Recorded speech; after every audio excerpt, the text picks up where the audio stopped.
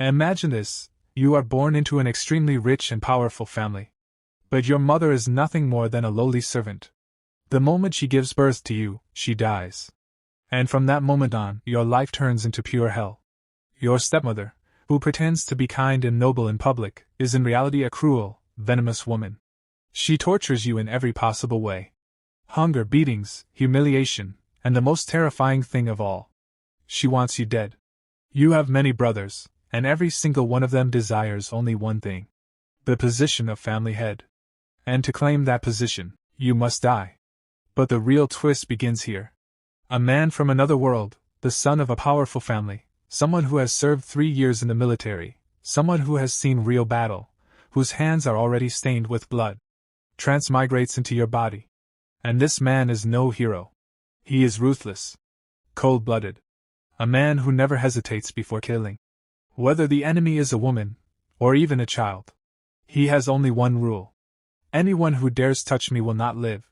And so begins a merciless revenge. One by one, everyone who tormented him, everyone who tried to kill him, everyone who mocked his mother's death, he destroys them in ways so brutal and terrifying that no one could ever imagine. And this is only the beginning. In the future, this man will become a demon king, a being who commands monstrous, bloodthirsty demonic servants, who spread his demonic cult across the world. Now think about it.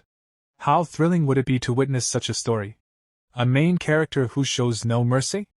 A man who is not destined to become a god, but a devil. So guys, today's manhwa is based on this very dangerous story. Without any delay, let's jump straight into the story. Inside the jolting carriage, Chu Xiu rubbed his throbbing head and slowly lifted his gaze, scanning the unfamiliar surroundings with bleary eyes.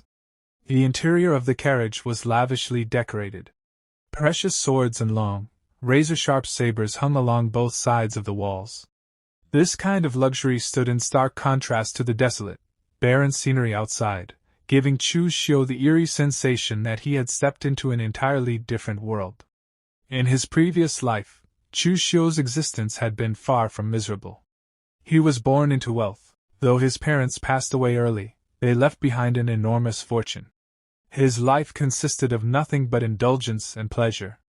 He never had to worry about food or money, spending his days immersed in banquets, alcohol, and excess. His only true passion was reading wuxia novels. Truth be told, Chu Xiu wasn't afraid of death. He had already enjoyed enough glory and luxury, living freely without regrets, far more comfortably than those hardship-bound protagonists in novels. Compared to them, his life had been easy. In fact, Chu Xiu never wanted to become a spoiled playboy. But as the youngest son of the family, born of a concubine, he had no right to involve himself in the family's business affairs.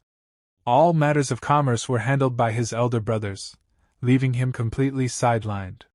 Recently, Chu Xiu had become obsessed with a game called Great Jianghu.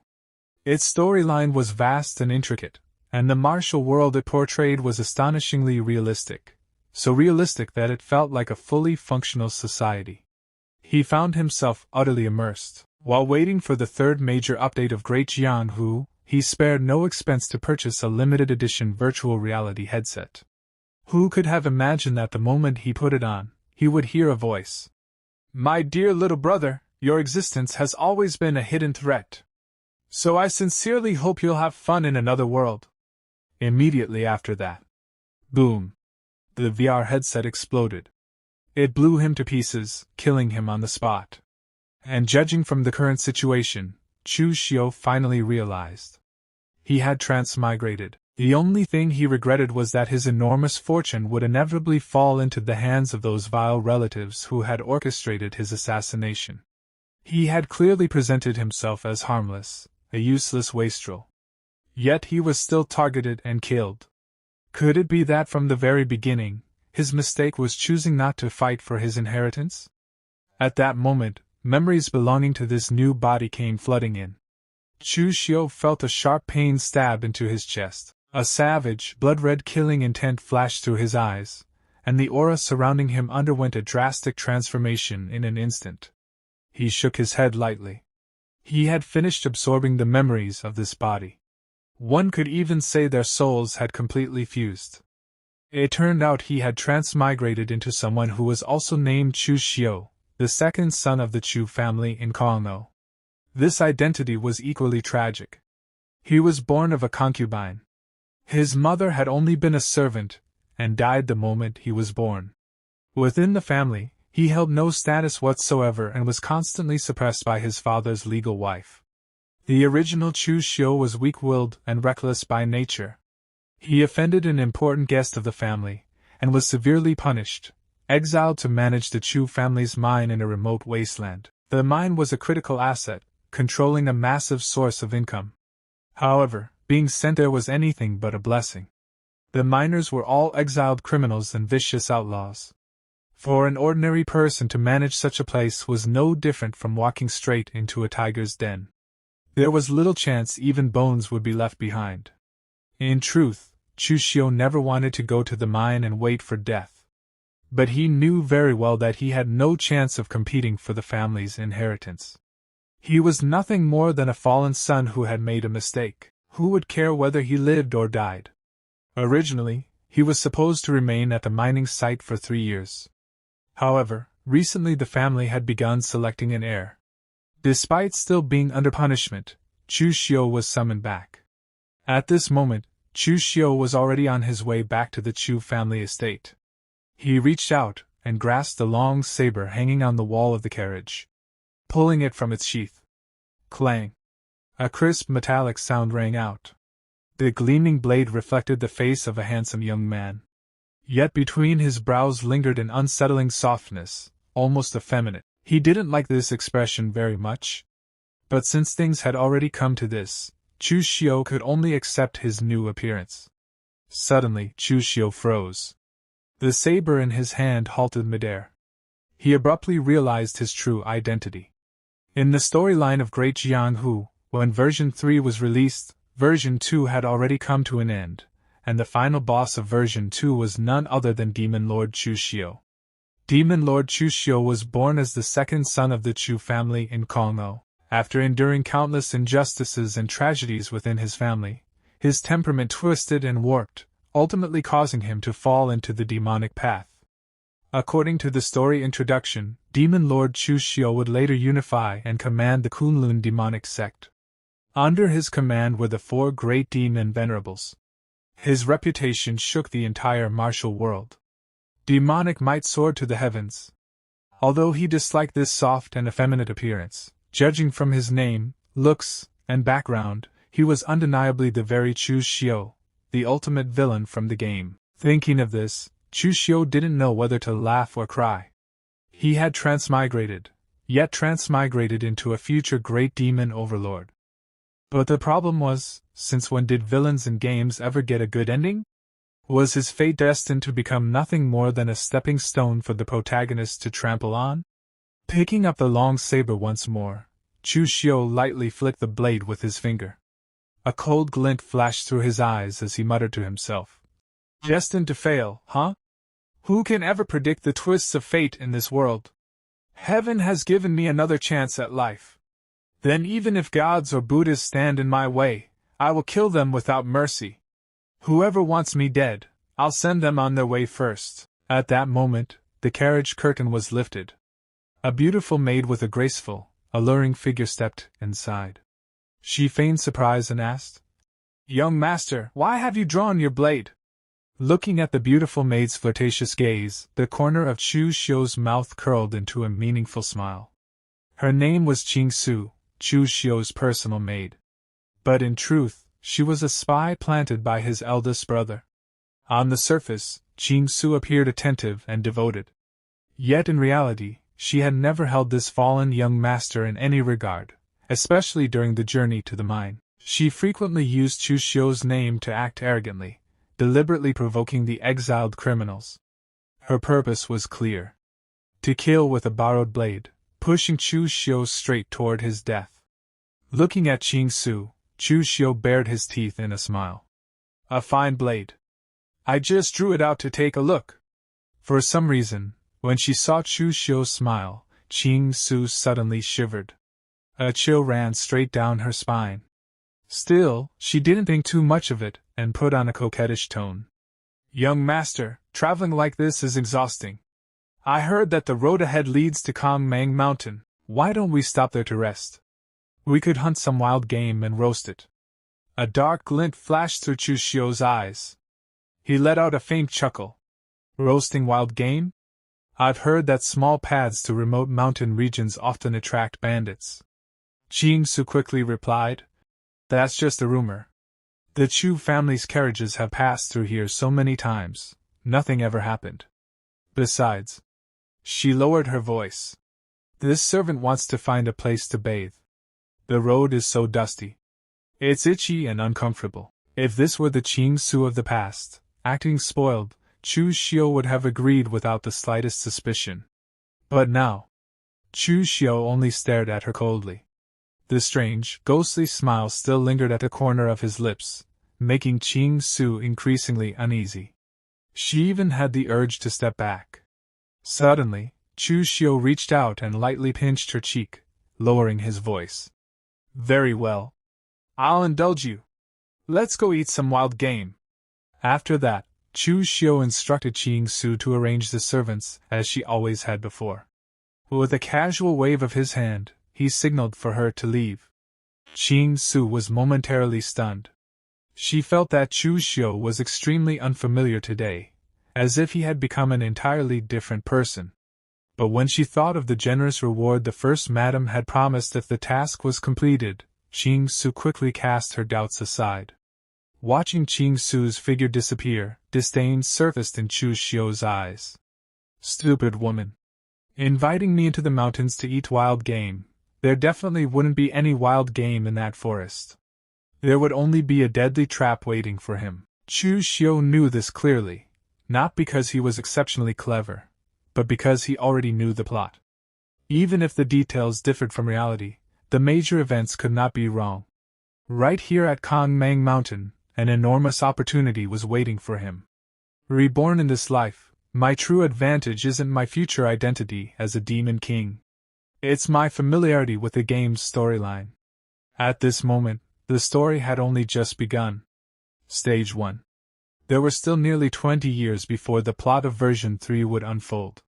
The official story was still far away. Yet I already know every major and minor event that will occur in this world over the next 20 years. If I remember correctly. At this time, in Yuanao Town, a great opportunity is waiting for me. An opportunity that will change my destiny from this very moment. The story continued in Yuanao Town, an ancient yet bustling settlement where Chu Xiu searched for a fateful opportunity that could change his life forever. Traveling alongside him was his personal maid, Su. To the young woman, this town was nothing special, nowhere near the splendor and prosperity of Tongchao Prefecture. She complained endlessly, clearly dissatisfied with the dusty streets and crude surroundings. Chu Xiu ignored her entirely. Instead, he curled his lips into a faint smile, his gaze locked onto a specific location ahead. He had found his true objective, the mystery box shop. Without hesitation, Chu Xiu strode toward the storefront.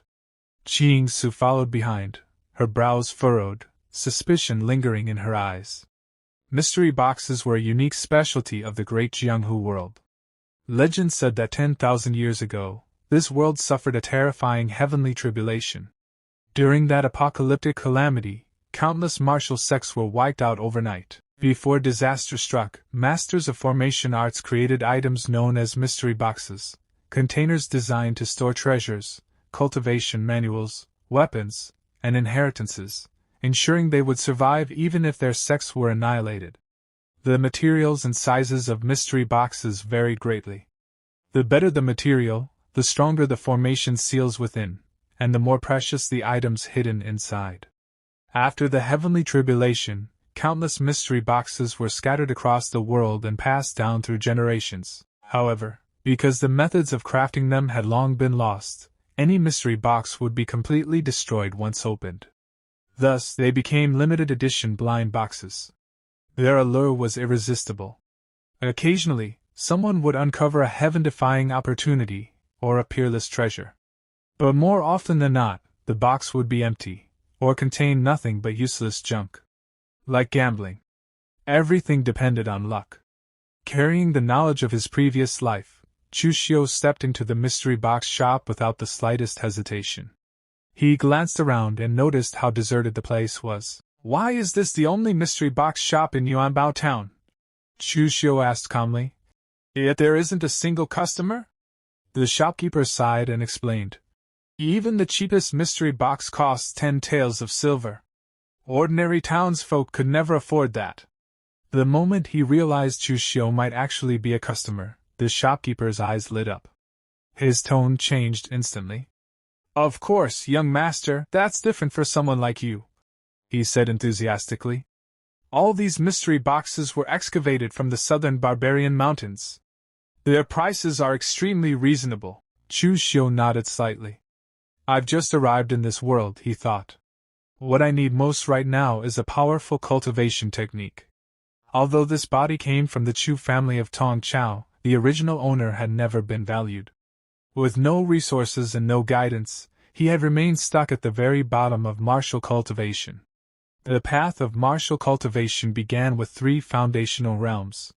The first was the body-tempering realm, where one unblocked meridians and strengthened bones and muscles, gaining brute physical strength. 9 out of 10 martial artists in Jianghu never advanced beyond this stage. Above it were the blood condensation realm and the Shin intention realm. Only those who reached these levels could be considered true martial masters. Chu Xiu clearly remembered that in the game, around this exact period, a mere household servant had purchased an ordinary mystery box in Yuanbao town.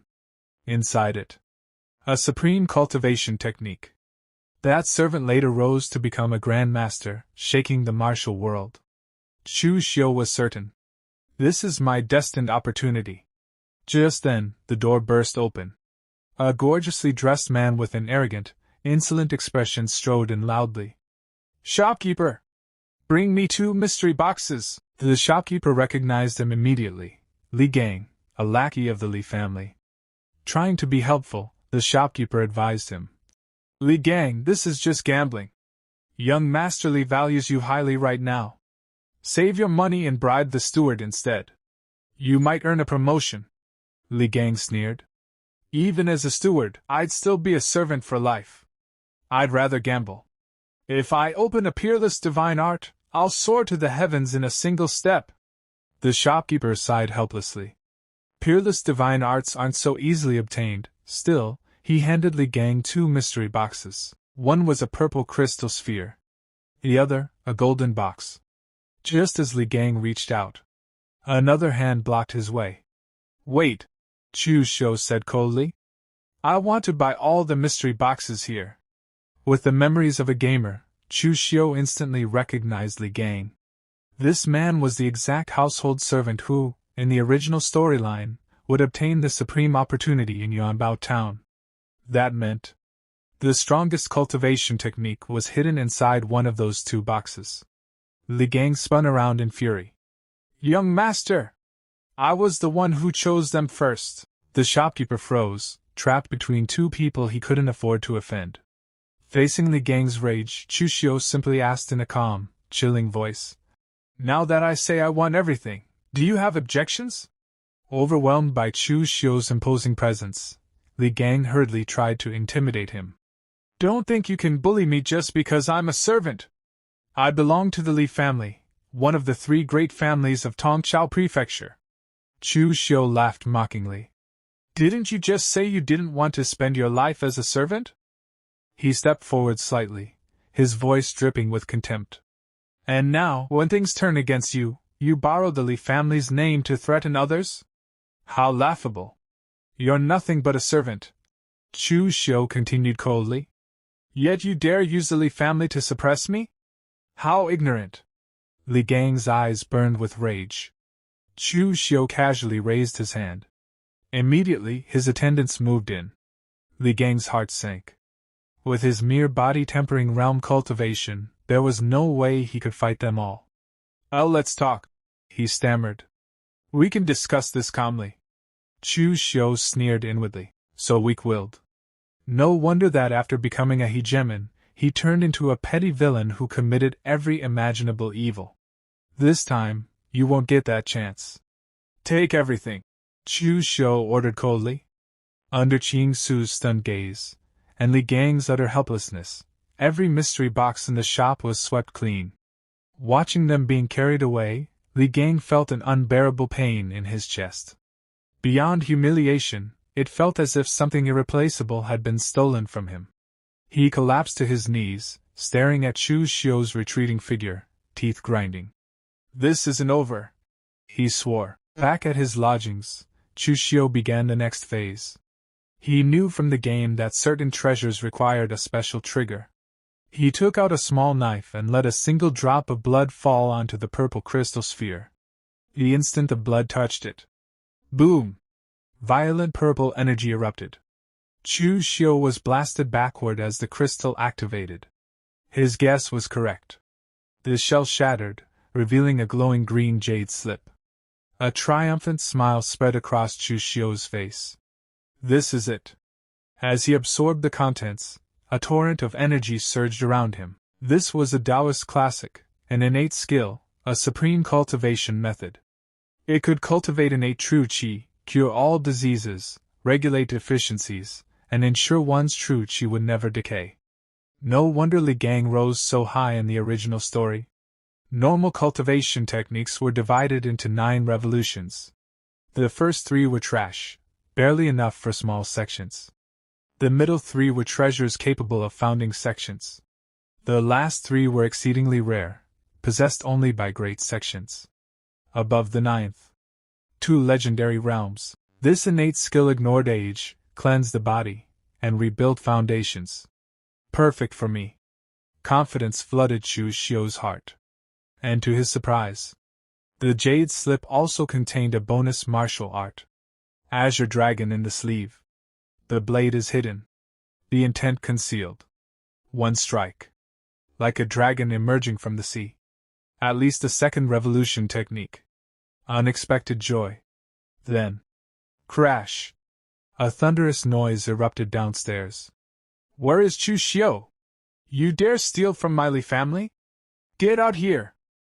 Li Tong had arrived. A massive man, 7th Master Li, stormed in with his thugs, smashing furniture. Li Gang pointed upstairs. That's him. Chu Xiu appeared calmly, looking down at them.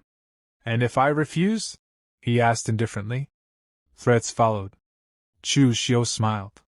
Then, power erupted. Green energy flooded the room. Pressure crushed down like a mountain. Azure Dragon in the sleeve, unleashed. A roaring dragon of energy manifested. Silence. Chu Xiu landed lightly, blade raised, eyes glowing purple. I hate being threatened the most. He looked around. Anyone else? Hidden behind the door, Qing Su witnessed Chu Xiu killing someone with her own eyes. Terror seized her heart instantly. She never would have imagined that a man rumored to be weak, timid, and cowardly would kill without the slightest hesitation. Blood splattered across the floor. Li Tong stared at Chu Xiu, his face drained of all color. Why you actually dare? Before he could finish his sentence, Chu Xiu had already yanked the dagger out of the guard's chest and charged straight toward him. Li Tong instinctively raised his arms to block. But how could he possibly stop Chu Xiu? Seeing the blade about to take his life, Li Tong's legs went weak. In that moment, he was certain. I'm going to die. Yet. The dagger stopped. Right at his throat. The cold, blood-stained blade pressed lightly against his neck. Recalling Chu Xiu's ruthlessness just moments earlier, Li Tong's legs began trembling uncontrollably. Chu Xiu looked at him coldly. Trash of your caliber, he said darkly. And you still dare come looking for trouble with me? You really don't know your limits. It's true. I, Chu Xiu, am not favored in the Chu family. I'm only the son of a concubine, but the head of the Chu family is still my father. And what are you? A worthless playbill. Mediocre martial talent. Living off family scraps. Who gave you the courage to bring people here and provoke me? He leaned closer, voice icy. Believe it or not. Even if I kill you right here, the worst I'll get is a light punishment. Li Tong shuddered violently, cold sweat soaking his clothes. Only now did he understand. The rumors were lies.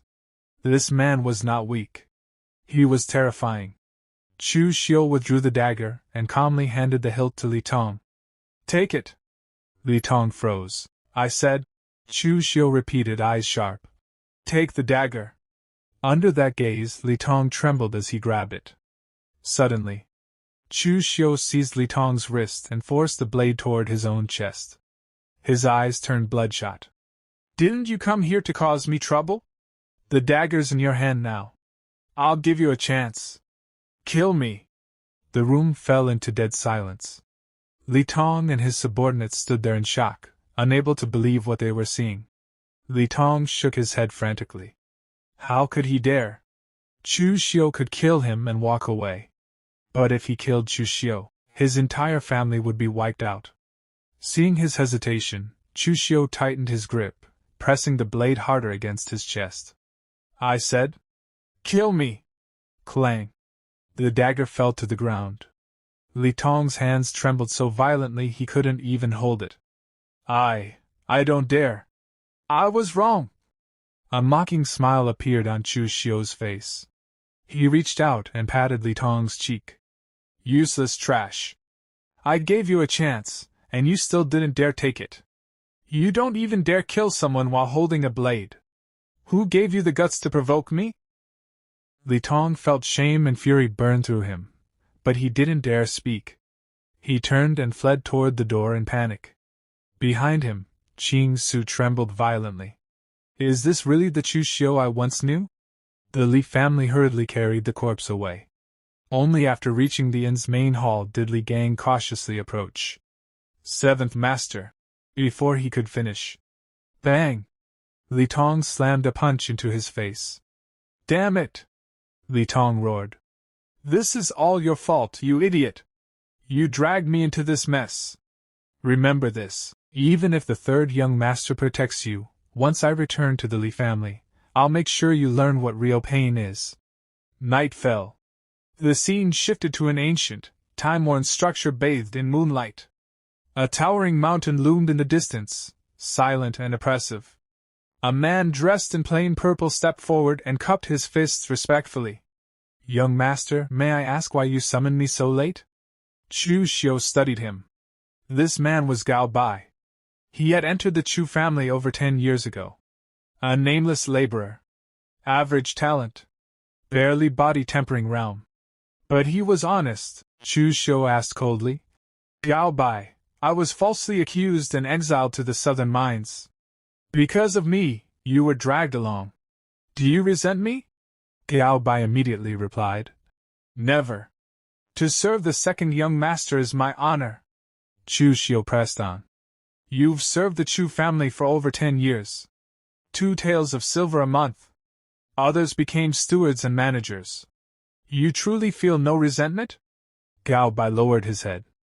"I am foolish and talentless. This is already enough." Chu Xiu laughed softly. "No. You are not satisfied. Even a dog fed meat for 10 years would never want to eat scraps again. Humans are no different." He placed a hand on Gao Bai's shoulder. "You followed me through hardship. In the future you'll share glory with me too." Gao Bai's eyes ignited. "This subordinate understands." Chu Xiu shook his head. "No. You don't. Some things are decided by fate. Others by effort. If I want to rise, I must wager my life." A sinister smile spread across his face. "In the past, you didn't even have the chance to gamble. Now I'll give you one. Go to Fallen Degeneracy Mountain outside Yuanbao town. Deliver this letter to the bandit leader. Do it well. 100 taels of silver. From that day on, you'll be my trusted aide." Gao Bai struggled internally. "If I refuse, my life will never change." Finally, he clenched his fists. "I obey." "Good." Chu Xiu handed him the sealed letter. "No mistakes." As Gao Bai vanished into the darkness, Chu Xiu's eyes turned cold. "Chu Xiu, since you want me dead, don't blame me for being ruthless." Early the next morning, Chu Xiu's convoy departed. Inside the carriage, Chu Xiu asked casually, "Young master, where is Gao Bai?" "He went ahead to Tongchao Prefecture to report our arrival." A vicious smile crept across Chu Xiu's face. "Arriving soon?" "No. You won't arrive at all." Suddenly, Chu Xiu leaned close. "Chu Xiu," he whispered, smiling strangely, "do you think we'll meet bandits on the road?" Her heart skipped. "Why, young master, don't say such unlucky things." Chu Xiu chuckled. "The heavens bring storms. People bring calamity." At that moment, "Stop right there!" A wave of killing intent surged in. Chu Xiu looked out calmly. "See? Human calamity has arrived." The convoy was blocked on a narrow forest path. Bandits. Their leader sat arrogantly on a tree branch. Qishan. Red hair. Scarred chest. Massive saber. "What are you waiting for?" he roared. "Get down here!" Chu Xiu stepped out unhurriedly. "If you want silver, I have thousands of taels." Qishan sneered. "Your life's worth more." "What if I want that instead?" Chu Xiu smiled faintly. "Name your price." Qishan laughed cruelly. "I keep my word." Hidden in the carriage, Chu Xiu smiled triumphantly. "This time, you're dead." Chu Xiu's smile vanished. "If I can't buy my life, I'll buy yours instead." He attacked. Qishan roared and swung. Metal clashed.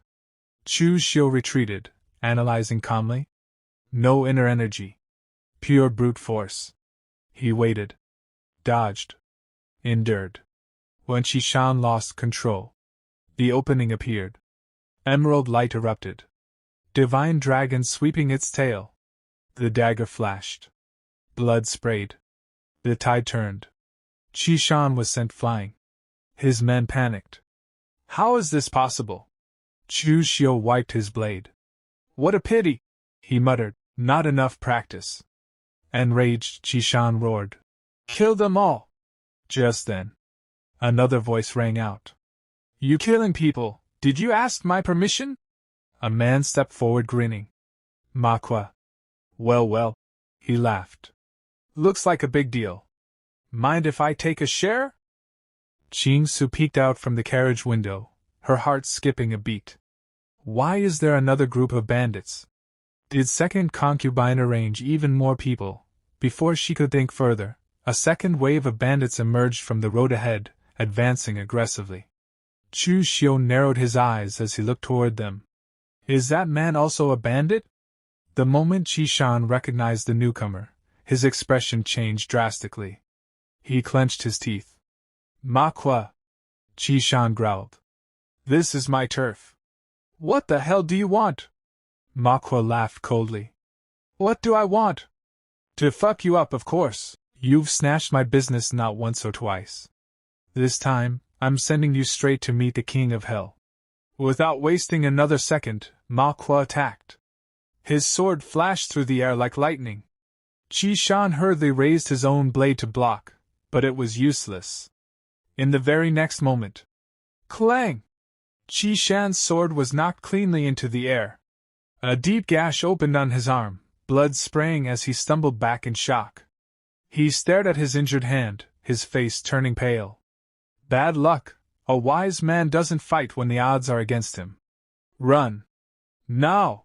But it was already too late. Manhwa smiled like a demon. Too late. Qishan turned to flee. Swish. Manhwa's blade cut down mercilessly. Qishan's body split in two and collapsed to the ground. Dead. The moment his subordinates saw their boss killed, they panicked and tried to run. Manhwa coldly ordered, "Kill them all." As his men chased the fleeing bandits, Chu Xiu stood quietly at the back, observing everything. Judging by this yellow-faced man's moves, he's completely different from that unorthodox bandit leader. This man is a real martial artist, an orthodox one. Chu Xiu stepped forward and cupped his fists politely. "Thank you for the help, good sir." Manhwa turned around, smiling faintly. "Kid, aren't you afraid I'll double-cross you?" At that moment, Chu Xiu's servant ran over in relief. "Young master! Glad we made it." This is Chief Ma of Shangmang Mountain, whom you ordered this servant to find. Chu Xiu nodded calmly. Chief Ma is a smart man. Since you received my letter, you should already know. Killing me will get you, at most, a few thousand taels of silver. But if you don't kill me, you'll get that batch of refined ore I promised. You can replace all that scrap copper and rotten iron your men are using.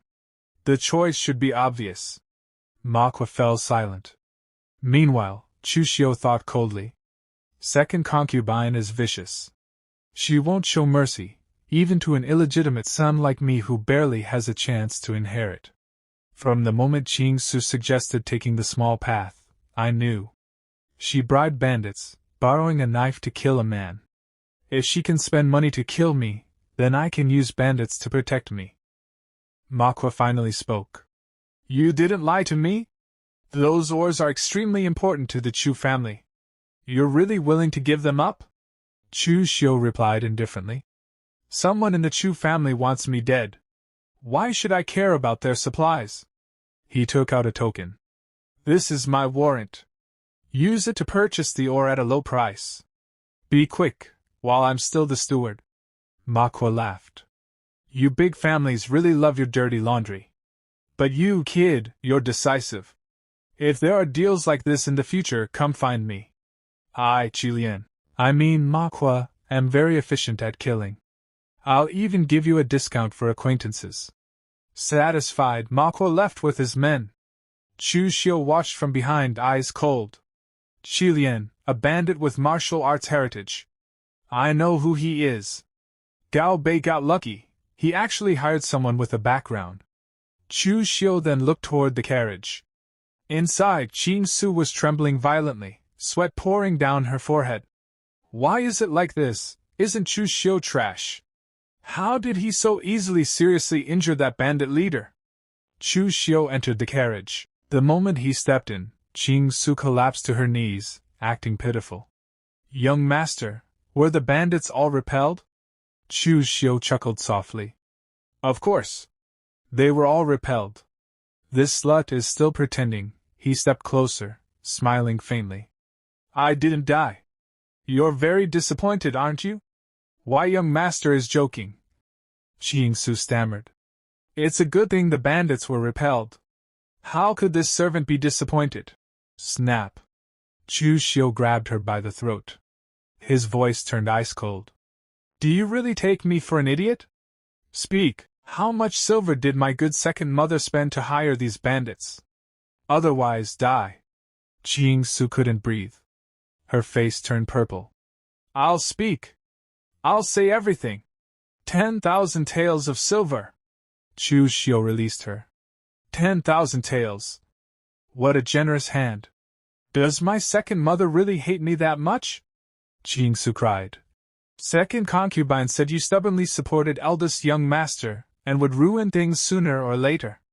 She also won over fourth young master recently, so she wanted to eliminate future trouble. Chu Xiu thought. Chu Zongguang has 3 wives and 4 sons. I'm an illegitimate son. My chance of inheriting is almost 0. In my past life, I chose the eldest son early, but was abandoned once I was no longer useful. This time, I won't repeat that mistake. I will fight for the position of Chu family heir. He looked down at Chu Xiu. Any evidence of second mother colluding with the bandits? She shook her head desperately. She sent a confidant directly. No evidence was left.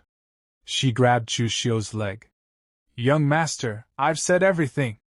Please spare my life. Chu Xiu smiled. Don't worry, I don't kill women. Chu Xiu felt relief. Scared me to death. Crack. Chu Xiu snapped her neck in one clean motion. I lied, he said coldly. You actually believe that? So naive, yet you still tried to be a spy. 7 days later. Wei Commandery. Tongzhou Prefecture. Chu family. Chu Xiu looked out from the carriage. Second concubine stepped out to greet him. Second concubine, daughter of Ding Kaishan, master of Kaishan Martial Arts Hall. Ruthless. Vicious. He stepped down quickly and greeted her warmly. Greetings, second mother. It's been a year, you've become even younger. Inside, second concubine was shocked. How did Chu Xiu come back alive? Did Chu Xiu fail? She asked sternly. Where is your maid, Chu Xiu? Chu Xiu sighed. Her body was too weak. I accidentally played her to death. Why doesn't second mother gift me another one? Second concubine's heart tightened. Chu Xiu died? Does he know, or not? This Chu Xiu feels different, she thought. Since you're back, she said coldly. Go in. The master and everyone are waiting. Inside the hall, Chu Zongguang sat on the throne. Chu Xiu bowed. Greetings, father. Uncles. First mother. Second mother. Third mother. Chu Zongguang opened one eye. You've returned. This is Chu Zongguang, Xiantian realm. Over 20 years without advancing a step, Chu Zongguang spoke calmly. The Chu family has been rooted in Tongzhou for over 20 years. The children have grown. It is time to decide the family heir. First wife immediately said. Why decide? Chu Kai is the legitimate eldest son and the strongest. Of course, he should inherit. Second concubine sneered. Big sister, that's not right. This isn't royalty. The master decides. Third wife lowered her head. This servant knows nothing. Whatever the master decides. Chu Zongguang slammed his hand. Enough. Chu Kai. Chu Xiu. Chu Xing. Chu Shang.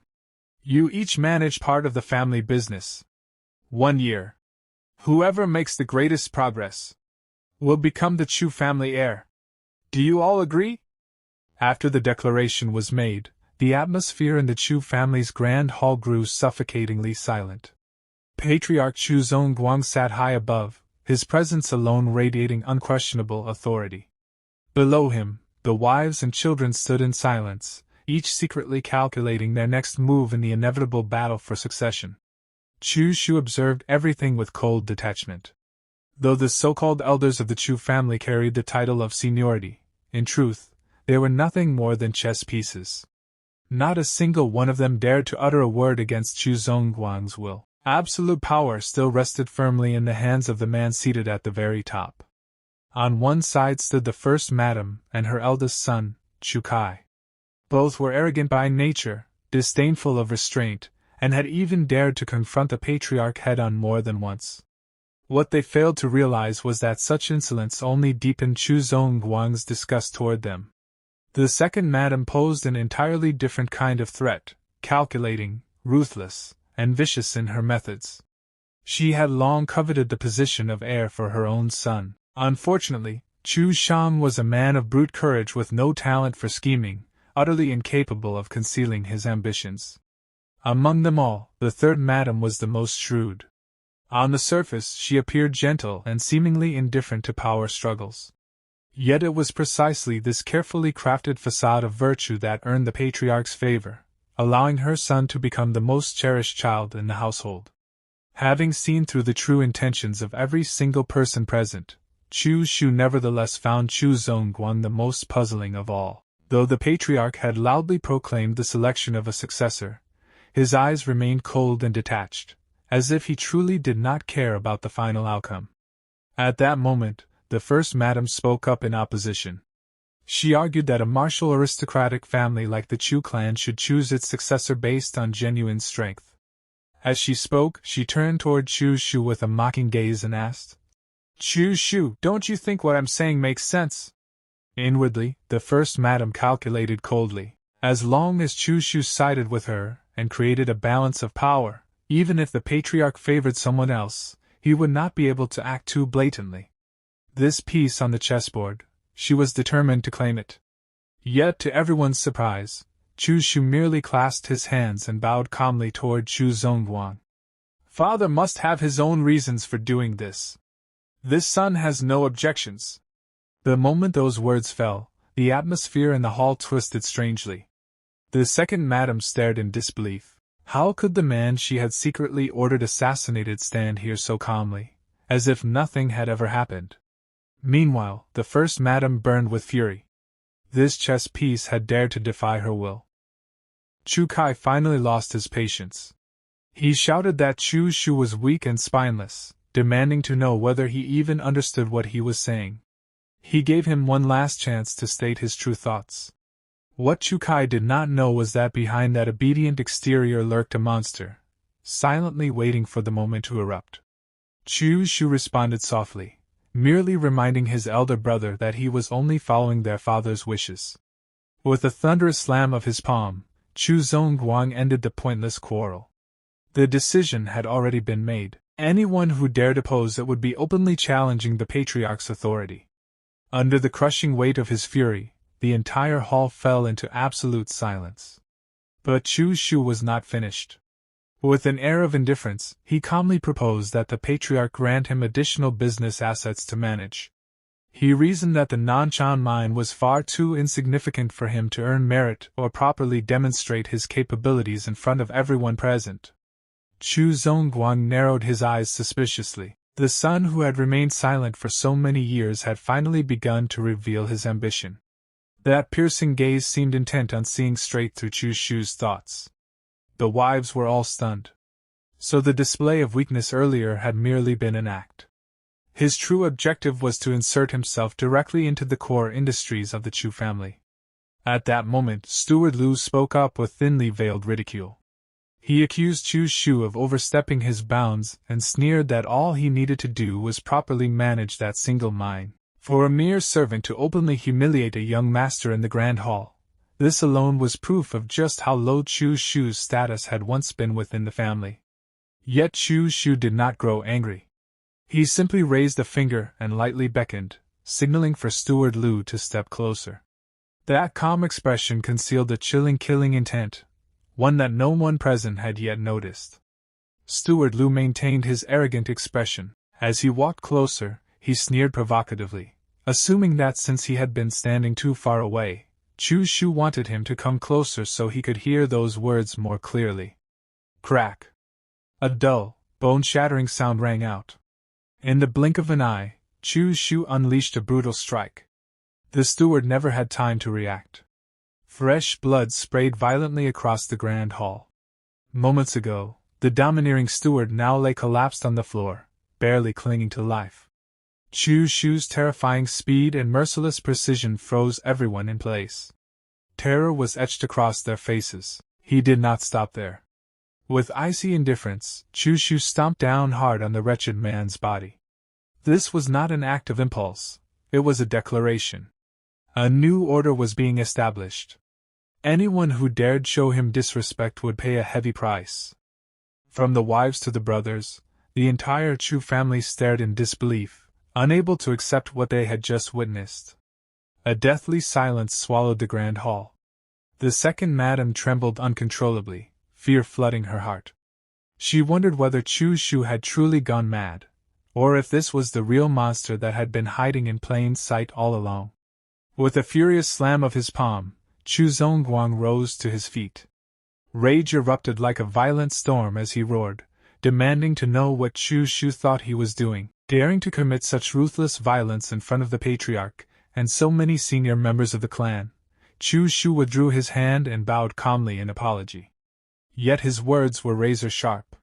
He asserted that for a servant to interrupt his master's words was an act of extreme insolence, and that this punishment was merely a necessary measure to restore discipline and safeguard the dignity of the Chu family. Chu Xiu looked down at the man crawling on the floor, his gaze devoid of even a trace of pity. In a cold voice, he added that if someone like this were at the Nanshan mine, he would have long since been discarded and used as a sky lantern. His father might be merciful, but to Chu Xiu, a servant's disrespect was utterly unforgivable. Witnessing his son's brutality, yet undeniable logic, Chu Zongguang could not help but fall into contemplation. Deep down, he had to admit that Chu Xiu was right. Regardless of whose man the steward was, he was still nothing more than a servant. His own prolonged seclusion had allowed these subordinates to forget their place and disregard the hierarchy within the household. Nevertheless, in order to preserve the family's public dignity, Chu Zongguang chose to close the matter. He reminded everyone that this was the Chu family estate, not the Nanshan mine, and ordered that Chu Xiu be fined 3 months of his stipend to cover the steward's medical treatment, a light, symbolic punishment meant only as a warning. Chu Xiu lowered his head and calmly accepted the order. But he did not stop there. With calculated composure, he posed a pointed question to his father. Was he truly expected to guard that remote mine forever? If so, what meaning did this grand gathering to choose a successor even hold for him? Chu Zongguang fell silent, stroking his chin thoughtfully. Though he had never intended to let Chu Xiu inherit the family assets, standing before the entire clan, he understood that he could not treat a son who had just demonstrated such terrifying capability with blatant unfairness. The first madam, standing nearby, could no longer hide her agitation. She spoke sharply, accusing Chu Xiu of openly assaulting someone in the Grand Hall as a direct challenge to the patriarch's authority, insisting that the matter could not simply be brushed aside. However, Chu Zongguang had already reached his decision. He roared back, asking whether she expected Chu Xiu to pay with his life for the sake of a mere steward. Then he declared that once the merchant caravan from the Yan Kingdom returned, all managerial authority over it would be handed to Chu Xiu. Many thanks, father. Chu Xiu clasped his hands in salute, a faint, meaningful smile flickering across his lips. He had achieved the first objective of his plan, to reclaim his standing and expand his influence within the Chu family. Inwardly, Chu Xiu mocked the foolishness of the first madam and her son, Chu Kai. Born into a great clan, yet incapable of controlling their emotions, they always chose to clash head-on with Chu Zongguang. To him, a man so much older yet still scrambling to compete with his younger siblings for the position of heir was nothing more than a useless waste. The family meeting ended beneath a suffocating atmosphere. With a wave of his hand, Chu Zongguang dismissed everyone and stepped out of the grand hall. The second madam could not stop watching Chu Xiu's retreating figure. She had once believed her greatest enemies were only the first madam and her son. Never had she imagined that the once useless son of a lowly concubine would now possess such terrifying ambition and presence. The scene shifted to the second madam's private residence, a luxurious compound shrouded in silence, where sinister schemes were discussed behind closed doors. Inside the room, Chu Xiang could not hide his panic. He questioned his mother anxiously, asking why the assassins she had sent had failed, and how Chu Xiu had managed to survive and return alive. The second madam admitted bitterly that she had been careless. She had never expected that after just 1 year at the Nanshan mine, Chu Xiu would undergo such a drastic transformation. However, she quickly reassured her son. The Chu family, she insisted, would never allow a man who dared to strike in front of the patriarch, someone like Chu Xiu, to inherit the clan. Then she revealed her trump card. The managers within the merchant caravan assigned to Chu Xiu were all her people. They would ensure that he tasted utter failure. A vicious smile spread across her face. With the enormous sums she had spent to buy loyalty, she was confident that even if Chu Xiu held the title of caravan overseer, he would soon realize that he could not command a single subordinate. Meanwhile, Chu Xiu led Gao Bei straight toward the clan's medicine pavilion, the most important source of cultivation resources for the Chu family's descendants.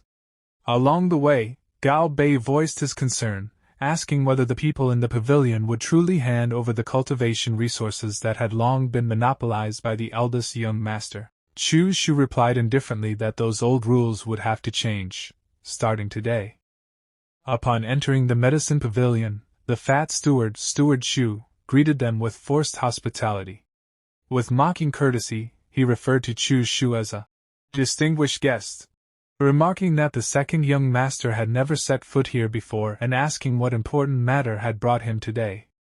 Gao Bei immediately demanded that he hand over all cultivation resources allocated to Chu Xiu over the past year. Hearing this, Steward Chu's expression changed instantly. He let out a scornful laugh, saying the second young master must be joking. Chu Xiu's resources, he claimed, had always been collected by the eldest young master on his behalf. Why come demanding them now? His contempt was so blatant that he did not even attempt to hide it. Chu Xiu's gaze hardened. He coldly asked who had given him permission to hand over Chu Xiu's resources to someone else. When neither Chu Xiu nor Chu Zhongguan had ever authorized such a thing, the fat steward remained stubborn, provoking him further and telling him to take the matter up with the eldest young master instead. Very good, Chu Xiu said softly. Suddenly, his eyes glowed with a vivid crimson light, a clear sign that a violent storm was about to descend. His patience had been completely exhausted. Smack! A thunderous slap sent Steward Xiu flying. But the one who struck was not Chu Xiu. It was a breathless middle-aged man who had rushed in, the chief steward of the medicine pavilion, who had already witnessed Chu Xiu's terrifying authority earlier and knew exactly what kind of monster now stood before him. The chief steward erupted in fury. He viciously berated his idiotic subordinate, cursing him for daring to spout nonsense in front of the second young master.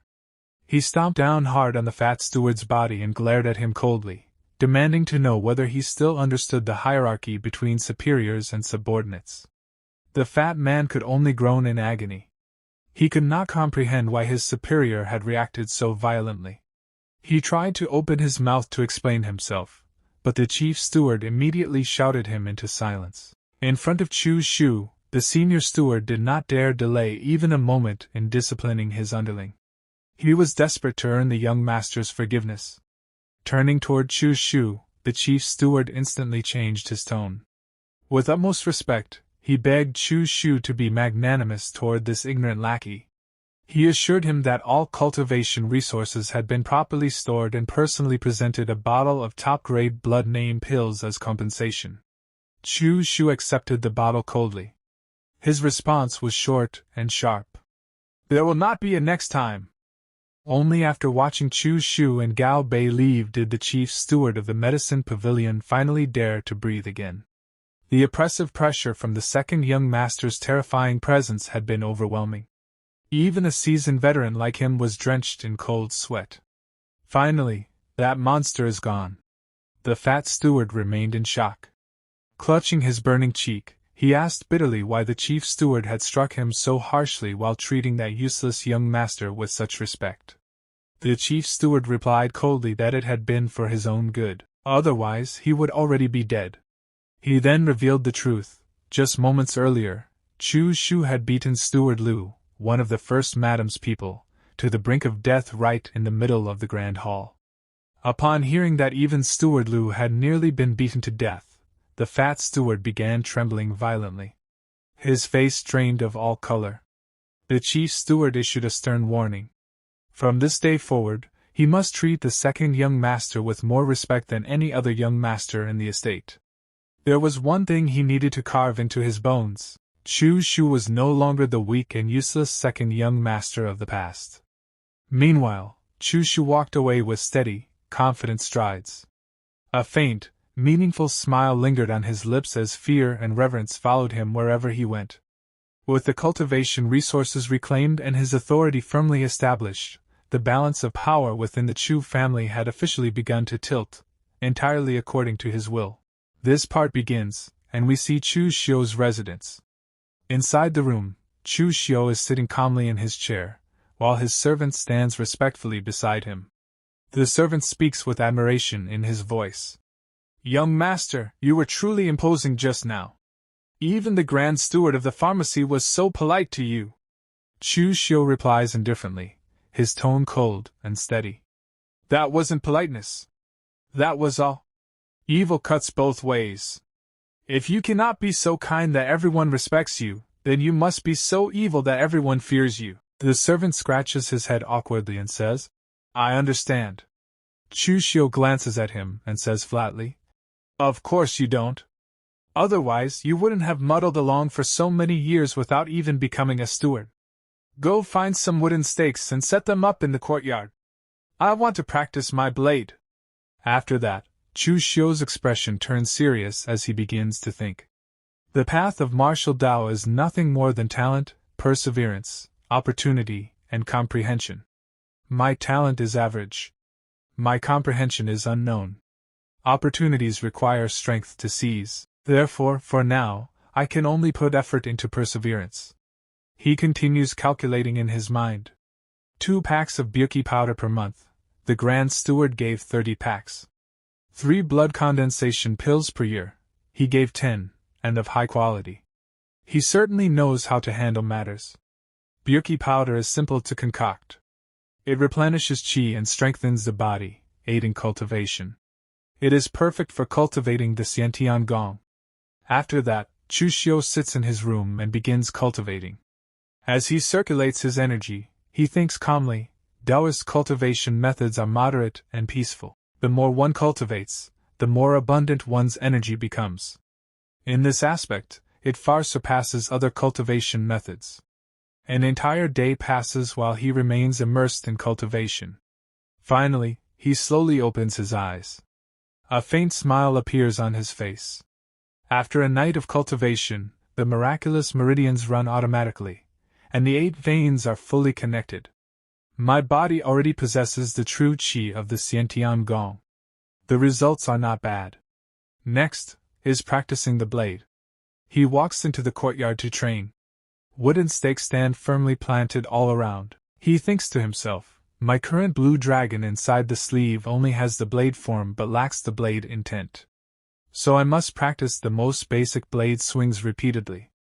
Without hesitation, he draws his blade. In one swift motion, his sword flashes like lightning. Slash! In a single strike, every wooden stake standing in the courtyard is cut cleanly and falls to the ground at once. At that moment, his servant arrives, carrying tea. Young master, I heard some news. The stewards leading the caravan that the master assigned to you are all the second concubine's people. They say that when the caravan returns, they intend to give you a display of severity to humble you. Chu Xiu calmly sheathes his sword. Did the other side spread this matter so blatantly? Yes, the servant replies. It was spread by one of the second concubine's maidservants. Chu Xiu's eyes turn cold as he thinks inwardly. That mother and son really don't take me seriously. What a pity, you all thought wrong. With me, people who do not listen are no different from dead people. He turns around and says, Gao Bei, come with me to Shangmang Mountain tomorrow morning. We are going to find that bandit leader Manhwa. Hearing this, Gao Bei's face turns pale with fear, but Chu Xiu smiles faintly. What are you afraid of? Bandits don't eat people. Moreover, he will become our greatest assistance. The next scene shifts to a meeting with the bandits. Chu Xiu sits calmly in a chair. Across from him stands the bandit leader, Chieftain Ma, surrounded by his men. Chu Xiu speaks first. Chieftain Ma, the matter I wish to discuss with you is somewhat significant. Could you ask your men to withdraw? Chieftain Ma waves his hand dismissively. No need. These are brothers with whom I share life and death bonds. There is nothing to hide from them. Chu Xiu nods slightly. Very well, then I will speak frankly. I want to talk to the person behind you. I know that you are not bandits. Chieftain Ma bursts into laughter. What a joke! If Laozi doesn't look like a bandit with this appearance, what else could I be? Chu Xiu's eyes sharpen. You are giant bandits. The remnants of the northern land's 36 giant bandits. The moment those words leave his mouth, the entire group of bandits is shocked. Suddenly, Chieftain Ma attacks. His blade slashes down and splits the table in front of Chu Xiu into pieces, but Chu Xiu retreats at the perfect moment. Without hesitation, he draws a dagger and lunges toward Chieftain Ma's neck. Chieftain Ma steps back quickly, narrowly avoiding the strike.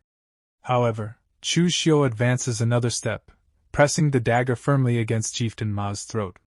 In a cold, serious tone, he says, Chieftain Ma, tell your men not to get agitated. If I truly wanted to make an issue of you, even if this place isn't governed by Northern Yan, once a wanted order came down, you would have been dealt with long ago. Chieftain Ma grits his teeth. How did you know our background? Chu Xiu replies calmly. I guessed. Chieftain Ma's kung fu is orthodox, and your troops' discipline is strict. Added to that, you mentioned the word Qilian. Therefore, aside from the Qilian iron cavalry among the northern land's 36 giant bandits, I really cannot think of anything else. Chieftain Ma curses under his breath. Damn it! Turns out it was Laozi who didn't watch his mouth.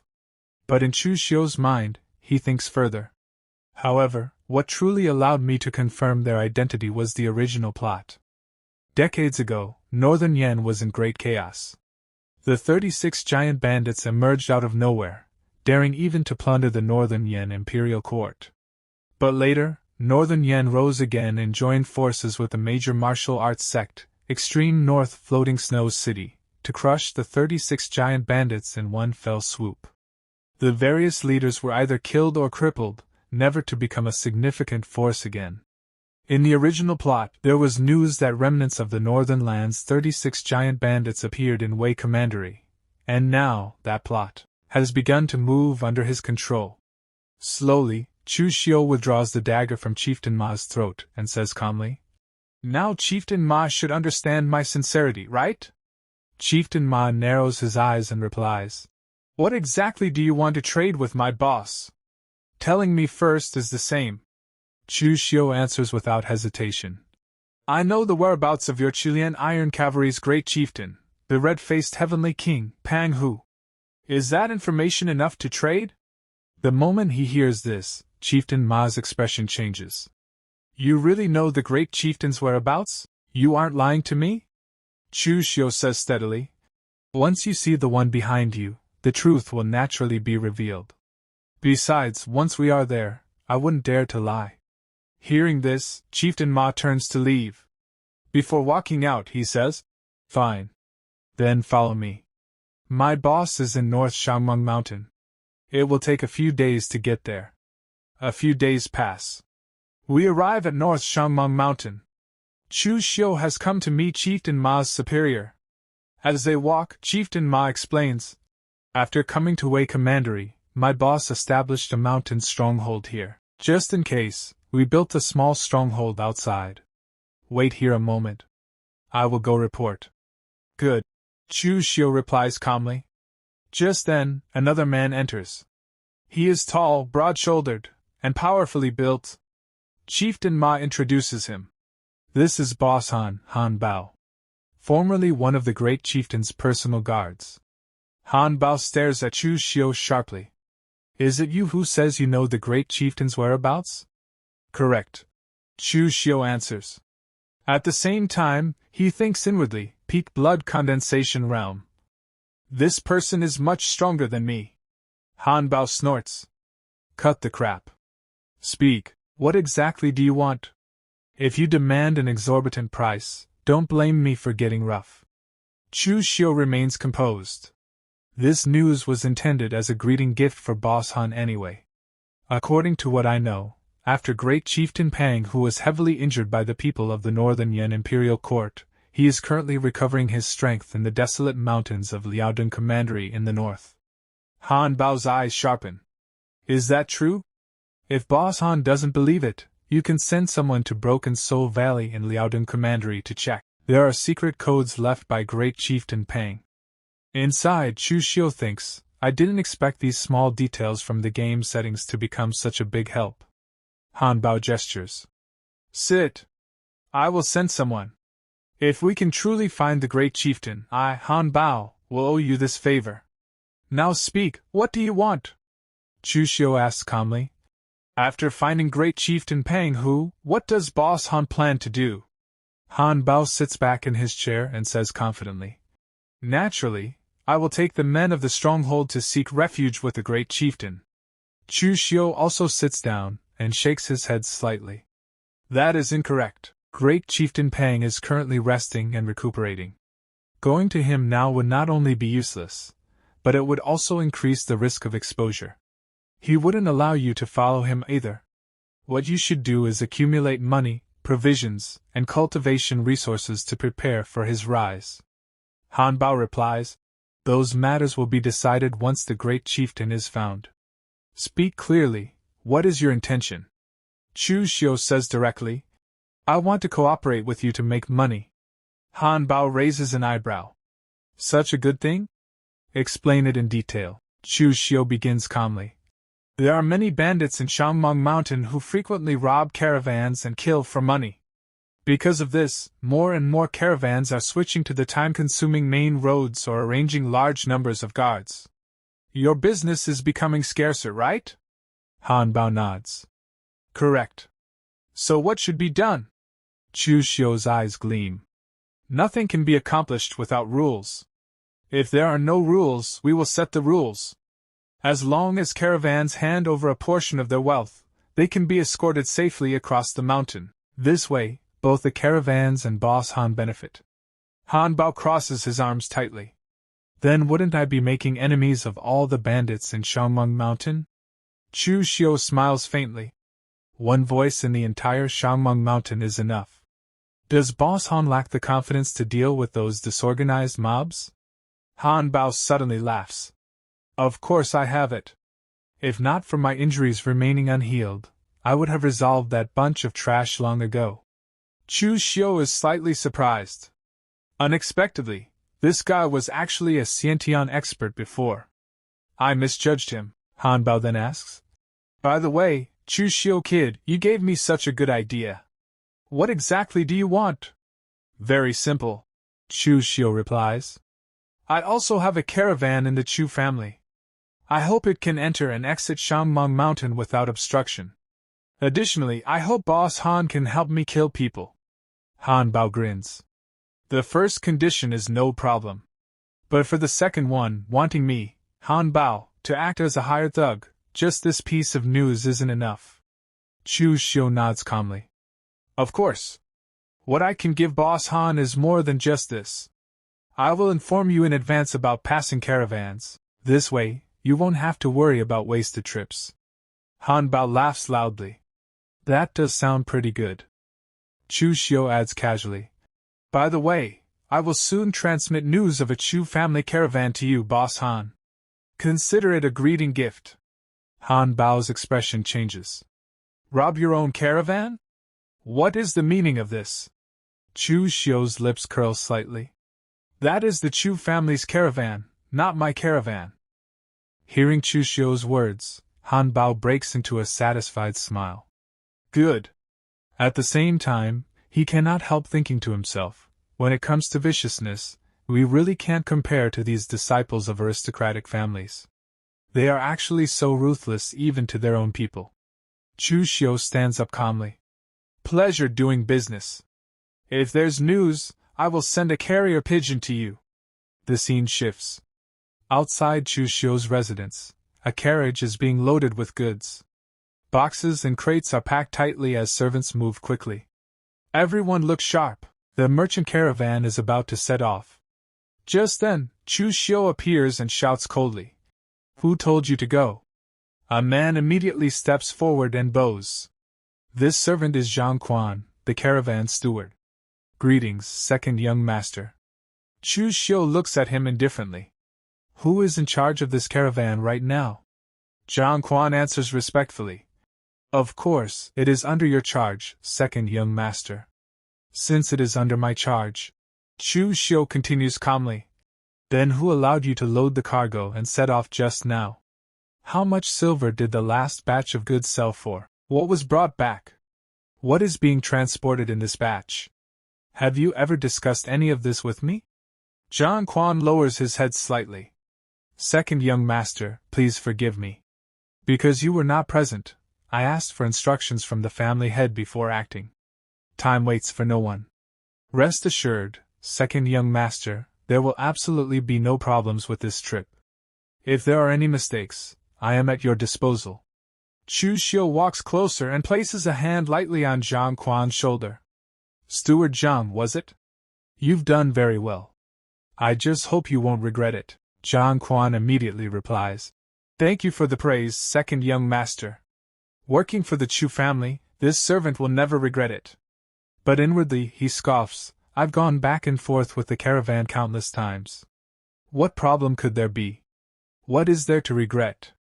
As Chu Xiu steps aside, he says calmly, Then I wish you good luck. The caravan sets off. Chu Xiu remains standing there, watching quietly as it disappears into the distance. Then he turns to his servant. Notify Han Bao and his men of the caravan's route and schedule. Yes, the servant answers. On the road, Zhang Quan leads the caravan forward. One of the servants riding beside him whispers, Old Zhang, you've offended the second young master badly. I heard that after returning from the mining area, the second young master has changed. Zhang Quan snorts slightly. Of course I know. But don't forget, we are the third young master's people. The servant hesitates.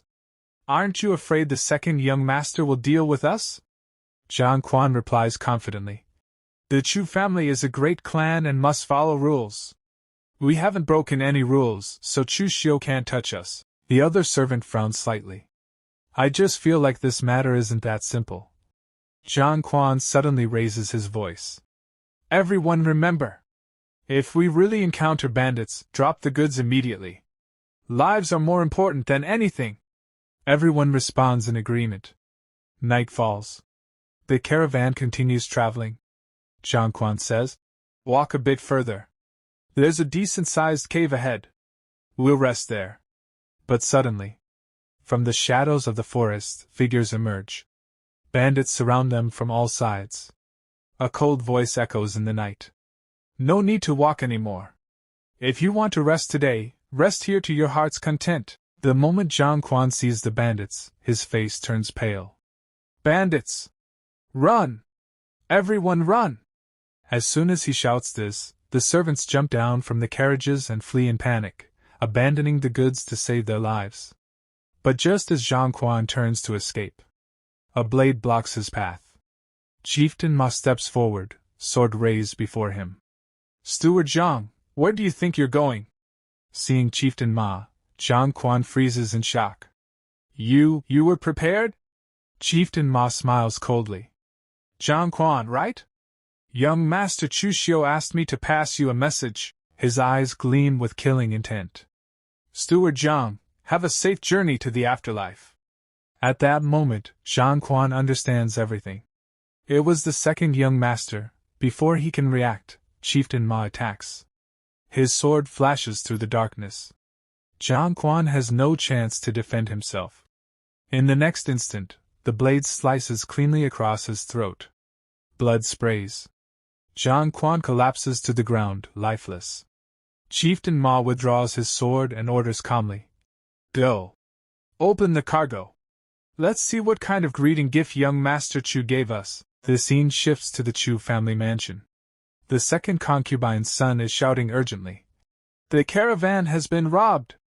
All branches, please report to the council hall immediately to discuss matters. He turns to his mother and lowers his voice. Mother, do you think this matter has anything to do with Chu Xiu? Steward Zhang and the others just offended him, and then something happened. The second concubine frowns slightly. I don't know. Logically speaking, Chu Xiu shouldn't have the guts. Besides, he doesn't have the ability to hire the Shangmang Mountain bandits. Before we have evidence, don't speak carelessly. Otherwise, it will make the master unhappy. Her son nods. Yes, mother. They walk quickly toward the council hall. Inside, the family head is already seated at the head position. Several servants are reporting the situation. That is the situation. They killed everyone on sight. We don't know why either. The family head waves his sleeve lightly and says in a calm, detached tone. Since that's the case, dismissed. Take this as a lesson. Be more careful next time. I am going back into seclusion. Just as everyone prepares to leave, Chu Xiu suddenly stands up. Father, right now the caravan has no leader. I am willing to lead the caravan through Shangmang Mountain once again.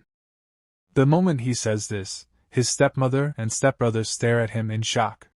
Their mouths hang open, utterly stunned. The family head frowns. Caravan transport has always been the most dangerous task. Family disciples have never led the team before. What kind of trouble are you adding? You have no experience at all. Do you want to die? Chu Xiu answers steadily. Right now, the caravan is in a state of panic. If there isn't someone of sufficient weight to lead, it will be difficult to set off. Especially the pharmacy goods, they cannot be delayed. As a direct descendant of the Chu family, I should lead the charge and boost morale. I ask Father for permission. The family head looks at him thoughtfully. I didn't expect Chu Xiu's awareness to be this high. However, the caravan indeed cannot be delayed.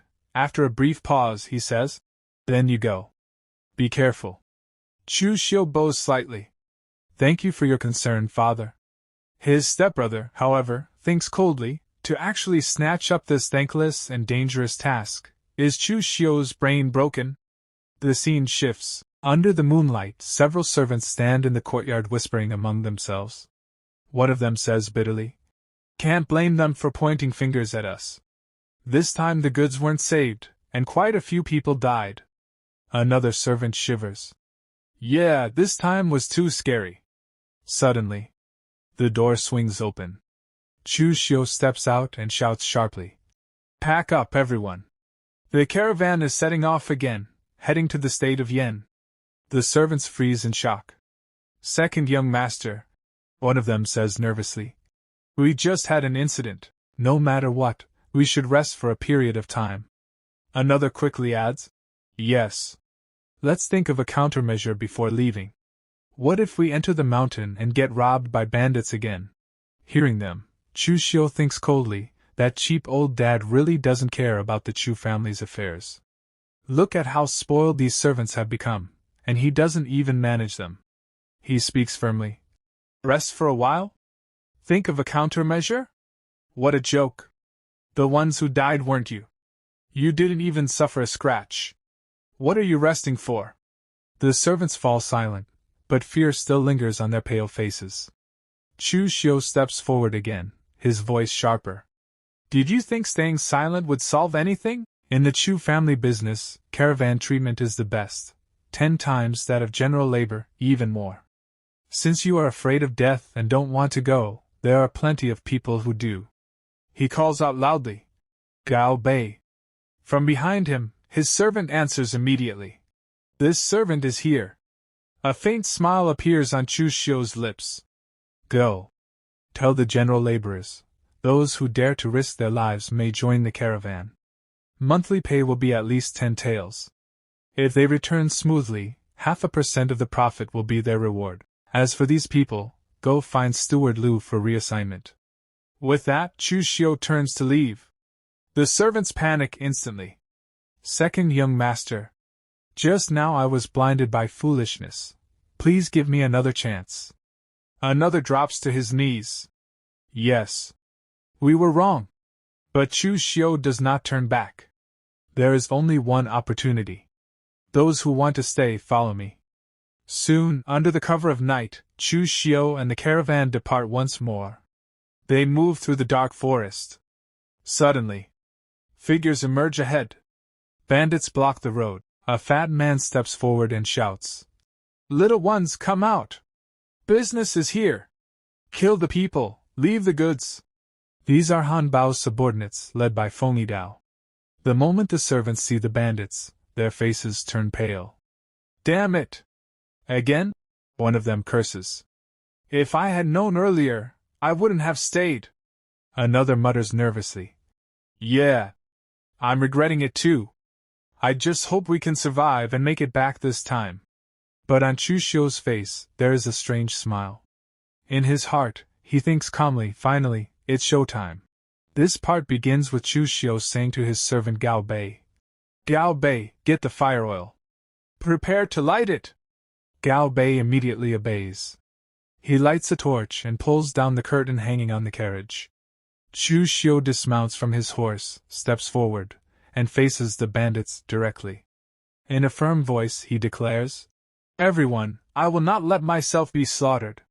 If you dare to use force, I will burn the goods and fight to the death. Don't dream of getting anything." Hearing this, one servant looks confused and says, "Huh, who would have thought the second young master actually had such a move?" Another servant nervously adds, "However, what if they decide to kill us even without the goods?" At that moment, a fat bandit steps forward with a smile on his face and says, "You're still a bit too tender to play this game with your grandpa. Do you really believe I would rather kill you all than take these goods?" Chu Xiu stands calmly in front of him and replies, "Why go through all this trouble? How about this, you and I compete in a duel. If I lose, I am at your disposal. If I win, you let us leave. How about it?" The bandit bursts out laughing. "A weak young master who can't even trust a chicken wants to fight me? Since you want to die, I'll fulfill your wish. One frightened servant whispers. Only the eldest young master of the Chu family has reached the blood condensation realm. Can the second young master really do this? But in the very next moment, Chu Xiu suddenly charges forward and strikes first. His sword reaches the bandit's neck in an instant. The bandit quickly ducks, easily dodging the attack. Not bad, he says. He counterattacks, and their swords clash loudly. Chu Xiu blocks the strike steadily. Then the bandit presses forward with force from his legs, pushing Chu Xiu backward. The servants are stunned. Holy crap! The second young master is amazing! Yeah! I really didn't expect this. The second young master was truly hiding his light under a bushel. Suddenly, Chu Xiu launches a fierce counterattack and knocks the sword out of the bandit's hand. The blade falls to the ground with a clang. The bandit turns and looks at his fallen sword in shock. Then he turns as if to leave. Chu Xiu raises his hand slightly and says, "You let me win." The fat bandit chuckles. All right. You guys can go. I didn't expect a young master like you to actually have some skill. Your grandpa, underestimated the enemy. When the servants realize that Chu Xiu has defeated the powerful bandit, they become extremely excited. But then Chu Xiu calls out to the bandit respectfully. "Hero, please wait." The bandit stops, slightly surprised. "What else do you want, kid?" Chu Xiu says calmly. "I don't know how many more bandits lie ahead. Therefore, I would like to offer 1,000 taels to hire you, hero, to escort us through the mountain." Hearing this, the bandit grins widely. "You kid, that's actually a pretty good idea. Interesting. I agree." The bandit and his men join them as escorts. The servants begin whispering among themselves. This actually seems pretty good. Why didn't we think of this before? Exactly. If we had taken the main road, it would have taken an extra month, and the cost would have been much higher than this. Another servant nods in admiration. This move by the second young master is absolutely brilliant. After that, the group safely reaches their destination. 10 days later, at the Chu family mansion, the family head is seated in the main hall while Old Chen stands before him, giving a full report. Just like that, Old Chen says respectfully. The second young master made a round trip from the Yen Kingdom in 10 days. The family head frowned slightly. This kid is too adventurous. What if the bandits hadn't responded to either soft or hard tactics? And what if that group of bandits didn't have the strength to escort them? Old Chen replies calmly. The second young master's luck is not bad.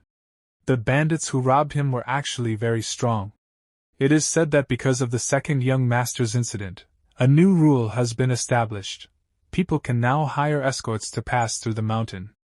Actually, all 4 young masters are very capable. If the family master were willing to give up researching that thing and personally teach them, the Chu family could definitely stand shoulder to shoulder with the Shen family.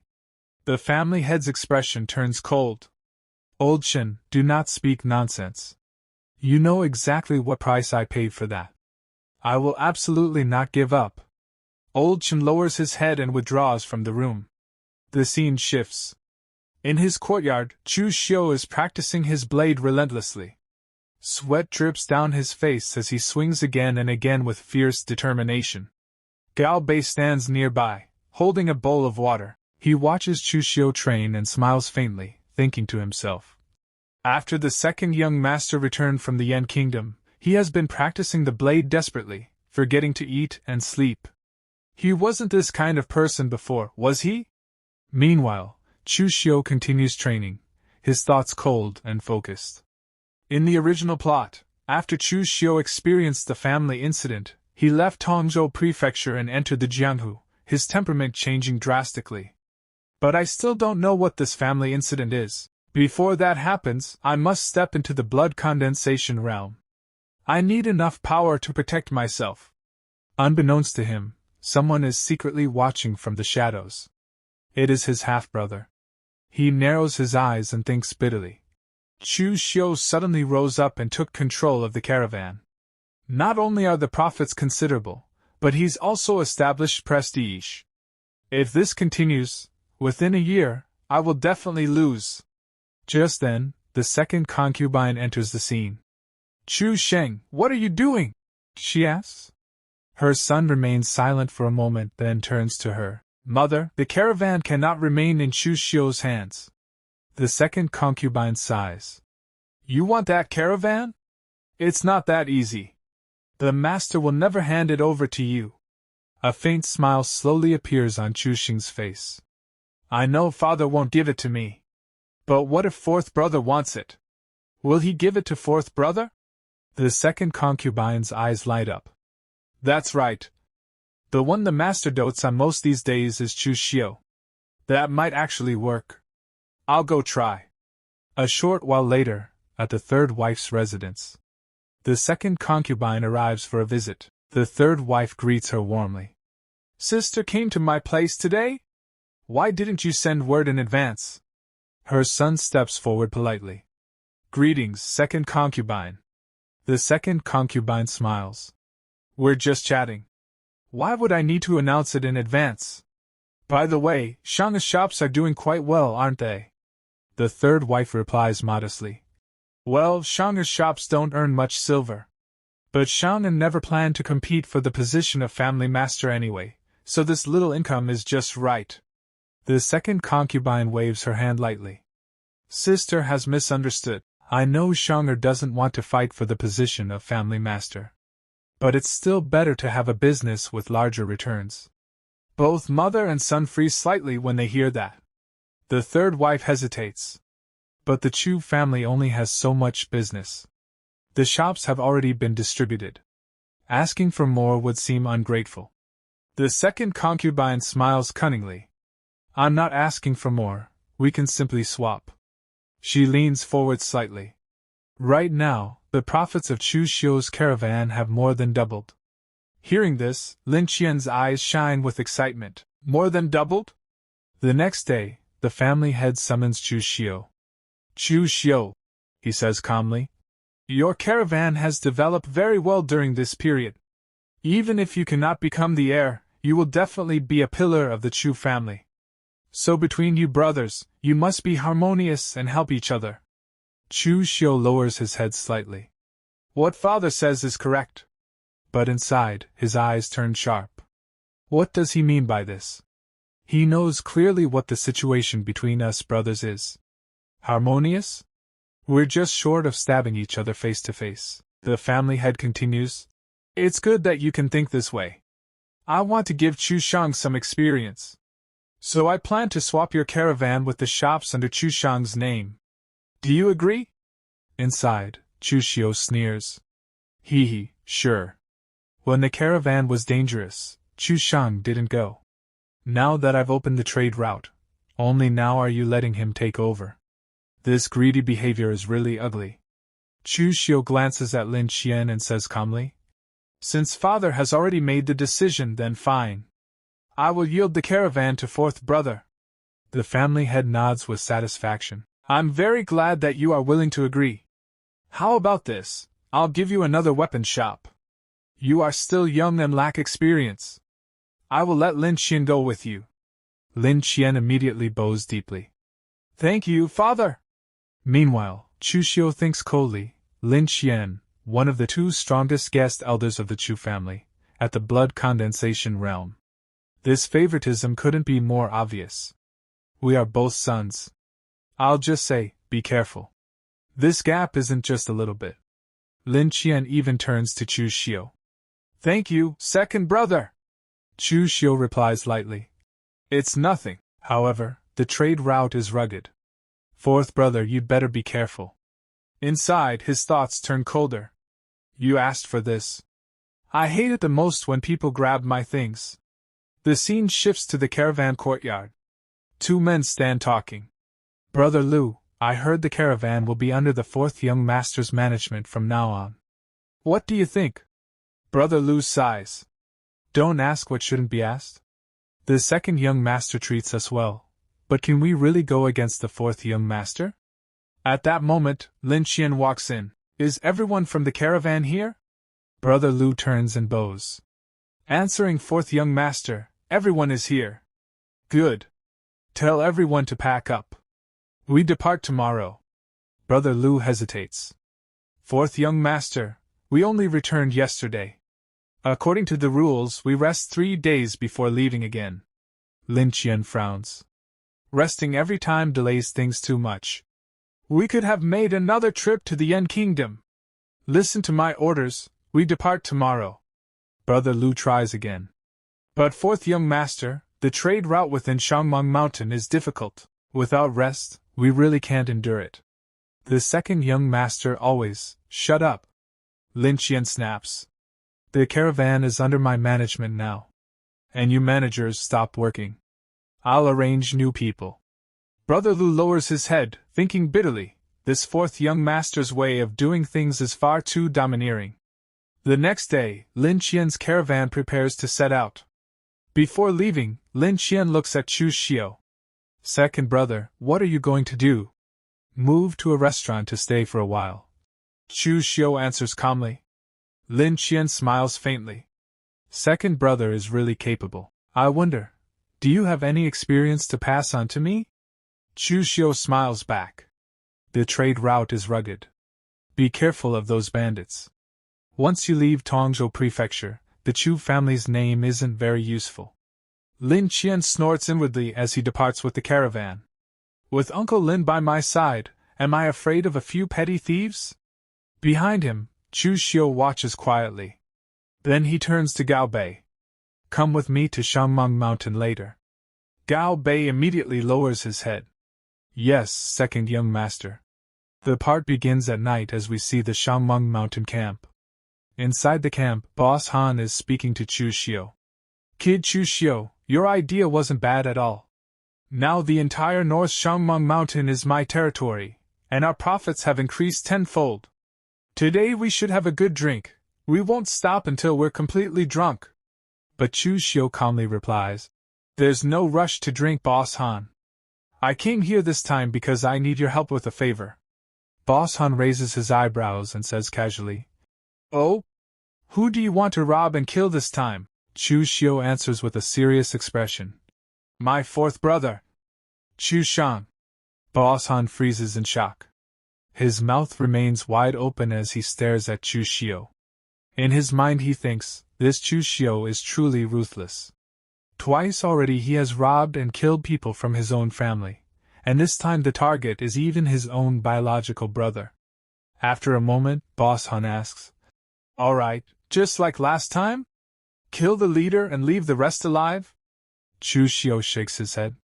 Kill all the leaders. This time there is also a blood condensation realm martial artist among them, so Boss Han will have to take action personally.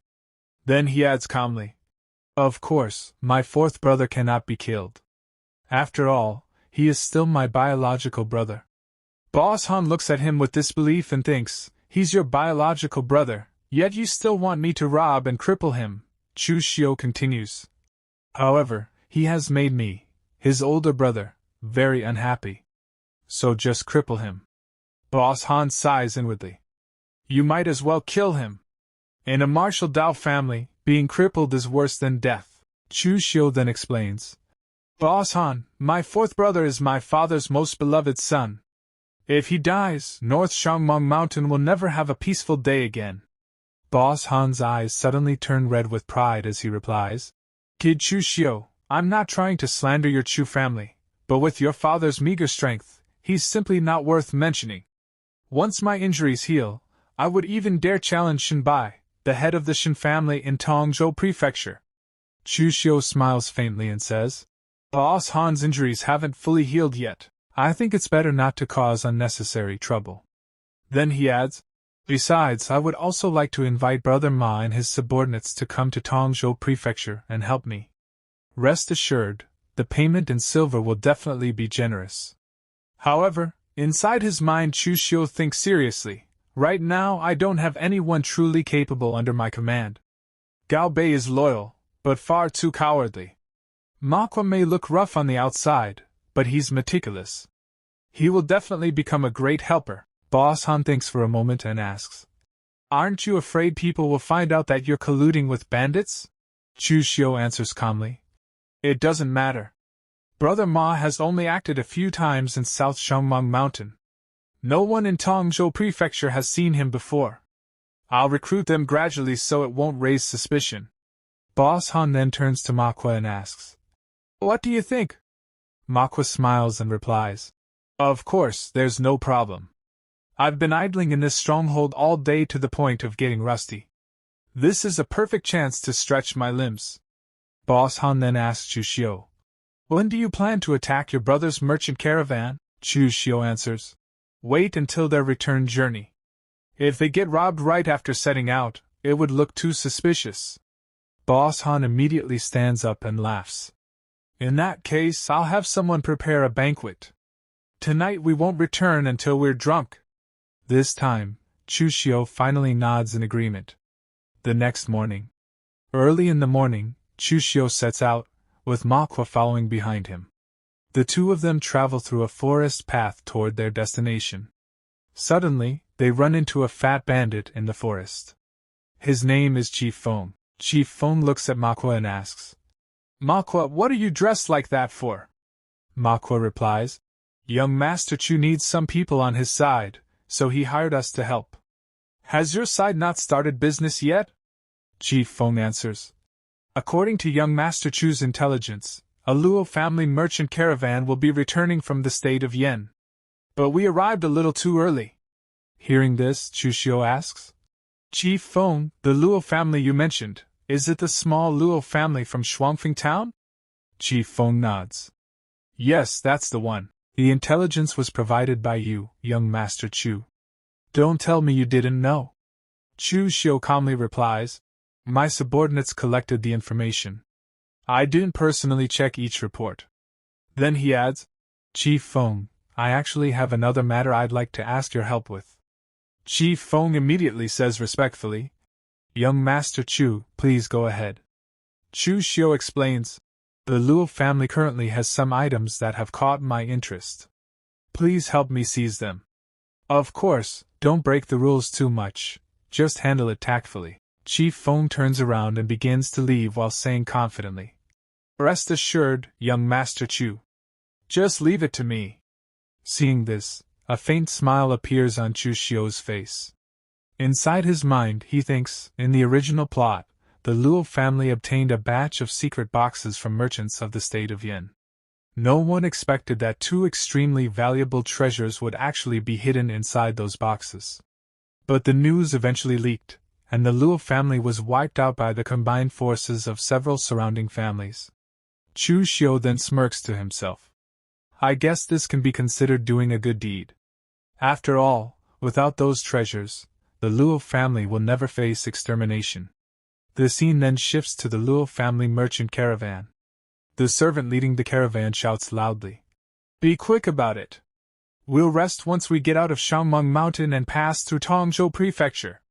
But just then, Chief Feng suddenly appears right in their path. With a grin on his face, he slowly walks toward them while holding his massive sword. The moment the caravan members realize that bandits are blocking the road, panic spreads among them. Soon, a man steps forward. He is the steward of the Luo family merchant caravan. The steward quickly approaches Chief Feng with a respectful smile and offers him a pouch filled with silver. "Heroes of Shangmeng Mountain, here is a 10% toll fee. Please take it and enjoy some drinks, heroes."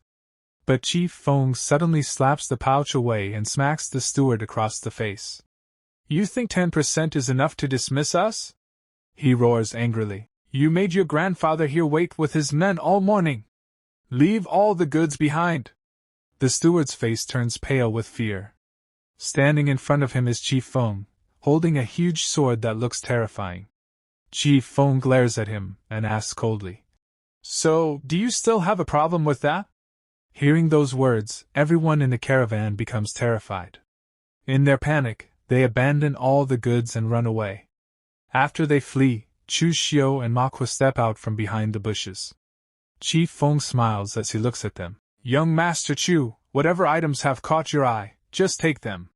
Chu Xiu points towards several secret boxes and says calmly, "Chief Feng, I only want these secret boxes. The remaining goods are all yours to deal with." As he says this, Chu Xiu smiles to himself and thinks, I wonder what kind of good items I'll open this time. A short while later, the scene shifts to Chu Xiu's residence. Chu Xiu is sitting alone in his room, examining the items he obtained from the secret boxes. He picks up a book and studies it carefully. Then he murmurs to himself, Not bad, to think I actually drew the Blood Blade Sutra. He continues thinking, if I remember correctly, in the original world this cultivation technique was ranked at the 3rd transformation level. It isn't considered top tier, but it's definitely not low either. Chu Xiu flips through the pages as a cold smile forms on his face. What a wicked and ruthless blade technique.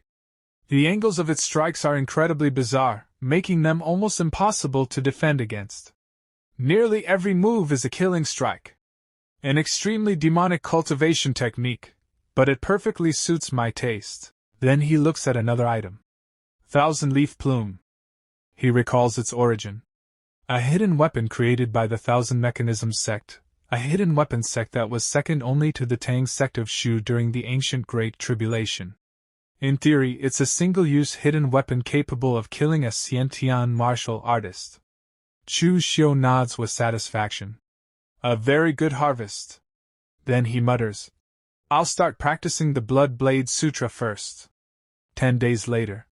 North Shangmeng Mountain. A merchant caravan is moving along the road, carrying a large amount of goods. Leading the caravan is Chu Xiu. As he rides forward, a smug smile appears on his face. Hee. Suggesting to father that we swap merchant caravans with Chu Xiu this time turned out to be a huge profit. But suddenly, his smile disappears. Because Chief Feng has appeared in front of the caravan, blocking the road. It's clear that his plan is to rob Chu Xiu's caravan. At that moment, one of the servants quickly steps forward. Nervously smiling, he takes out several papers and says, Chief Feng, we already have the pass. Please let us go. Chief Feng takes the papers, glances at them briefly, and then snorts. Only 400 taels? Why is it so little? Then he waves his hand. Boys, go search the caravan. His eyes glow with a faint red killing intent. The servant looks shocked and hurriedly says, Chief Feng, our Chu family knows the rules. This toll fee will absolutely not be short. But Chief Feng clearly has another plan in mind. With a sly smile, he says, You don't get to dictate the rules. If you won't let us search, could there be something fishy going on? The moment Chu Xiu hears this, he becomes furious and steps forward, ready to fight. But one of the servants quickly stops him and says, Fourth young master! Don't be impulsive. This is Shangmeng Mountain. Just let them search. We haven't played any tricks anyway. Realizing the situation, Chu Xiu suppresses his anger and says coldly, Fine. Let them search. As soon as the bandits receive permission, they begin thoroughly searching the entire caravan, determined to find something suspicious. After a while, one of the bandits approaches Chief Feng and whispers something in his ear. Hearing this, Chief Feng slowly starts to smile. And you said there was nothing fishy. Your goods are worth 6,000 taels, so the toll fee should be 600 taels. The moment Chu Xiu hears this, he immediately explodes in anger. You're clearly picking a fight on purpose. What do a bunch of bandits know about prices? If you can sell these goods for 6,000 taels, then you can take all of them. Standing beside him, one of the servants turns pale and thinks nervously, oh no. Fourth young master is far too reckless. We could have just paid an extra 200 taels to buy peace. Why provoke them like this?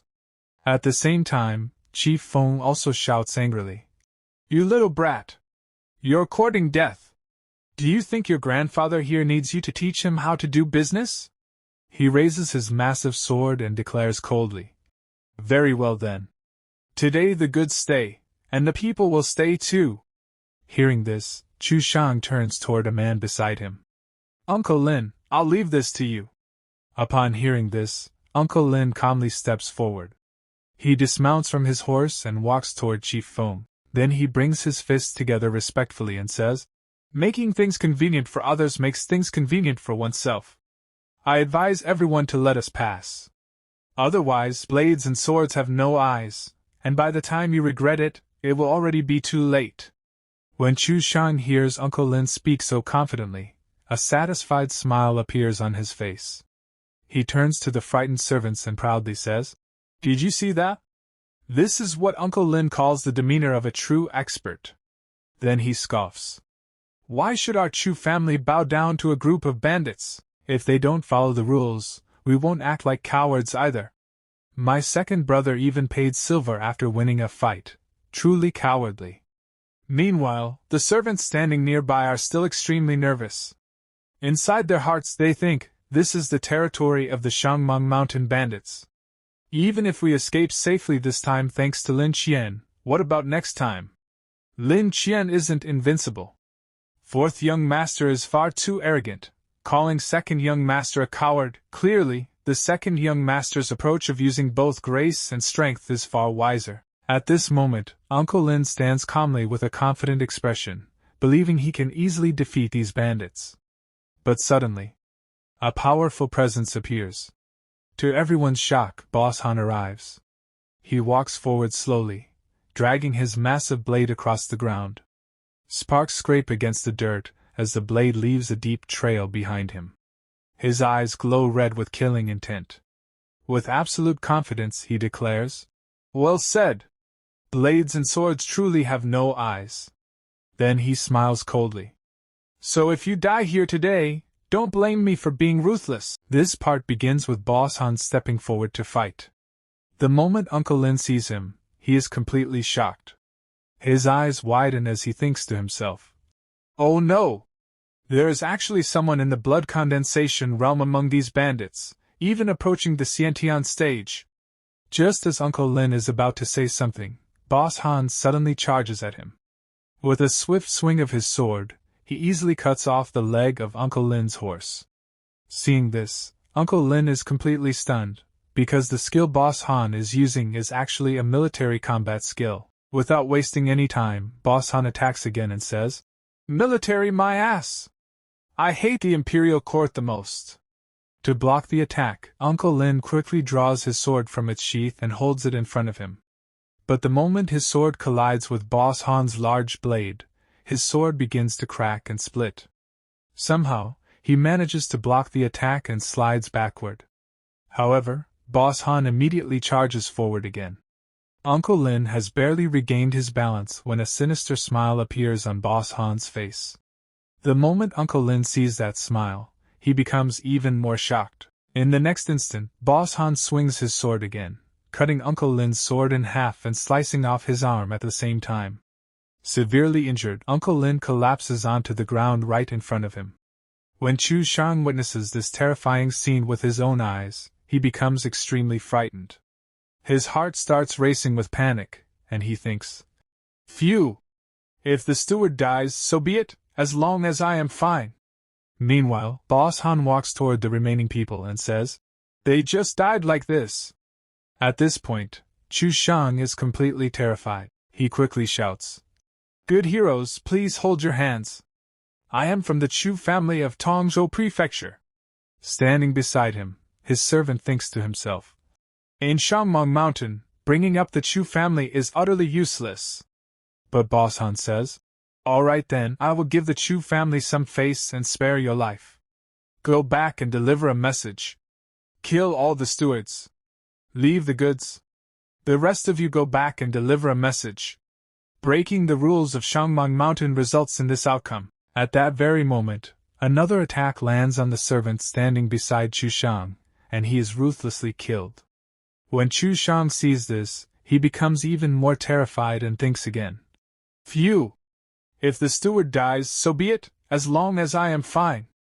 But before he can react to anything else, Boss Han grabs him by the collar. Chu Xiu is now completely terrified. Then Boss Han throws him off his horse onto the ground. Trembling in fear, Chu Xiu asks what he plans to do with him. Without hesitation, Boss Han kicks directly at his knees and says, "I only said I wouldn't kill you, but I never said I wouldn't cripple your limbs. Hope you reincarnate better in your next life." 3 days later, Chu Xiu is training in his courtyard. Manhwa is watching him practice and then says, "Young Master Chu, Where did you obtain such a wicked blade technique? It is truly extremely wicked, definitely not a technique of the righteous path. Chu Xiu calmly replies, martial arts were originally meant for killing anyway. Who cares if it is righteous or wicked, as long as it can kill? Hearing this, Manhwa smiles and thinks to himself, Chu Xiu's strength has improved far too quickly. I remember the first time I saw him, he could only wound the unranked Lian Laosan. It has only been 2 months, yet I am completely no longer his match. Truly terrifying. At that moment, a servant rushes in and reports, Young master, the 4th young master has been carried back completely crippled. Lin Qian and several caravan stewards are also dead. Chu Xiu calmly says, My dear father must be quite heartbroken right now, no? Let's go and take a look. After that, the scene shifts to the family hall. The family head is sitting there while Chu Xiang is brought in on a stretcher. His condition is extremely terrible, and he is screaming in pain. Meanwhile, Chu Xiu is sitting calmly at the side, enjoying his tea. Then the granduncle says, Family head Chu, your noble son's limbs are shattered, and with the delay of several days I am afraid he will be bedridden for the rest of his life. The family head is extremely furious, but he still manages to control his anger. Then Chu Xiu's stepbrother says, Second brother, 4th brother has been reduced to such a state, and you still have the mood to drink tea? Could it be that you are happy? Chu Xiu lowers his teacup and replies, Me happy? I am on the verge of crying right now, but will shedding a few tears make 4th brother better? He then stands up and says to the family head, Father, now is not the time to cry. If this matter is not handled well, not only 4th brother, but our entire Chu family might end up crying together. His father replies, Tell me your thoughts. Chu Xiu says, We have already forged a deep blood feud with the bandits this time. But moving forward, do we fight them or not? If we fight, we must make full preparations. After all, the other side could easily kill Lin Qian. If we do not fight, how will the caravan pass through Shangmeng Mountain next? Whether we should take a detour still requires father's final decision. Hearing this, his father begins to think, If we really fight, the Chu family has very few martial artists who can actually fight besides me, and the bandit leader's strength is also unknown. It would not be wise. Then another son says, Father, it is better to discuss this matter at length. Even the government troops cannot do anything about those bandits. Another son adds, Eldest brother is right. It is better to be cautious in this matter. Besides, 4th brother was also too reckless this time. For a mere 200 taels, it even cost the life of a blood condensation realm expert of our Chu family. The 3 of them agree together. Then Chu Shang's mother says, Master, please think twice. Be extremely cautious. Standing there, Chu Xiu silently observes the entire situation and smiles inwardly. With the Chu family acting like this, it is truly not easy for them to have persisted until now. Everyone is only considering their own interests. Not a single person is thinking for the Chu family as a whole. At that moment, Chu Shang's mother, with tears in her eyes, says, Master, you must seek justice for Shanger. But the family head angrily says, Shut up. Do you think I don't want to? But for Shanger, can we gamble the entire Chu family? Besides, I told him to be careful before he left, yet he was so reckless. The granduncle then says, Family head, it is truly unwise to seek revenge at this time. When standing under low eaves, one has no choice but to bow their head. If we detour around Shangmeng Mountain, the caravan's losses will be huge. The family head nods. Eldest uncle is right. Then we shall temporarily spare those bandits this once. However, who should lead the caravan next time? Hearing this, his other sons become nervous and quickly look away in fear. Chu Xiu thinks to himself, The other side doesn't put the Chu family in their eyes at all. Whoever goes will be out of luck. Then the granduncle looks at Chu Xiu and says, Among the brothers, only you, Chu Xiu, are bold and meticulous with the strongest capabilities. Why don't you go to Shangmeng Mountain once more? Chu Xiu thinks, Humph. You only think of me when there's danger? The family head then says, Chu Xiu, since your eldest uncle has said so, then you should go. Chu Xiu asks. May I ask, father, does our Chu family still have rules? His father replies. What kind of words are these? Of course we do. Then Chu Xiu says, since we have rules, then things cannot be handled like this. The caravan's profits doubled in my hands, but with a single word from father, I gave it to fourth brother. Now that he has messed it up, you are asking me to go again. Whose caravan is it anyway? With everything being so muddled, this child refuses to accept it. Hearing this, his stepmother and stepbrother are completely shocked. She thinks, to think that the first person in the Chu family to dare disobey Chu Zongguang's orders is Chu Xiu. Has he gone mad? Meanwhile, the family head is extremely furious inside. Damn it! To actually dare to disobey me. Watch how I strip away your authority and make you kneel in the ancestral hall. However, other than Chu Xiu, it seems no one else can go. Then Chu Shang's mother says, Shang'er and the others have already been injured to this extent, yet you still want to take away the caravan. Chu Xiu coldly replies, what does his injury have to do with me? Then his father finally says, carry Shang'er out so he can recover properly.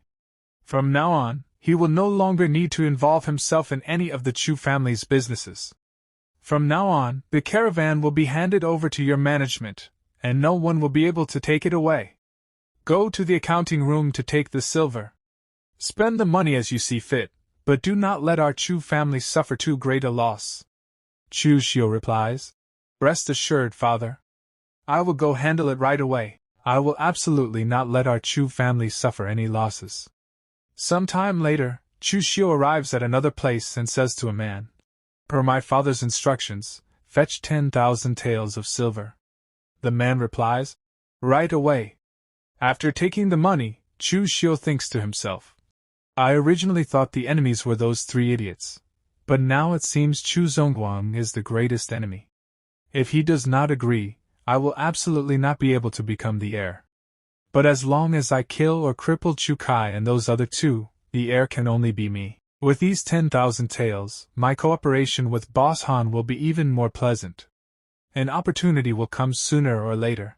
1 month later, a heavy silence hung in the air as the truth finally surfaced.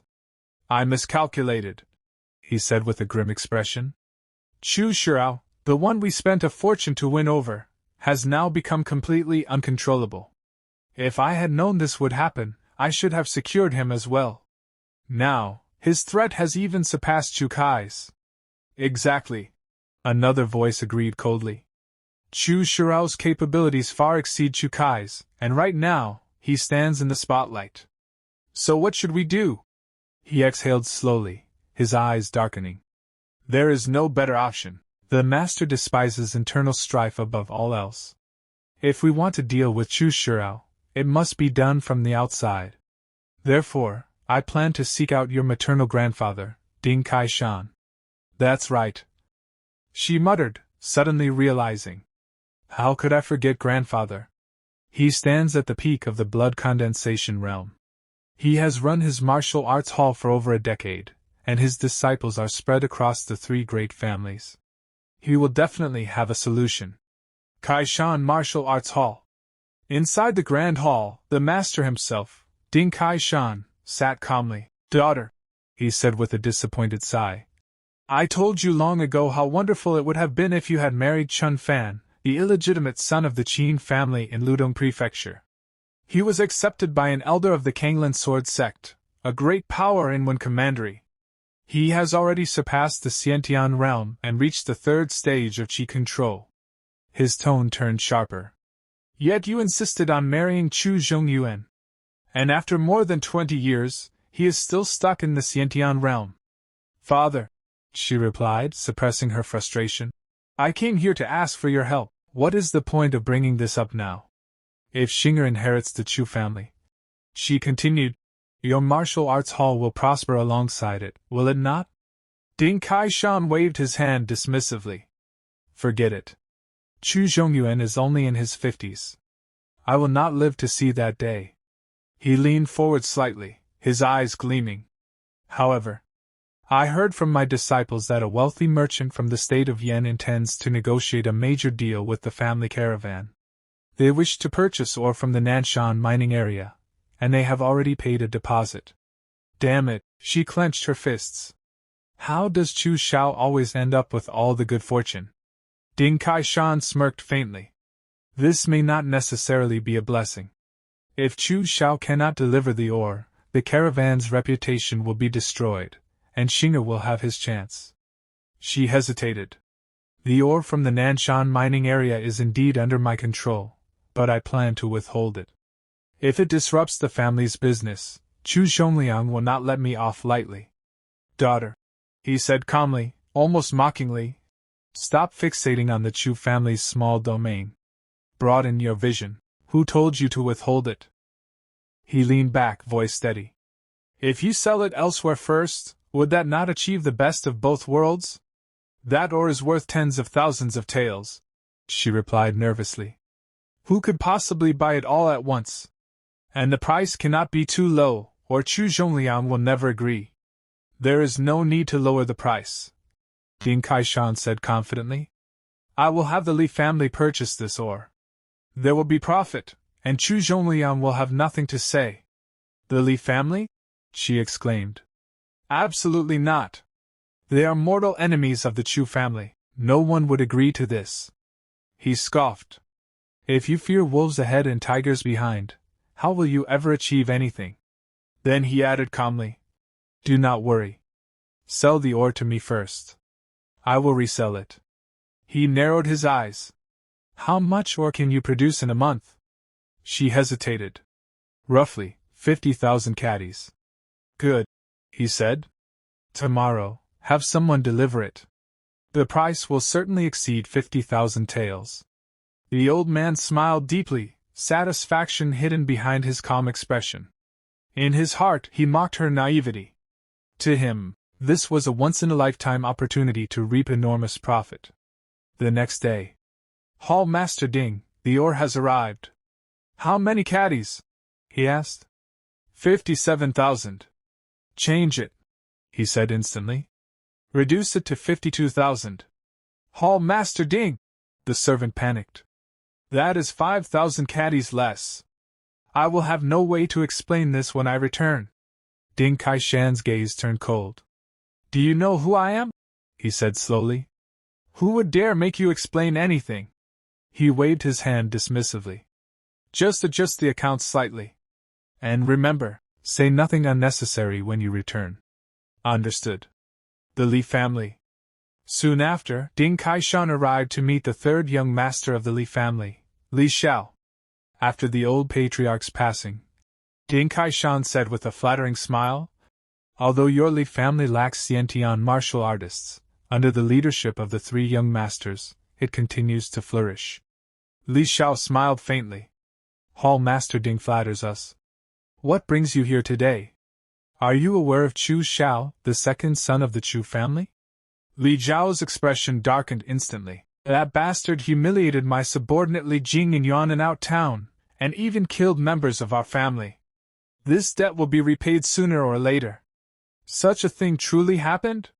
Ding Kai-shan said, pretending surprise. My visit today is precisely because of him. He leaned in and explained everything. Do you want this batch of ore? He finally asked. Li Xiao nodded without hesitation. The Li family happens to be in need of refined ore. For 55,000 caddies, I will offer 70,000 taels.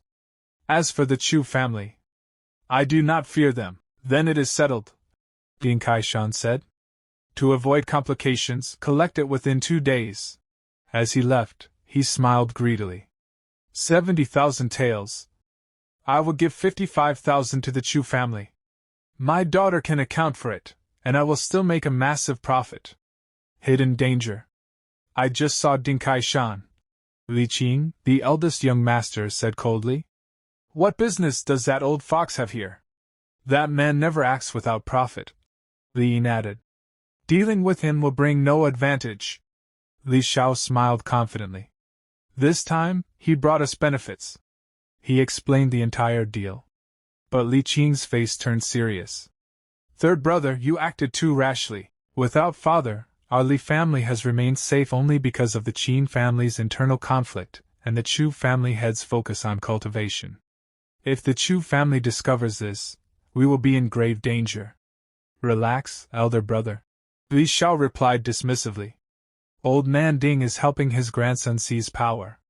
Someone inside the Chu family is covering for us. Li Qing sighed. Still, caution is better.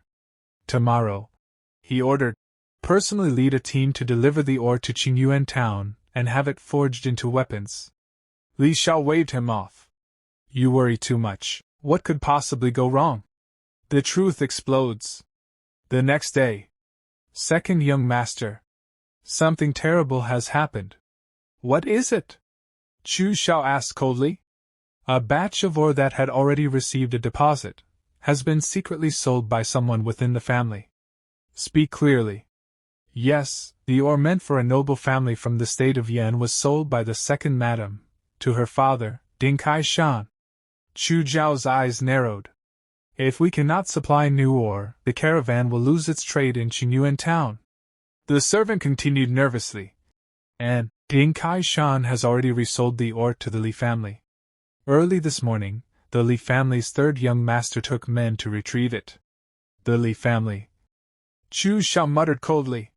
Very well. He turned sharply. Manhwa, gather the men. We are heading to Kaishan Martial Arts Hall.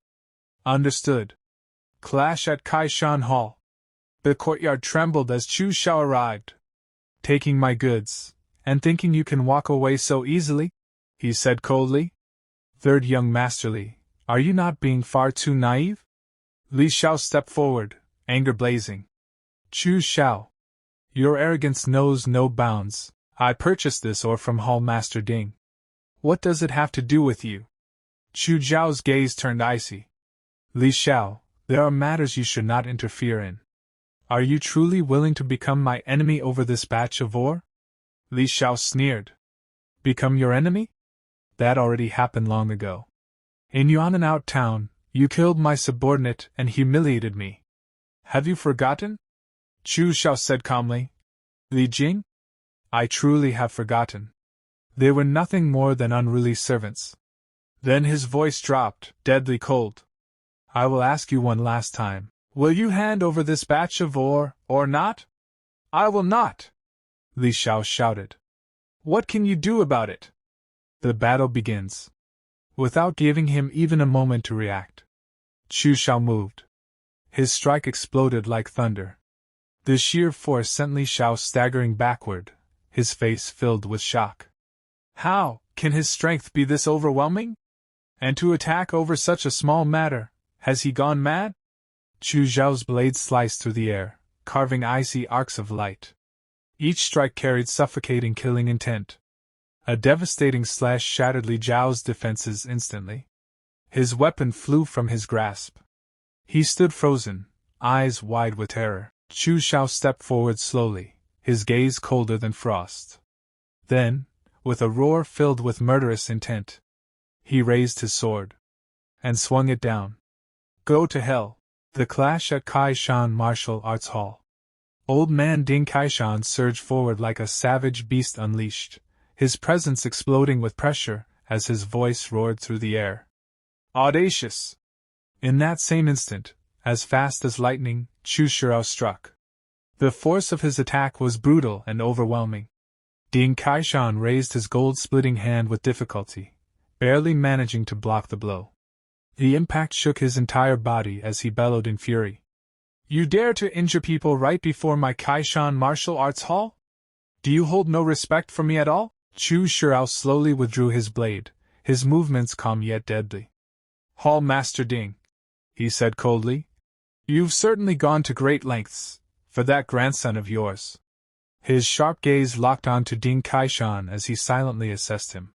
This Ding Kaishan has lingered in the blood condensation realm for many years. He is likely already at its peak. Killing him won't be easy. It will take effort. Without another word, Chu Xiu turned away. As he walked off, his voice echoed like ice cutting through the air. But as an outsider meddling in the Chu family's affairs, your end will not be a good one. Doubts and speculation. A disciple from the martial hall stepped forward, confusion written all over his face. Hall Master Ding, what kind of technique is Chu Xiu using? Why is it so sinister and strange? If you hadn't stepped in, I might have been seriously injured. Ding Kaishan frowned deeply, his brows tightening as he pondered. I cannot tell, he admitted slowly. But it is certainly not from the Chu family. Its aura is dark and twisted, definitely not an orthodox martial art. A calculated retreat. Outside, Chieftain Ma asked curiously. Young Master Chu, why didn't you fight that old fossil? He must be 60 or 70 by now, right? His chi and blood should have declined long ago. You could have split him in two with a single strike. Chu Xiu answered calmly, his tone steady. Don't underestimate Ding Kaishan. He hasn't fought life and death battles in recent years, so his chi and blood haven't deteriorated much. He glanced back briefly. Besides, there were too many people in the martial hall. We wouldn't have had the advantage. Then his eyes turned cold. I'll deal with Ding Kaishan myself later. He continued walking. You all head back first. I'm going to the Chu family. A dangerous chill crept into his voice. Chu Xing and his mother repay kindness with betrayal. I will make them pay a heavy price. The Chu family assembly. The scene shifted to the Chu family's main hall. A tense and oppressive atmosphere filled the room. Chu Zhongliang sat firmly at the head seat, his authority dominating the entire hall. Chu Xiu stepped forward, cupping his hands. Father! Elders! This is the situation. Our Chu family endured the Li family's suppression to establish ourselves in Tongzhou Prefecture. Selling or to the Li family is no different from forgetting our roots. Chu Zhongliang turned his gaze toward the second madam. Did you truly do this? She immediately put on a pitiful expression. Of course not. Others may doubt me, but surely you trust me, master? She continued smoothly. It is true I sold that batch of ore, but I sold it to my father. Chu Zhongliang's voice deepened. Then how did the ore end up in the Li family's hands? Without hesitation, she explained. My father's martial hall needed weapons. Because I am part of the Chu family, the Li family refused to forge them, so my father had no choice but to sell the ore to the Li family in exchange for cooperation. Then she produced a stack of banknotes, smiling faintly. I would never let the Chu family suffer losses. Here are 55,000 taels for 52,000 caddies of ore, 3,000 taels above market price.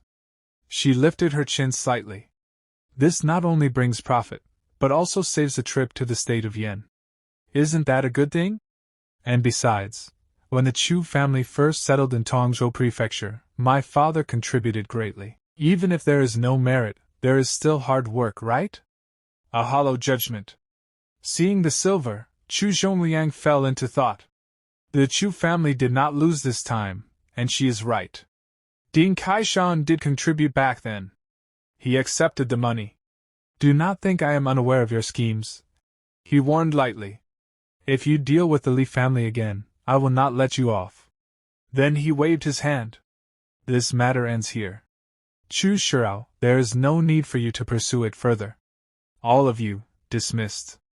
A son's realization. Chu Xiu stood there silently, staring at his father with cold, unreadable eyes. At that moment, he understood. In his father's heart, stood above all else. Justice, and even blood ties, came only after. A new decision. Outside, Chieftain Ma asked anxiously. Young Master Chu, did you severely punish that mother and son? Chu Xiu replied with a single word. No. Chieftain Ma frowned. Your father just ignores something like this? What is he even thinking? Chu Xiu's voice turned thoughtful yet cold. Whatever he thinks, this matter is far from over. He turned sharply. Prepare the men. I'm going after Li Jiao. This time, we handle it ourselves. His eyes gleamed with cold ambition. I will force the Chu family's hand, and make them see clearly who is the most suitable heir. A new pawn. Chieftain Ma hesitated. Should we call Boss Han for help? Chu Xiu shook his head, a faint smile forming. No need. Li Jiao has reminded me of someone far more suitable. Someone who can help me wipe out the Li family entirely. The trap is set. On a quiet street corner, Li Jing sat alone, sipping tea, resentment burning inside him. I finally earned third young Master Li's favor, yet Chu Xiu destroyed everything. Suddenly, an arm dropped over his shoulder. Chieftain Ma. Li Jing, he said casually. My young master invites you. Keep your voice down. All right. Temptation and betrayal. Inside the room, Li Jing froze when he saw Chu Xiu calmly drinking tea. Chu Xiu, it's you. Chu Xiu gestured for him to sit. Do you hate me right now? Li Jing trembled. What is he planning? He wouldn't kill me, right? Seeing through him completely, Chu Xiu laid out his bait. This is the Chu family's secret technique, barbarian bull might. It tempers muscles, bones, qi, and blood, allowing entry into the martial Dao. He placed items on the table. 10 portions of Buki powder. With your allowance in the Li family, you could only afford 1 per year. 3 blood condensation pills. Things you couldn't obtain, even with money. Li Jing's eyes locked onto them. Young master, what do you want? Chu Xiu answered calmly. I want Li Jiao's route for his next business trip. And the strength of his escort. The more detailed, the better. You will inform me 1 day before he departs. Cold sweat ran down Li Jing's back. He hesitated. Chu Xiu suddenly slammed his blade onto the table. Clang! No hesitation, he said coldly. There is only one chance, and only one choice. Human greed. Li Jing laughed, clutching the pills and manual. His body trembled. Not from fear, but from greed. Chieftain Ma asked curiously, Young Master Chu, how can you be sure he'll comply? What if he reports this? Chu Xiu smiled faintly. Human ambition is a terrifying thing. Li Jing is not someone who wants to live in another man's shadow. I simply gave him a reason to betray the Li family. Chieftain Ma laughed. The human heart really is complicated. Back when I was just a cowherd, my greatest wish was simply to eat beef. Who knew those soldiers would kill my ox, forcing me into the wilderness and turning me into a bandit? Storm before the battle. At the Li family estate. Third brother, I heard you fought Chu Xiu, and lost? Yes. Li Jiao admitted grimly. He's strange. Only at the peak of body tempering, yet terrifyingly strong. His blade is fierce, bizarre, and I feel he hasn't even used his full power. The family head spoke firmly. When you head to the state of Yan tomorrow, take Uncle Zhong with you. He is nearing great completion in the blood condensation realm. It will be safer. Ambush in the forest. The next day, the Li family convoy entered a desolate forest. Ancient trees loomed overhead. Relax, Steward Li Zhong said confidently. With me here, nothing will happen. But suddenly, a figure appeared, blocking the road. Chu Xiu. Third young Master Li, he said mockingly. Planning to leave after taking what belongs to me? Chu Xiu! Li Jiao shouted in shock. But seeing Chu Xiu had only a few men, he sneered. Chu Zhongliang has already settled this matter and warned you not to cause trouble. Yet here you are. Are you courting death? Chu Xiu's eyes burned with killing intent. He drew his blade. Chu Zhongliang may have let it go. But I will not. War erupts. Attack! Li Jiao roared. A brutal melee exploded in the forest. Kill! Wipe them out! Chieftain Ma charged forward, shouting. Brothers! We've eaten under young Master Chu for long enough. Time to repay him. Show him how cleanly we can kill. The final confrontation begins. Chu Xiu descended like a phantom from the heavens. His blade fell like judgment upon Li Jiao. Leave your lives behind. At that moment, Steward Li Zhong stepped forward. He raised his weapon and blocked the strike head-on. Your opponent is me. The battle deepens. The opponent unleashed a powerful strike. The force was overwhelming. Chu Xiu was sent flying backward, his body crashing through the air before he steadied himself. His eyes narrowed as he secretly assessed. Such strength. The blood condensation realm truly cannot be underestimated. Li Zhong stepped forward calmly, his tone carrying persuasion rather than hostility. Young Master Chu, I understand family head Chu's character. He definitely does not know about your actions today. If you retreat now, I can pretend none of this ever happened. At the same time, Ma Ke, Chu Xiu said coldly, the third young master of the Li family is yours. Ma Ke grinned, slowly drawing his blade as he walked toward Li Xiao. He, understood, young master. Leave it to me. Clash of realms. Chu Xiu charged forward again.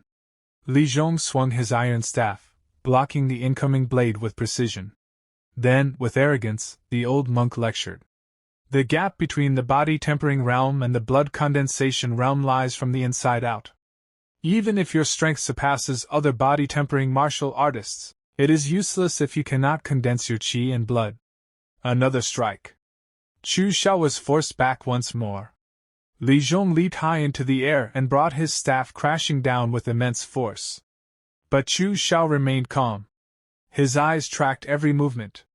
Countless staff shadows surrounded him, yet he parried them all with flawless precision. This is no ordinary martial art. A heavy smash landed. Chu Xiu was sent crashing into a massive tree, splintering the trunk behind him. He steadied himself and spoke coldly. Tiger taming demon subduing staff. To think you, stewardly, came from the Great Illumination Temple, one of the northern and southern Buddhist sects. His gaze sharpened. Why would someone like you become a servant in the Li family? Li Zhong replied calmly. In the past, I was nothing more than a fire-tending monk at the Great Illumination Temple, not even worthy of a Dharma name. He raised his staff again. Now that you know my origins, will you still persist so stubbornly? Chu Xiao's lips curled slightly. Persist? A mere staff technique is not enough to frighten me. Evenly matched. The two clashed again. The sound of metal colliding echoed endlessly through the forest. They fought for every inch. Neither side gave ground. But deep inside, Li Zhong began to feel unease.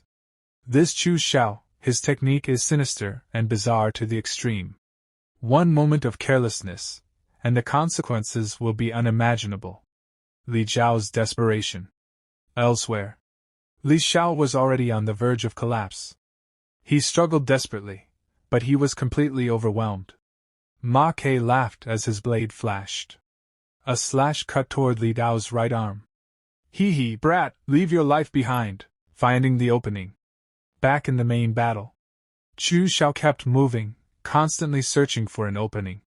Li Zhong pressed forward relentlessly. His staff struck again and again, each blow carrying the crushing force of the blood condensation realm. One strike shattered the ground. Debris exploded outward. A massive crater appeared where Chu Xiu had just been standing. But in that instant, Chu Xiu leaped high into the air. His blade flashed downward. He had found it. The opening. The strike aimed directly at the hand holding the staff. Li Zhong reacted instantly. He released the staff. His right hand clenched into a fist. And in the same moment, his fist slammed directly into Chu Xiao's chest. At the same time, Chu Xiao's blade completed its arc. A deep cut tore across Li Zhong's neck. The fall of a master. The old monk froze. Shock filled his eyes. Then, he collapsed. Dead. Aftermath. Chu Xiu stood beside the corpse, breathing heavily. He let out a slow breath. This battle had drained him greatly. He looked down at his trembling hand. Several bones are probably already broken. I thought he was just an ordinary martial artist. Who would have thought he was a disciple of the Great Illumination Temple? He exhaled again. Fortunately, he switched from defense to offense at the last moment. Otherwise, this would not have ended so easily. His gaze sharpened. After this battle, I am no longer far from the blood condensation realm. Victory secured. Moments later, Ma Ke dragged Li Xiao over like a broken dog. His face was filled with shock. A monk from the Great Illumination Temple, killed by you, young Master Chu. That's unbelievable. Chu Xiao glanced at him. You've seen monks from the Great Illumination Temple before? Ma Ke nodded, tossing Li Xiao to the ground. The northern and southern Buddhist sects, who hasn't heard of them? And the Great Illumination Temple isn't far from our 36 giant bandits. Even Great Chieftain Pang said, they must never be provoked. He looked at the corpse. But this one didn't even have precept scars, so he probably wasn't an official monk. A desperate plea. Li Xiao knelt on the ground. His body trembled. Young Master Chu Xiao. I've lost. Spare me this once. I'll give you anything you want. Chu Xiao slowly raised his blade. To remain calm even now. Li Xiao, you are indeed someone noteworthy. He paused. Then his voice turned cold. What a pity. What I want is the entire Li family. And that you cannot give. His eyes turned merciless. One wrong thought, and everything is lost. Third young Master Li, have a safe journey. Li Zhao's face twisted in terror. You! The blade fell. A declaration of war. Chu Xiao turned away without another glance. Gather all the iron ore and goods, he ordered calmly. We return to the city, Ma Ke asked cautiously. Should we hide the bodies? Chu Xiao shook his head. No. I want them to be seen. A clear declaration of war, to the Li family. Rage of the Li family. Inside the Li family estate. The atmosphere was suffocating. The corpses of Li Xiao and Li Zhong lay before them. Rage exploded. Who did this? Who? It was Chu Xiao. Someone answered grimly. He was seen returning with a large amount of goods, and those carts bore our Li family's mark. But Uncle Zhong was there. Another muttered in disbelief. He was a martial artist from the Great Illumination Temple. Where are you going? Someone shouted. To the Chu family, came the furious reply. To demand justice. Second brother, calm down. Another voice interrupted. What justice can you demand? Would Chu Zhongliang kill his own son?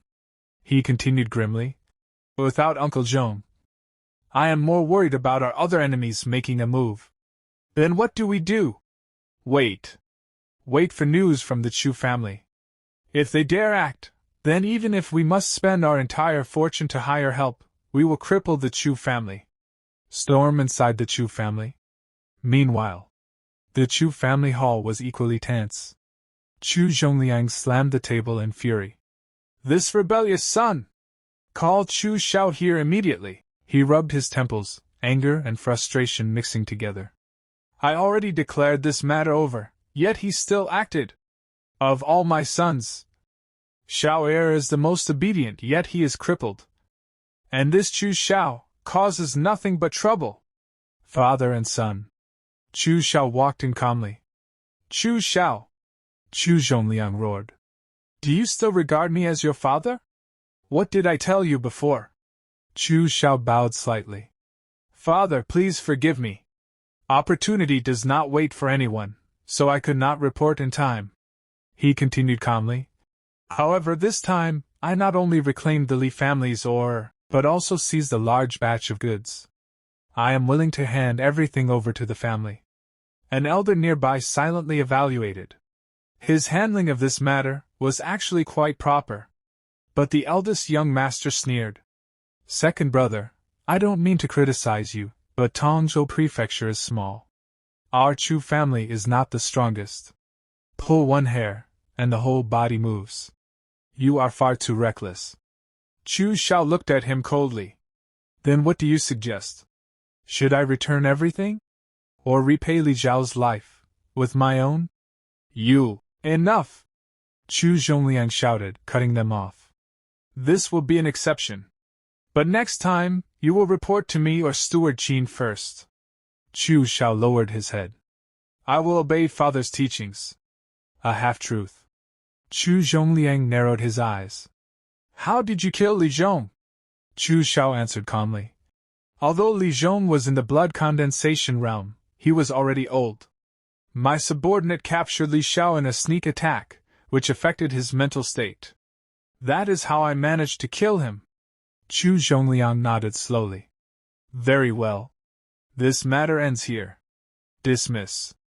Ambition ignored. But Chu Xiao spoke again. Father, with Li Zhong dead, the Li family's morale is shaken. This is the perfect opportunity to attack. You need not act personally. Just hand over the guest elders to me. I guarantee I can take down the Li family within 3 days. The elders murmured in agreement. This is feasible. A rare opportunity. But Chu Zhongliang's expression darkened. Stop thinking about causing trouble. Annihilating a family is not so simple. Without my permission, no one is to act against the Li family. Dismiss. Hidden motives. After everyone left, Chu Zhongliang spoke quietly to an elder. Old Qin, I understand your thoughts. If I wanted to destroy the Li family, I could have done so long ago. But the research on that thing has reached a critical stage. I cannot risk any accidents. A dangerous discovery. Outside, a subordinate hurried over. Young master, you're back. For those 57,000 caddies of ore, should we complete the transaction first, then split the money with the Chu family? Chu Xiao nodded casually. Handle it. Then. He suddenly stopped. Wait, how much ore did you say there was? 57,000 caddies. A dangerous smile slowly formed on Chu Xiao's lips. Back then, Second Madam said she gave Ding Kaishan 52,000 caddies, but now, 57,000 have appeared. His eyes turned cold. And she still dares to claim she wasn't betraying us. Second Madam. His voice was barely above a whisper. I'd like to see what you say this time. Then Chu Xiu said calmly. Send the ore to the Chu family first. Find someone to register and record it. Get a few more people to inspect it, and then bring it to the merchant caravan. The other person replied casually. We are all family, why go to so much trouble? Chu Xiu answered coldly. To keep evidence, of course. I'm going into secluded cultivation. Everything else can wait until I come out. 12 days later, Ma Ku was practicing in the courtyard. At that moment, the door opened, and Chu Xiu walked in. He had already stepped into the blood condensation realm. The moment Ma Ku saw him, he exclaimed, Young Master Chu, you've already reached the blood condensation realm. This cultivation speed is truly enviable. Chu Xiu replied indifferently. It's all right. Did anything major happen during this time? Ma Ku scratched his head and said, Major? Even after people died, the Li family didn't jump out to cause trouble. What else could be considered major? Chu Xiu narrowed his eyes and said, It's not that the Li family doesn't want to cause trouble, they don't dare. But they probably won't just let this matter drop. The scene shifted. Inside the Li family, 2 brothers were talking. Li Yun said angrily, Eldest brother, third brother is dead. Are we just going to leave it at that? Li Qing calmly held his teacup and replied, Of course not. But we need to think carefully about what to do next. It's already very fortunate that the Chu family didn't take this opportunity to attack us. At that moment, another person walked in, the 4th son of the Li family, Li Zhe. He said respectfully, Eldest brother, second brother, third brother is gone, and the family is lacking manpower. I want to step up and take responsibility, to lead the merchant caravan to the state of Yan once. Li Cheng shook his head. Ace, you are still young. The best way you can help us is by improving your cultivation. Go back and train. Don't worry, the Li family won't collapse. Li Zhe lowered his head slightly. Then eldest brother, second brother, I'll take my leave.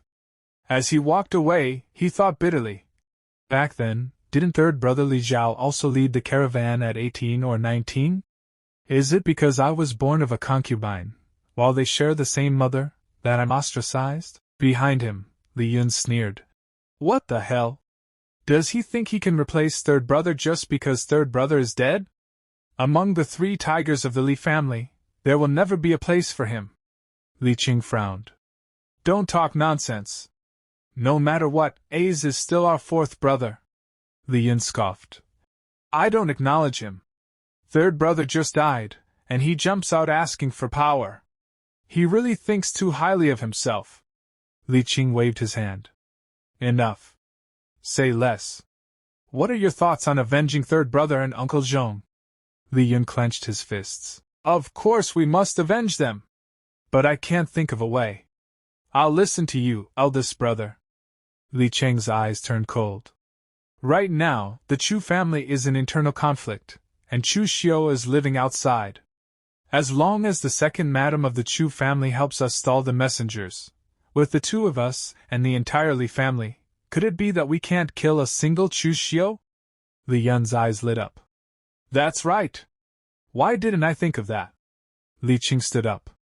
Go find Ding Kaishan and pass a message to the second madam of the Chu family. I'll make a trip to the Shen family. Li Yun asked. What are you going there for? Li Cheng replied. Once we kill Chu Xiu, the Chu family will definitely not let us off. The only ones who can protect us are the Shen family. Even if we have to give up half of our family fortune, we must gain their protection. Li Yun lowered his head, his expression bitter. I didn't expect our Li family to fall to this point. Li Qing said firmly. Enough. Delay will only bring trouble. Let's move. The two of them left. Hidden in the shadows, Li Zhe watched them leave. His eyes were cold as he thought. So you don't treat me as family, huh? Then just wait. The scene shifted again. Inside a restaurant, Chu Xiu and Ma Ku were sitting together. Ma Ku was happily chewing on a chicken leg, while Chu Xiu calmly sipped his tea. Ma Ku laughed. Hee hee, this chicken tastes amazing. At that moment, Li Zhe suddenly rushed in, looking anxious. Young Master Chu Xiu, you still have the mood to eat and drink here? Do you know that a disaster is about to fall upon you? Chu Xiu glanced at him coldly. Acting mysterious without the strength to back it up is just courting death. Li Zhe took a deep breath. I am Li Zhe, the fourth son of the Li family. I came here specifically to deliver a message. My eldest brother and second brother are planning to kill you. Chu Xiu raised an eyebrow. Oh? And so what? Or rather, Li Zhe, what do you want? Li Zhe's eyes burned with resentment. They have never treated me as family. I just want to take back what belongs to me. They want to deal with you, so let's join forces and eliminate them. After that, you help me become the head of the Li family, and I'll give you half of the Li family's property. How about it? Chu Xiu smirked. Are you that confident I can kill your two brothers? A sinister smile appeared on Li Zhe's face. I'm not trusting you. I'm trusting myself. I've been waiting for this day. Chu Xiu chuckled. I like dealing with straightforward people. Deal. He pushed a cup of tea toward Li Zhe. Li Zhe drank it in one gulp, then turned to leave. Before leaving, he said, Young Master Chu Xiu, when the time comes, you'll realize your decision today was very wise. After he left, Chu Xiu murmured, To give up half the Li family's wealth without hesitation. It seems this Li Zhe truly hates his brothers to the bone. He stood up, picked up his sword, and looked at Ma Ku. All right, stop eating. Get ready, it's time to kill some people. The scene shifted. At the Shen family, Li Qing was sitting with a man, the head steward of the Shen family, Shen Rong. Li Qing said directly, I won't beat around the bush. We want to kill Chu Xiu to avenge my third brother, and afterward, we hope to become a vassal of the Shen family. For this, we are willing to offer half of the Li family's assets as gratitude. Shen Rong smiled faintly. Good. But words alone are not proof. Why don't you leave some evidence right now? Li Qing thought to himself, this man doesn't trust me, but this is the only way. He immediately signed a document and handed it over. Steward Shen, what do you think? Shen Rong nodded. Rest assured. Go ahead and kill him boldly. No matter how much Chu Zongguang hates it, he wouldn't dare touch someone my Shen family protects. A cold smile appeared on Li Cheng's face. Chu Xiu, tonight is your doom. Night fell. In Chu Xiu's courtyard, Ma Ku was testing a crossbow, complaining. So weak and flimsy. It's far inferior to the bows of my Chilean iron cavalry.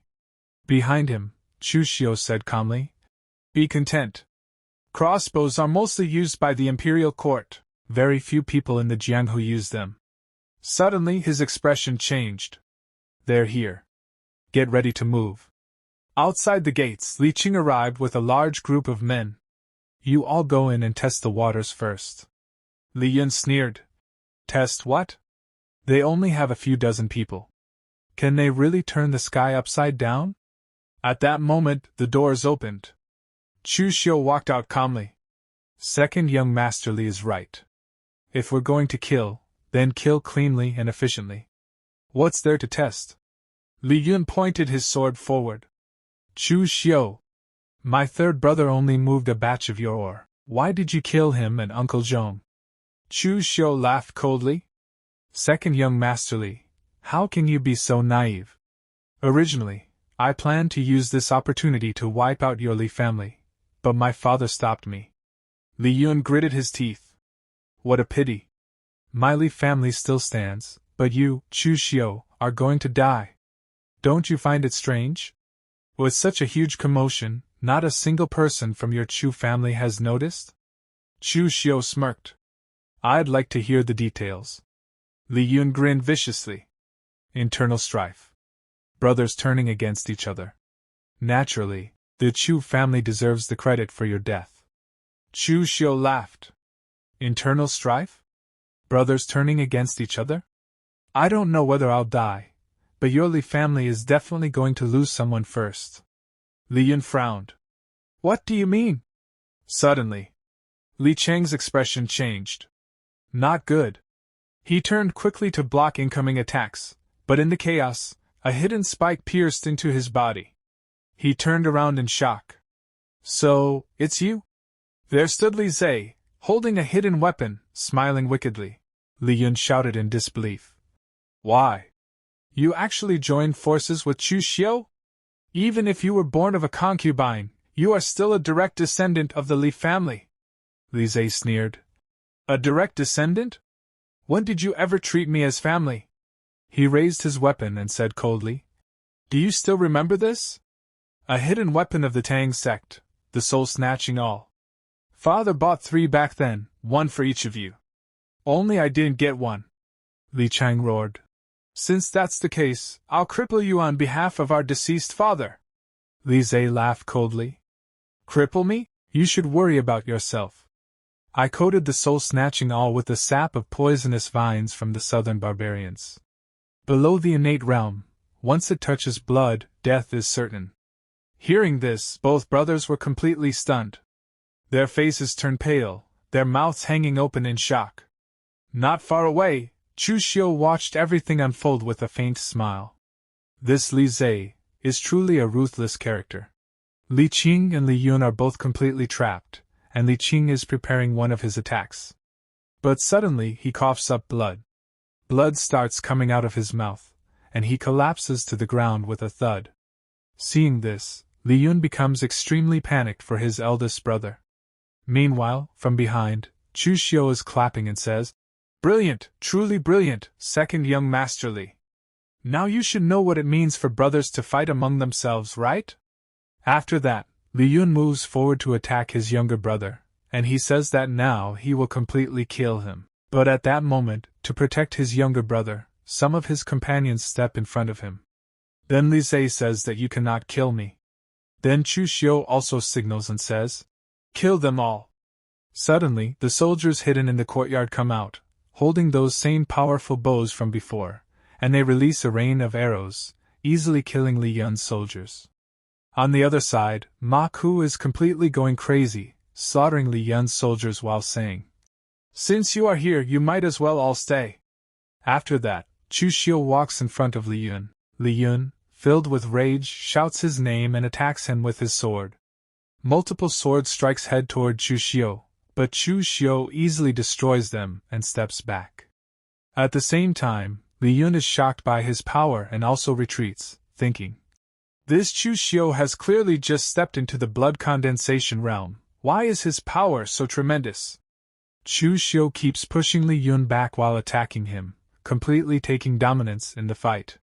Li Yun becomes more and more nervous. His sword is about to break, and grinding his teeth, he thinks, "No, if we keep fighting like this, I might end up staying here permanently too."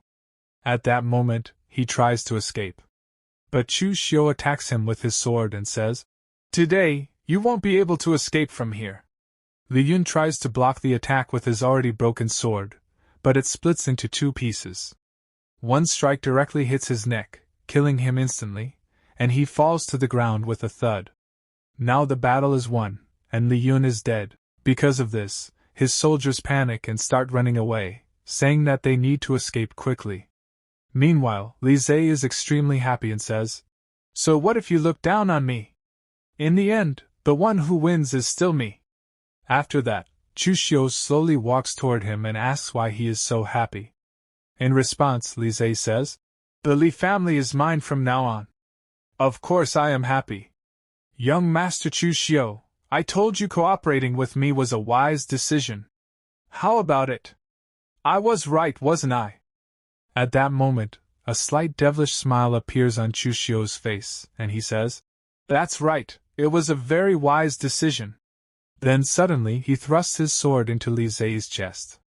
Li Zhe is completely shocked and asks why. In response, Chu Xiu leans close to him and whispers in his ear, "Because my appetite is bigger than you imagined. You were willing to give me half of the Li family, but I want the entire Li family. Remember, strength is the absolute truth. Don't make the same mistake in your next life." After that, Chu Xiu orders Ma Ku to clean up the rest. Ma Ku agrees, and with a single attack, he kills several soldiers at once. Then he asks what they should do with all these bodies. Chu Xiu replies, "Leave them. Go straight to the Kaisen Martial Arts Hall."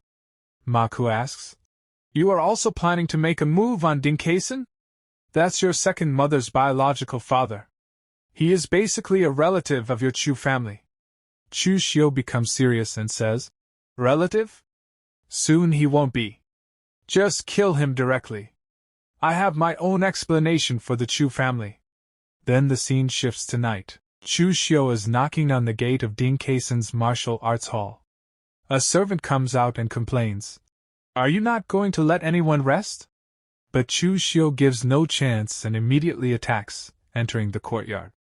At that moment, Ding Kaisen comes out and angrily shouts Chu Xiu's name, saying, "Chu Xiu, what is the meaning of this? Coming to my Kaisen martial arts hall to kill people? Aren't you afraid of being punished when you return to the Chu family? I am your elder." Chu Xiu draws his demonic blade and says, "An elder who wants me dead, old thing, since you are blocking my path, then go to hell." After that, Chu Xiu attacks him with his sword. Ding Kaisen raises his hands to block the attack and says arrogantly, "Do you really think you are invincible in this world just because you have learned martial arts for a few days?" He blocks the sword and smiles, saying, "You think you can kill me just because you managed to kill Li Zhong of the Li family? Ridiculous. That Li Zhong suffered internal injuries in his early years and was already half crippled." But then Chu Xiu changes his grip and says, "Let go." He performs a slash attack that hits Ding Kaisen, changing his expression completely. Chu Xiu increases the pressure of his attack, causing Ding Kaisen to lose his grip. As Chu Xiu swings again, Ding Kaisen's hand is cut off. Now Chu Xiu completely dominates the battle and directly attacks Ding Kaisen's neck, beheading him in a single strike.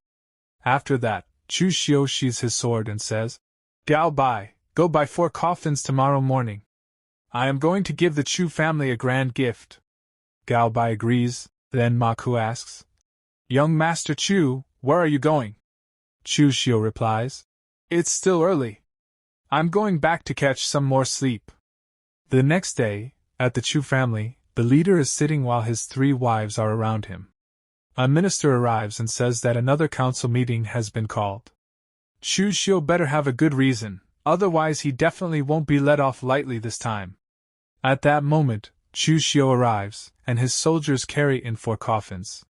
Chu Xiu says, "Father, your son has a few gifts that he would like to present to you." And his father says, Someone reported this morning that many elites of the Li family are dead in front of your courtyard. Did you do this? To this, Chu Xiu replies, Yes, I did. Then his father becomes slightly serious and says, Last time I told you not to make a move against the Li family for now. Did you treat your father's words like the wind passing by your ears? To this, Chu Xiu replies, Father, I would not provoke the Li family. They were the ones who attacked me first. It could not possibly be that I went to the Li family, killed everyone, and then dragged them in front of my residence. His father replies, Rest assured about this matter. I will make the Li family give you an explanation, Chu Xiu says. No need to trouble you, father, because I have already demanded an explanation from the Li family. Then he claps his hands. The powerful bodyguards place the coffins down. Chu Xiu says, These are the three brothers, Li Chen, Li Lin, and Li Zhe. The coffins are opened. Chu Xiu then says, I have already made a move to take over the Li family's business. From now on, Tongzhou Prefecture will only have two major prominent families. As soon as everyone hears this, they are completely shocked. Their mouths remain wide open. Then Chu Xiu clasps his hands and says, Father, elders, this child is willing to hand over 1/3 of the Li family's assets to the family's management. Hearing this, the elders become extremely happy and say that this is great news. Another elder says, Yes, now the Chu family's position in this city is even more secure. Well done. Chu Xiu's father is also smiling inwardly and says, This time, Chu Xiu is finally being more sensible. Then his father looks at Chu Xiu and says, You still have another box. What is inside it? Chu Xiu opens the fourth coffin, and inside is Ding Kaisen's body. As soon as the concubine sees that the body inside the coffin is her father, she completely breaks down. Tears fill her eyes, her mouth remains open, and she runs toward the coffin, shouting, Chu Xiu, are you crazy? Why did you kill my dad? At that moment, Chu Xiu's father becomes extremely angry. He slams his hand on the throne and says, Chu Xiu, what on earth are you trying to do? Chu Xiu looks at his father and says, Father, Ding Kaisen is an in-law to our Chu family, but he was biting the hand that feeds him and colluding with the Li family. Does he not deserve to be killed? The concubine goes to the family head and says, Master, even if my dad did not make significant contributions to the Chu family, he at least worked hard. You must seek justice for me. Chu Xiu says coldly, I was besieged and attacked by the Li family. As to why no one from the Chu family came, I won't say much. But last time, Ding Kaisen took 57,000 caddies of our Chu families, yet claimed it was 52,000, embezzling so much. Does he not deserve to be killed? The concubine shouts. Nonsense! And points at him, still kneeling near the master, saying, How could my father do such a thing? Chu Xiu replies, If you all don't believe it, you can check the Chu family's accounts. Moreover, the steward who originally delivered the ore can also testify. Now Chu Xiu's father's eyes turn red with anger. He says, Call him in. The steward comes and says, replying to the family head, At that time Ding Kaisen indeed made us alter the accounts. Hearing this, the concubine is completely shocked and thinks, Dad actually played mind games with me. If only he had told me, would I not have given it to him? Then her gaze shifts to the master, and she is completely stunned. The family head then says, Someone help the second madam down to rest. She is overly consumed by grief. It is not suitable for her to go out recently. Hearing this, she is completely shocked. Then the concubine's son says, Father, listen to me. I really did not know anything about all this. His father says, Shut up. Over this year, all you have done is scheme back and forth in secret, completely neglecting your martial arts. From now on, your family businesses are taken over. Go to the courtyard and accompany your mother, cultivating peacefully. Then the family head places his hands behind his back, looks at Chu Xiu, and says seriously, Chu Xiu, next time you make a move, you must report to me first. Otherwise, you will also go to the ancestral hall to reflect on your actions. Chu Xiu politely says, Understood, father. Then his father holds his head and says, All right, uncles and Steward Chin, send people to take over the Li family's properties. Everyone is dismissed. After that, the scene shifts to Chu Xiu's residence. He opens the door and enters the courtyard. Gao Bai says, "Young master, we really struck it rich this time. Not counting real estate, the assets already exceed 1,000,000 taels." Chu Xiu says, "Such a large Li family, and only this much?" Gao Bai replies, "Young master, this is already a lot. After the old patriarch of the Li family passed away, people's morale scattered. It has not been easy for them to even reach this point." Chu Xiu says, "All right, you will handle my 1/3 of the Li family's assets." Hearing this, Gao Bai becomes relieved.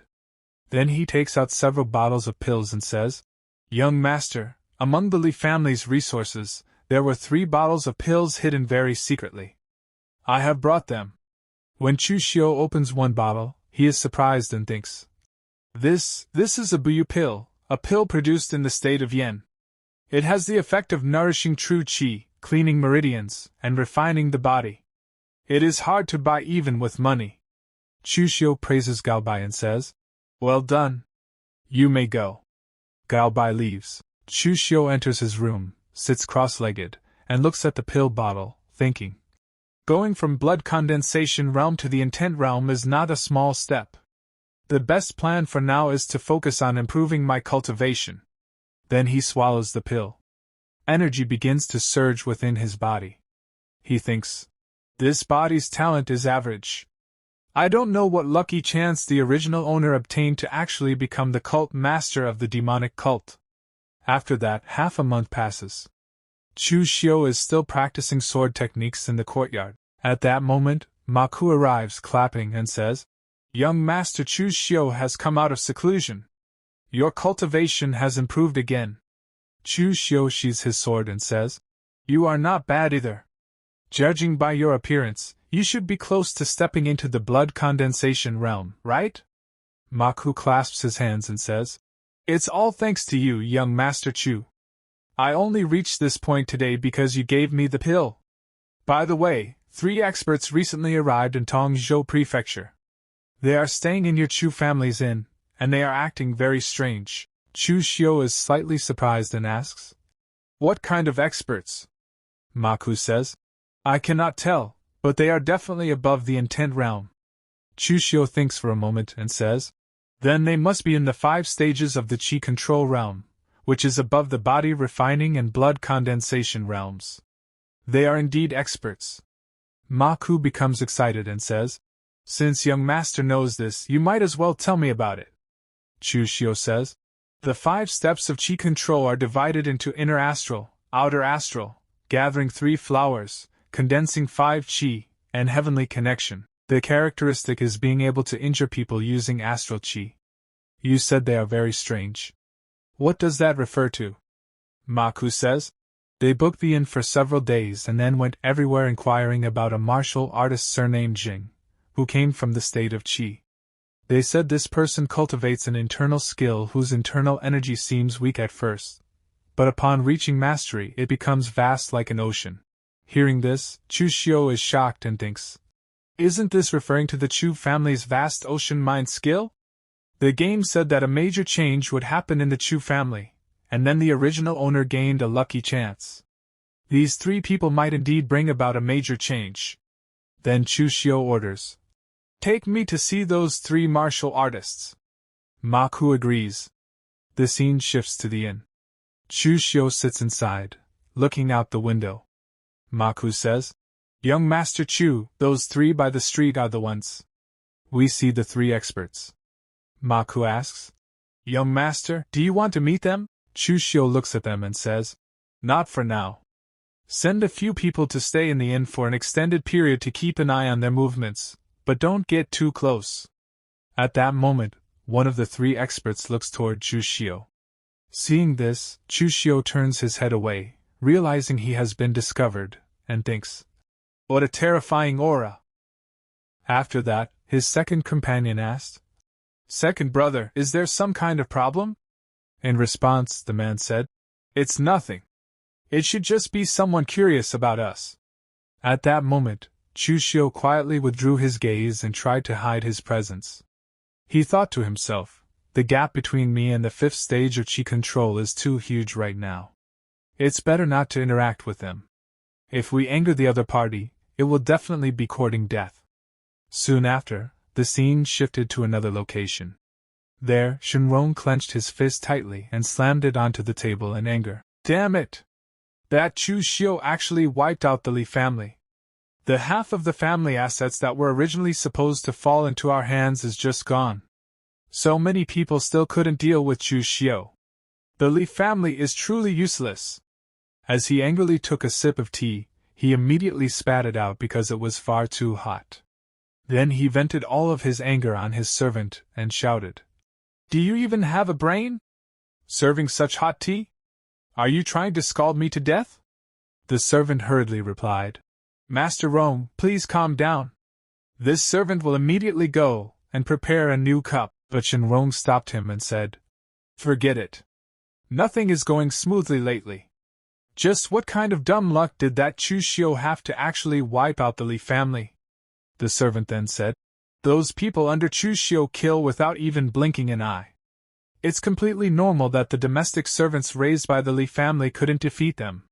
Shenrong frowned and asked, "Those people under Chu Xiu are bandits? How can you be so sure?" The servant explained, "Because this servant couldn't even afford food before, so I once worked as a bandit in Sangmang Mountain for a period of time. Our boss was named Lian Lesan. He once tried to rob and kill Chu Xiu, but he was killed by Chu Xiu instead, who later allied with another group of bandits under Manhwa. Now Chu Xiu's subordinates are Manhwa and his people." Shenrong suddenly understood and muttered, "So that's how it is." He then began thinking deeply. No wonder Chu Xiu managed to reach an agreement with the bandits during his first merchant trip, while Chu Xing immediately ran into trouble the moment he left. Chu Xiu actually allied himself with bandits to secretly harm his own brothers. This is definitely a huge leverage point. He immediately stood up and ordered his servant, "Let's go. Come with me to meet that Chu Xiu. I absolutely must pry 2/3 of the Li family assets out of his hands." Soon, the scene shifted again. Gao Bei arrived before Chu Xiu and respectfully informed him, "Young master, Shenrong of the Shen family has come to visit." At that moment, Chu Xiu was practicing his swordsmanship. Hearing this, he asked in surprise, "Shenrong? Who is that?" Gao Bei explained, "Young master, Shenrong is the head steward of the Shen family. Both Shenbai, who joined the Tsung Lang sword sect, and the family head Shenmu were raised by him. Therefore, his status within the Shen family is extremely high." After hearing that, Chu Xiu asked, "Then what is he looking for me for?" Gao Bei shook his head and replied, "This servant also does not know. He only brought one servant with him and specifically requested to meet you, young master. I have already arranged for him to wait in a private room." The scene then directly shifted to the private room, where the two men sat facing each other. Chu Xiu calmly said, "Steward Shen is a distinguished guest. I wonder what advice you have for me by coming here personally." Shenrong casually took out a paper and placed it on the table. "Take a look." Chu Xiu examined it carefully before saying, "This is a cooperation agreement between Steward Shen and Li Qing. What do you mean by showing this to me?" Shenrong smiled faintly and answered, "My meaning is very simple. The half of the family assets promised by the Li family were ruined because of you. Therefore, you need to compensate me. But not just half, 2/3. Chu Xiu immediately laughed coldly. "Steward Shen, have you gone senile with age? You helped the Li family try to kill me, and now you still dare to demand things from me? On what grounds?" However, Shenrong simply gave him a strange smile and replied, "On what grounds? On the grounds that I know your secret. You colluded with the bandits of North and South Sangmang Mountain to rob and kill merchant caravans. You even robbed and slaughtered the Chu family's own caravan and crippled your younger brother, Chu Xing." Hearing this accusation, Chu Xiu's expression instantly darkened. He stood up and coldly said, "Steward Shen, you can eat carelessly, but you cannot speak carelessly. I'm not insane. How could I possibly do something so mad?" Shenrong then gestured toward his servant and said, "Wang Er, It seems young Master Chu Xiu has no impression of you anymore. Say a few words and help young Master Chu Xiu properly recall things. The servant immediately stepped forward and said, Young Master Chu Xiu, do you still remember the incident where you severely injured Lien Les Han with a single blade strike? At those words, Chu Xiu suddenly realized something. This person could actually be one of the surviving bandits. The servant sneered strangely and continued, Back then, it was Manhwa who helped you kill people. I ran fast enough, so I survived. And now look at you, you actually brazenly brought Manhwa to your side. Truly bold. Chu Xiu secretly cursed inwardly. To think there was actually a bandit who survived back then. I'm really unlucky. Then Chu Xiu calmly asked, So Steward Shin's intention is to ask me for hush money? At that moment, Shenrong also sensed a sudden change in Chu Xiu's demeanor and thought to himself, he calmed down so quickly. He really is quite a character. He then said proudly, That's right, Chu Xiu. I advise you to be sensible. Otherwise, if this matter gets exposed, your fate will probably become even more miserable than your fourth brother Chu Xing's. Chu Xiu replied helplessly, Steward Shin, you are making this overly difficult. I already handed over the Li family properties to the family, keeping only 1/3. Where am I supposed to get another 2/3 for you? But Shenrong coldly replied, I don't care about that. I only look at results, not the process. I'll give you 10 days. Otherwise, you know the consequences. Chu Xiu narrowed his eyes and asked, Is there truly no room for negotiation in this matter? Shenrong then placed his hand on Chu Xiu's shoulder and said arrogantly, Others may negotiate, but you, Chu Xiu, are the only one without the qualifications to negotiate. Don't forget, your leverage is now in my hands. At that very moment, Chu Xiu's hand slowly moved toward the hilt of his sword. In the next instant, with a single flash of steel, the sword pierced directly through Shenrong's chest. Shenrong didn't even have the chance to react before the blade had already stabbed through him. Blood poured out from his chest as his eyes widened in disbelief. I am the steward of the Shen family, and you actually dare to kill me. Even while dying, he still tried to use the Shen family's name to intimidate Chu Xiu. But Chu Xiu remained completely unmoved. With another swift motion, he ended Shenrong's life completely. Shenrong's body collapsed onto the floor, his eyes still wide open in death. On the other side, when the servant saw that Chu Xiu had killed his master, his mouth fell wide open in terror. Before he could even scream, Chu Xiu's sword had already reached his neck. With a single strike, his life also came to an end, and his body dropped lifelessly onto the ground. Afterward, Chu Xiu calmly sheathed his sword and thought to himself, Human greed is limitless. So this Shenrong had to die. Just then, Gao Bei rushed into the room and threw open the door. Young master, how could you kill someone from the Shen family? But Chu Xiu gave no immediate response. He simply held his sword calmly, his head lowered in silence. Seeing this, Gao Bei thought in panic, Why did you have to kill someone from the Shen family? The Shen family is not like the Li family. This time, you've truly stirred up a massive disaster. Then Chu Xiu finally lifted his cold gaze toward Gao Bei and said in a chilling voice, They were courting death themselves. They threatened me with the matter involving Manhwa. If I didn't kill them, then I would have been the unlucky one, Gao Bei anxiously replied. But you killed the head steward of the Shen family. It won't be easy to get through this situation. At that moment, Chu Xiu picked up the agreement Shenrong had brought and showed it to him. Someone already delivered the perfect excuse right to our doorstep. If we want to get through this, it's actually quite simple. Clean up the bodies and follow me back to the Chu family. Now even Gao Bei's expression changed completely. After witnessing Chu Xiu cause one disaster after another, he couldn't help but think, the young master's ability to handle affairs is strong, but his ability to cause trouble is even stronger. Soon afterward, the scene shifted to the Chu family hall, where the family head sat together with several elders and Chu Xiu's stepmother. Clearly, another huge turning point was about to happen. The family head rubbed his forehead in exhaustion and asked, Chu Xiu, what is it this time? Didn't I warn you last time not to recklessly stir up trouble? By now, even the family head was starting to get headaches from Chu Xiu's endless incidents. Then Chu Xiu calmly declared, I killed the Shen family's head steward. The moment those words were spoken, his father completely exploded in rage. Even the teacup in his hand shattered onto the floor. The entire Chu family hall instantly fell into shock and silence. Everyone stared at Chu Xiu in disbelief, wondering what kind of catastrophe he had caused this time. His father pointed directly at him and roared, Chu Xiu! What exactly are you trying to do? You dare kill just anyone now? If you were given enough strength, would you even dare kill the sect master of the Tsang Sword sect? Chu Xiu then calmly took out the paper and handed it over.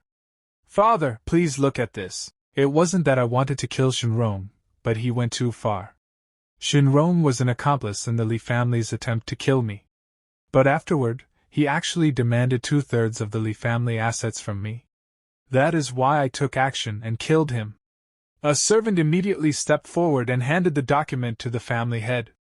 The family head carefully read through it while the elders began discussing among themselves.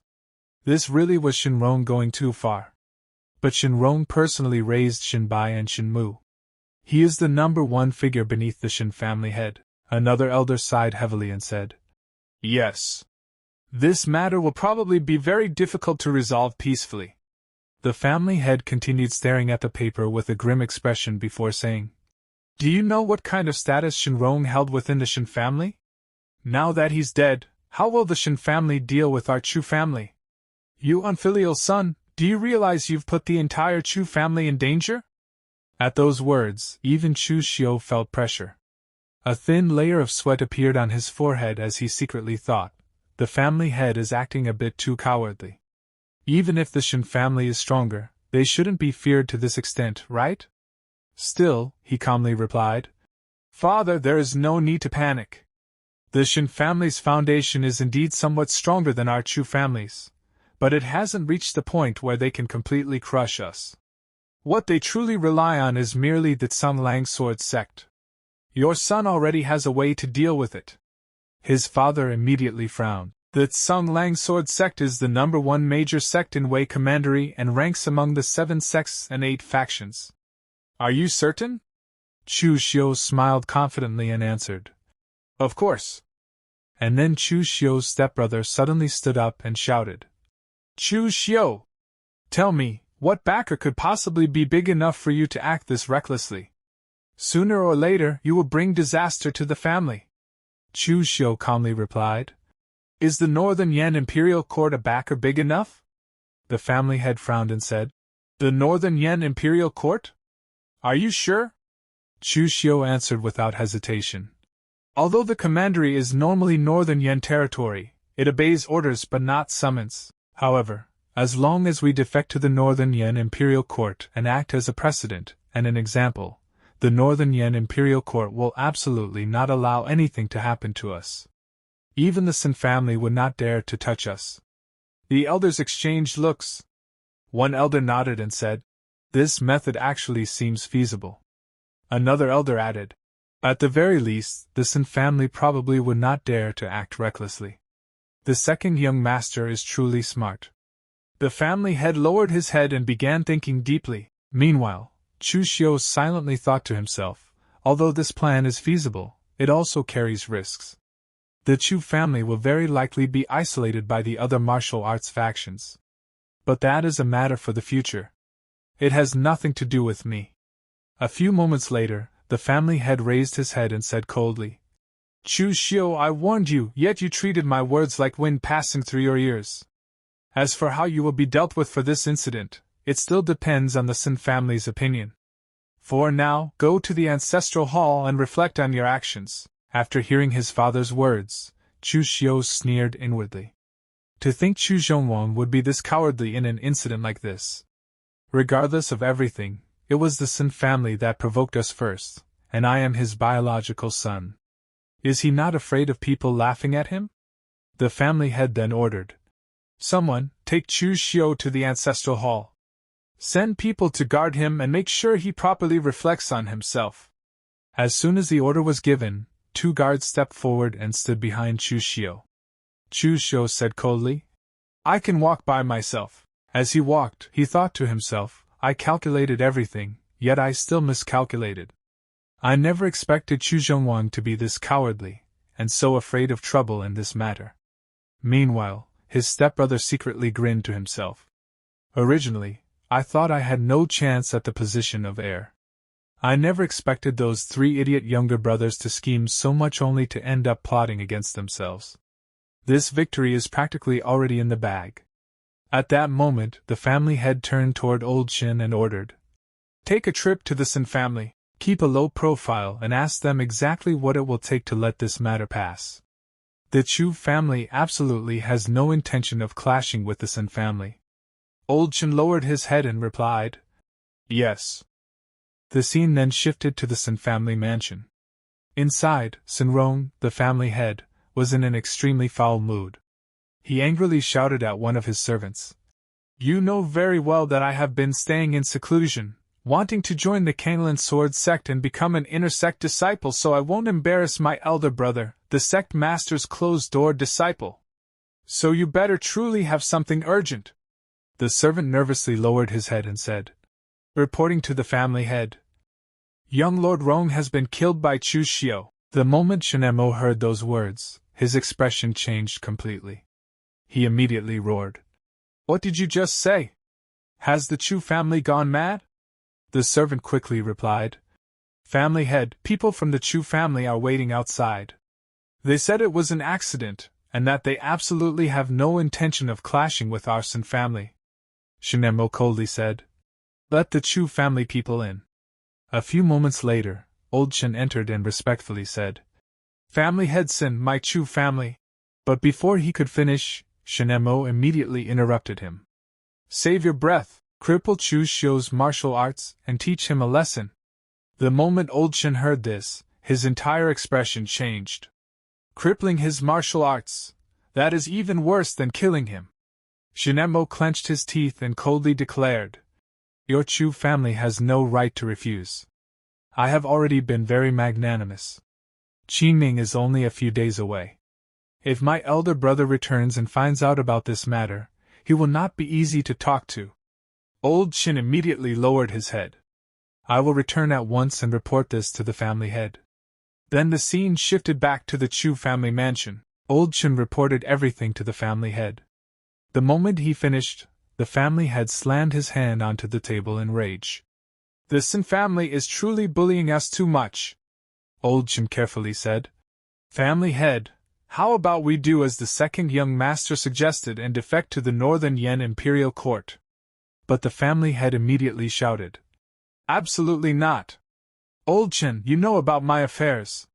Right now, my research on that thing has reached a crucial moment.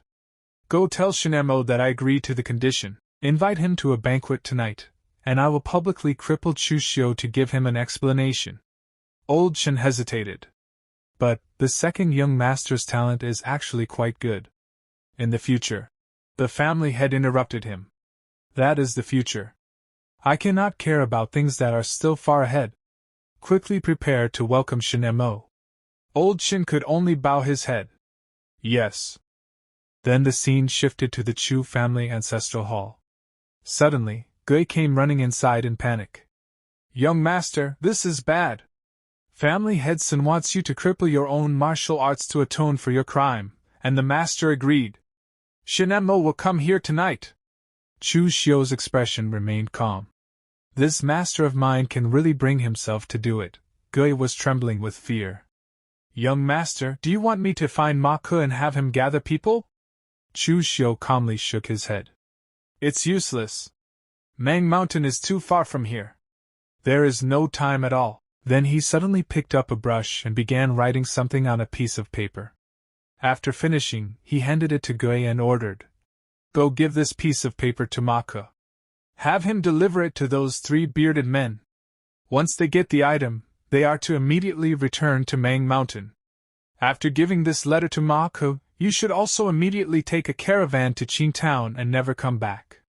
Gui instantly understood. "Understood."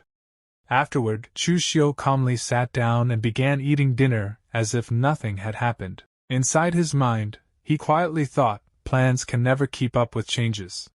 I will never be able to sit in the position of heir in the Chu family because this Chu family is about to die out soon. Later that night, Shinemo had already arrived at the Chu family mansion. To personally welcome him, the Chu family had stood outside the gates and greeted him respectfully. Family head Shin, your presence today truly brings light to my humble Chu family. The banquet has already been prepared. Please come inside. Shinemo let out a cold snort. Family head Chu, you are too polite. Soon, the two entered the banquet hall together. The Chu family head forced a smile and said, Family head Shin, that useless son of mine killing Shinrong was truly a misunderstanding. Tonight, right in front of you, I will personally cripple him and give you an explanation. Shinemo nodded slightly and said coldly, Nothing can be accomplished without rules. Thank you for your understanding, family head Chu. The Chu family head immediately ordered, Go and bring Chu Xiu here. Not long afterward, the guards escorted Chu Xiu into the banquet hall. The moment the Chu family head saw his son, he became slightly stunned. Does he not know that his martial arts are about to be crippled? Why does he not look afraid at all? Frowning deeply, he suddenly shouted, Chu Xiu! Aren't you going to apologize to family head Shin? Chu Xiu calmly looked ahead and replied, It should be about time. The Chu family head froze. What are you talking about? His expression instantly turned confused. At that moment, he suddenly felt that something was wrong. Without hesitation, he immediately stood up. What exactly is going on? Just then, a guard rushed into the banquet hall in panic. Family head! This is bad! Someone is attacking our front gate! The moment the family head heard this, his expression darkened. He immediately stood up and began walking toward the gate. Who dares to be this bold? Shinemo also frowned and followed him outside. Soon, they arrived at the Chu family gate. The moment they reached it, they saw 3 men standing there. These were the same 3 men Chu Xiu had noticed before. Several Chu family guards had already been killed and were lying on the ground. The man standing at the front suddenly shouted loudly, Zhongwang, no, I should call you Chu Zhongwang instead. You shameless and despicable villain! You didn't expect this, did you? We're still alive, and we even found this place. The moment Shinemo heard those words, his expression changed. Meanwhile, Chu Zhongwang's face turned serious. Chu Xiu quietly stood nearby, calmly watching the drama unfold beneath the moonlight. Then the leader of the 3 men shouted again. For more than 20 years, we searched the entire Eastern Qi but could not find a single trace of you. So it turns out that when you joined the Dragon Cavalry Imperial Guard back then, you actually used a fake name. The moment Shinemo heard the words Dragon Cavalry Imperial Guard, his eyes widened in complete shock. He immediately turned toward Chu Zhongwang. You actually came from the Dragon Cavalry Imperial Guard? Chu Xiu narrowed his eyes. The Dragon Cavalry Imperial Guard is the royal army of Eastern Qi. Even their weakest member is in the innate realm. Compared to the head of a small family in Tongzhou Prefecture, this identity is completely beyond comparison. For Chu Zhongwang to hide here, he must have a very deep motive. The Imperial Guard sneered. It seems none of you know Chu Zhongwang's background. Fine. Today, I'll tell you exactly what kind of person this Chu family head really is. He raised his sword and pointed it straight at Chu Zhongwang. Our Dragon Cavalry Imperial Guard operated in squads of 5. More than 70 years ago, when Chu Zhongwang joined the Dragon Cavalry Imperial Guard, he was assigned to our squad. We later received an order. A large force was to infiltrate the Miao region and snatch a supreme treasure for the second prince. After the treasure was acquired, our 19 squads were tasked with mixing the real treasure among fake ones and scattering in different directions to confuse our enemies. It just so happened that our squad ended up with the real treasure. The man's eyes burned with rage. But just when we were desperately carrying out our mission, this shameless and despicable villain, Chu Zhongwang, actually ran away with the treasure. As a result, our eldest brother was brutally beaten to death by 100 strikes of the blue dragon whip. The rest of us were left permanently injured and could only remain stuck forever in the inner astral stage of the Qi control realm. Hearing this, Chu Xiu's brows slightly furrowed. So Chu Xiongwang endured this much, and the destruction of the Chu family in the original plot was all because of this. The man suddenly pointed his sword directly at Chu Xiongwang and roared with killing intent. Chu Xiongwang! Today is the day you die! Then, one of the man's companions stepped forward and shouted angrily. When you first joined the Dragon Cavalry Imperial Guard, you were the weakest among us, and eldest brother took the greatest care of you. Yet in the end, you got everyone in the squad killed. You want to kill us now? Do you truly have no guilt in your heart? Chu Xiongwang slowly stepped forward and coldly replied. Every man for himself.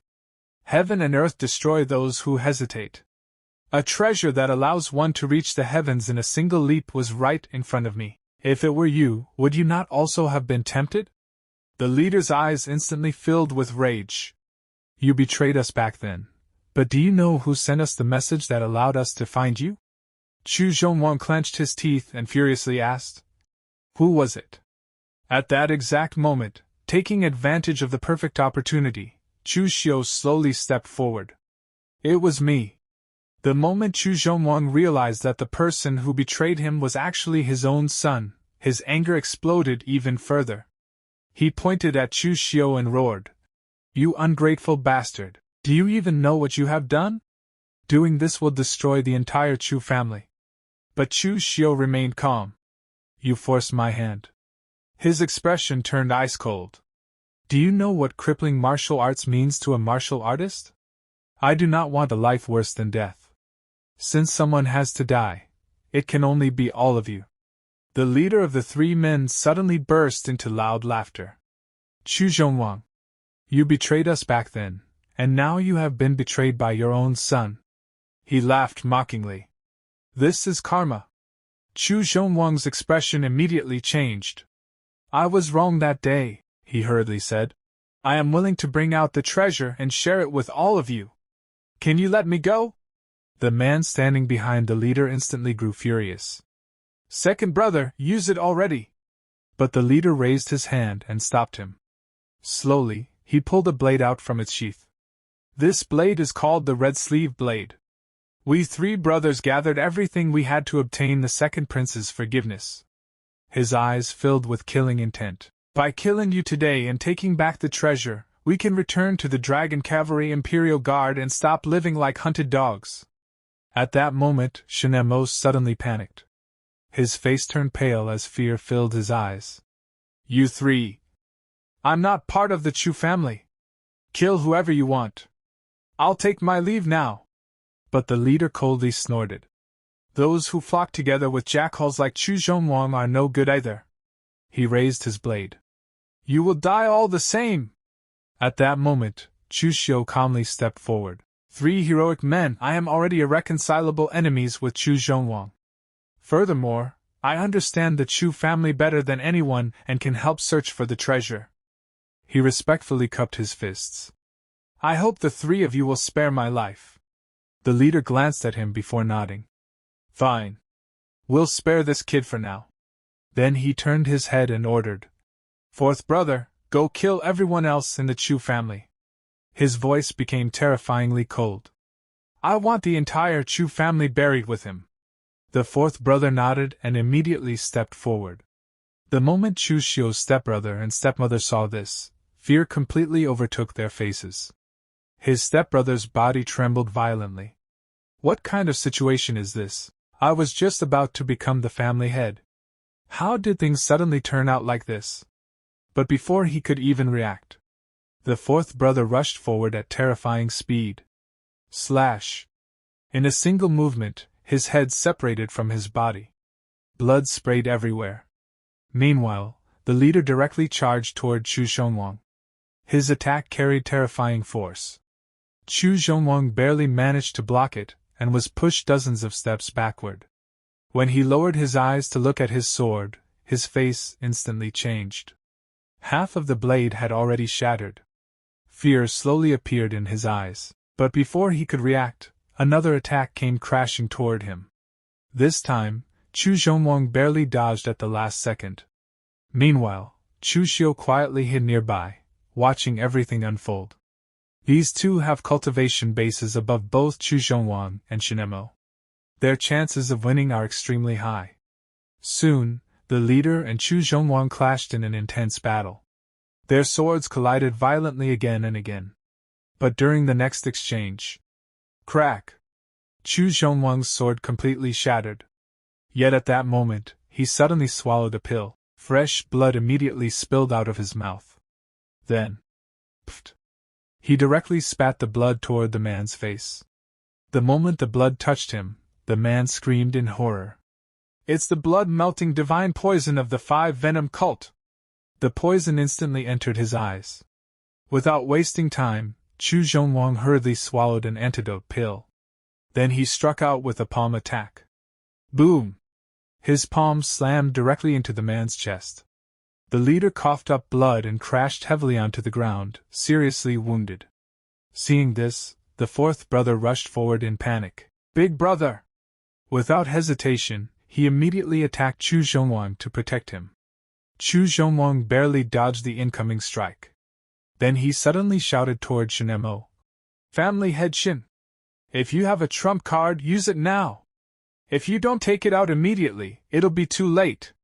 Hearing this, Shinemo gritted his teeth. Blood was already dripping from the corner of his mouth. If that's the case, fine! In the next second, he unleashed a terrifying slash attack. A burst of spiritual energy erupted outward. The third man was blasted backward. Then, slash! In a single instant, his body was cut in half. He died on the spot. The fourth brother's face instantly turned pale. Impossible! His voice trembled. That's astral chi! How is that possible? Meanwhile, Shinemo lowered his gaze toward his half-broken sword. Thanks to the sword-stealing dagger eldest brother brought back from the Kunlun Sword Sect, but I don't know how many more times this thing can still be used. The remaining man immediately turned around and tried to flee. But Chu Xiu's expression became extremely ugly. No! I absolutely cannot let him go. If the Dragon Cavalry Imperial Guard finds out about this, I'm finished. Without hesitation, he rushed after him and attacked from behind. But the man noticed it in time and thrust his spear backward. Chu Xiu instantly grabbed the spear with one hand. Then he hurriedly signaled Shinemo. Now! Shinemo immediately understood. Without hesitation, he activated the dagger again. But this time, its target was both of them. Whoosh! The terrifying astral chi pierced straight through the fleeing man's chest, and continued forward, piercing directly through Chu Xiu's chest as well. A massive bloody hole exploded open in his chest. Chu Xiu's eyes widened in complete shock. Why? But before he could even finish speaking, his body collapsed heavily onto the ground. Shinemo slowly stepped forward. That is a supreme treasure. His eyes burned with greed. A treasure that even the second prince of Eastern Qi desires. He smiled coldly. I want it just the same. Inside his mind, greed surged endlessly. Perhaps with that treasure, I will no longer have to look up to my eldest brother. Instead, he will have to look up to me. But suddenly, a voice came from behind him.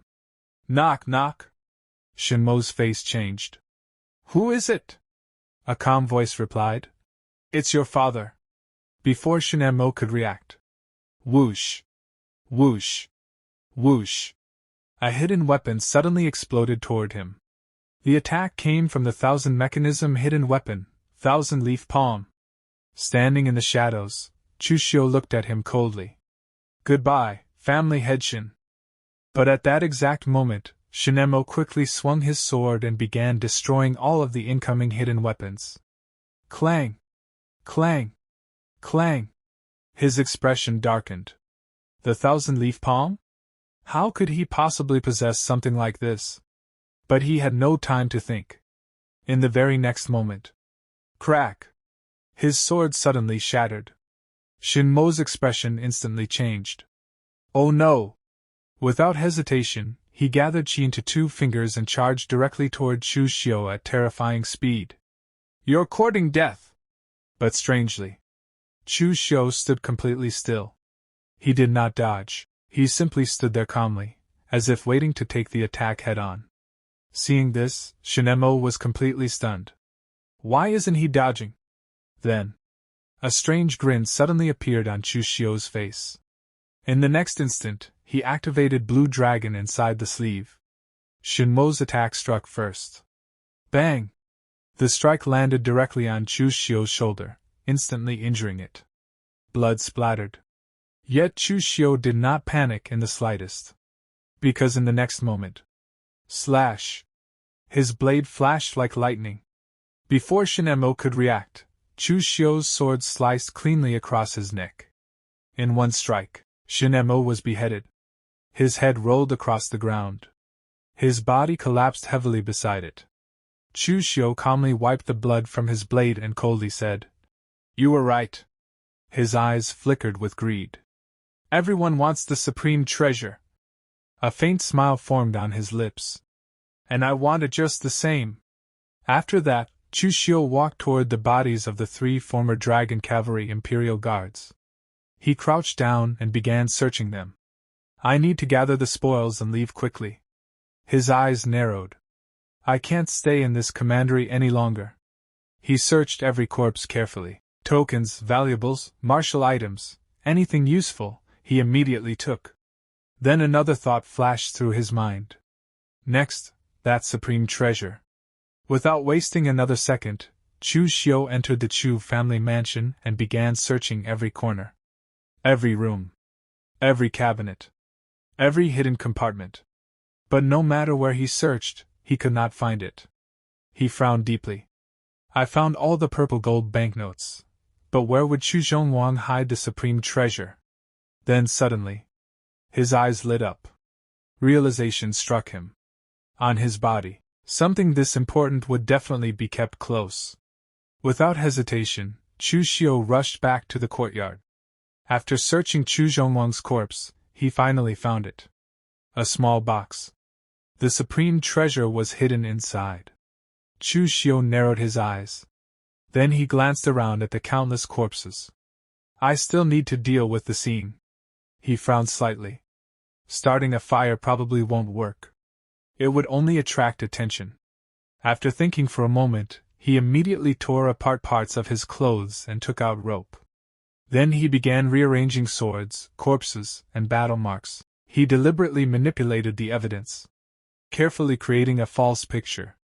This way, it'll look like they all killed each other. After finishing everything, Chu Xiu tied a bundle over his shoulder and prepared to leave. "There's no time for more arrangements. I should leave first." His eyes narrowed. Hopefully this is enough to fool Shinmo's elder brother Shinbai. That man is the real trouble. Then, with a leap, Chu Xiu jumped over the courtyard wall and disappeared into the darkness of the night. The next day, the scene shifted north toward Mang Mountain. Near a hidden cave, Chu Xiu slowly stepped inside. After entering, he sat down and finally began checking the treasures he had obtained. The very first thing he looked at was the supreme treasure. He stared at the small box thoughtfully. "I'm carrying a heavy treasure and cannot trust anyone. Let's open this thing first." He narrowed his eyes. "This looks like the style of the Western Chu mechanisms. Luckily, I know how to open it." Without much effort, he unlocked the box. The moment it opened, he froze. Inside was an insect. A golden silkworm. Chu Xiu narrowed his eyes. A golden silkworm? Since this is a supreme treasure, it should have been mentioned in the original plot. Then suddenly, a bright light flashed in his eyes. Realization hit him. This is the miraculous goo insect refined by the moon worship cult of the Miao region. Born from the glazed Buddha bone of an eminent monk from the Great Illumination Temple, the only one of its kind in the entire world. The glazed gold silkworm goo. His breathing became slightly heavier. It can completely transform a person's body and bones. Then his expression became mocking. It seems Chu Zhongwang spent all these years trying to refine it using true qi. He scoffed. What a country bumpkin. High-grade treasures naturally require high-grade methods. Using true qi alone? Even after 100 years, it would still be useless. Without hesitation, Chu Xiu raised his blade. Slash! He directly cut open the center of his chest. Blood slowly flowed out. Suppressing the pain, he carefully pushed the golden silkworm into the wound. The moment it entered, the insect immediately burrowed inside. Pain surged through his body. Yet Chu Xiu endured it. He didn't even scream.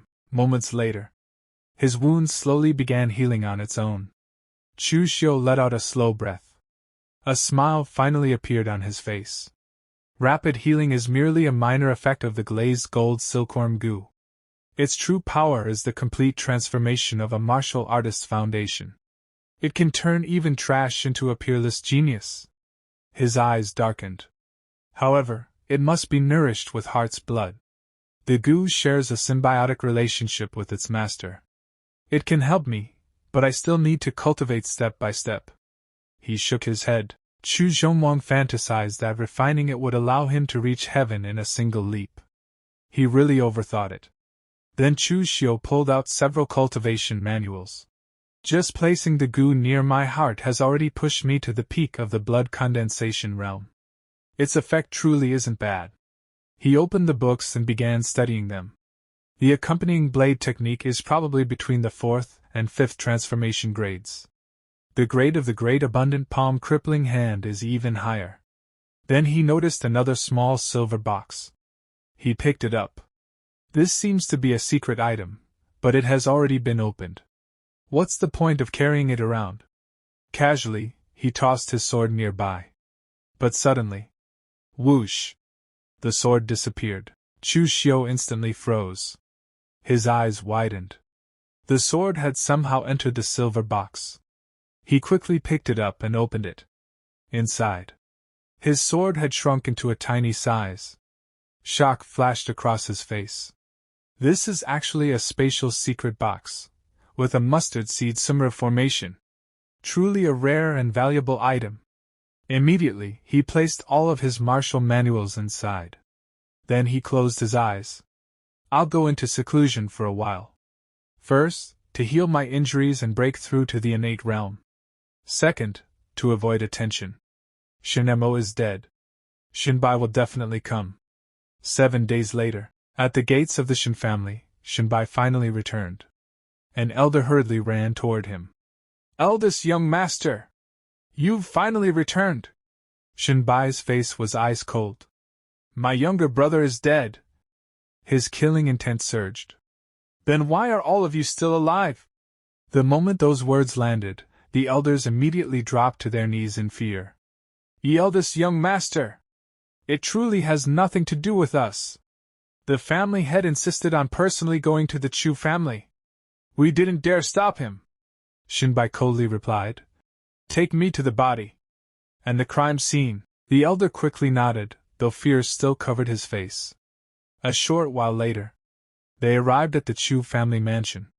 There, a constable named Qin greeted him. Sorry for the trouble, young Master Shin. Constable Qin respectfully replied. Young Master Shin is too polite. This is my duty. After that, he carefully began reinvestigating the bodies and the battlefield. Hours later, Constable Qin slowly stood up. His expression turned serious. Young Master Shin. The second young master's death is not as simple as it appears. His eyes narrowed. Someone staged this entire scene. Shinbai's expression instantly changed. Who? Constable Qin looked straight at him and spoke one name. Chu Xiu. Shinbai nodded and said to the constable, Please explain everything. The constable agreed and immediately began his analysis.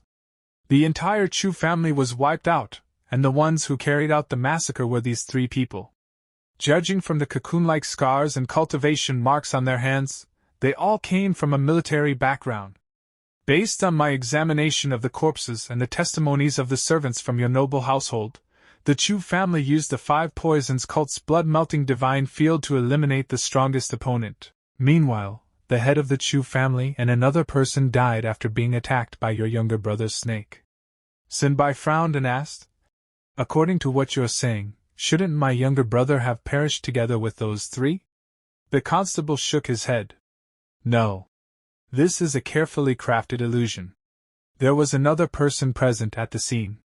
Looking at the blood and the wounds on your younger brother's fingers, he should have used the king's meridian-serving sword finger technique. It struck someone, but not a single corpse here bears injuries matching that technique." Hearing this, Sinbai became visibly confused. The constable continued, "Therefore, another person must have been injured by the meridian-serving sword finger at that time. That individual was the one who created the illusion, making everyone believe they had all died together." Still puzzled, Sinbai pointed at the mangled remains and asked, "Then why is the head of Chu Xiu's corpse damaged so badly? It's almost impossible to recognize." After examining the body again, the constable replied, "Among all the corpses, only the supposed body of Chu Xiu has been completely destroyed and reduced to a bloody mess. That alone is highly suspicious. Furthermore, the servants of your noble mansion stated that Chu Xiu had only reached the blood condensation realm. However, this corpse's cultivation is far too weak, and it also appears to have used a spear."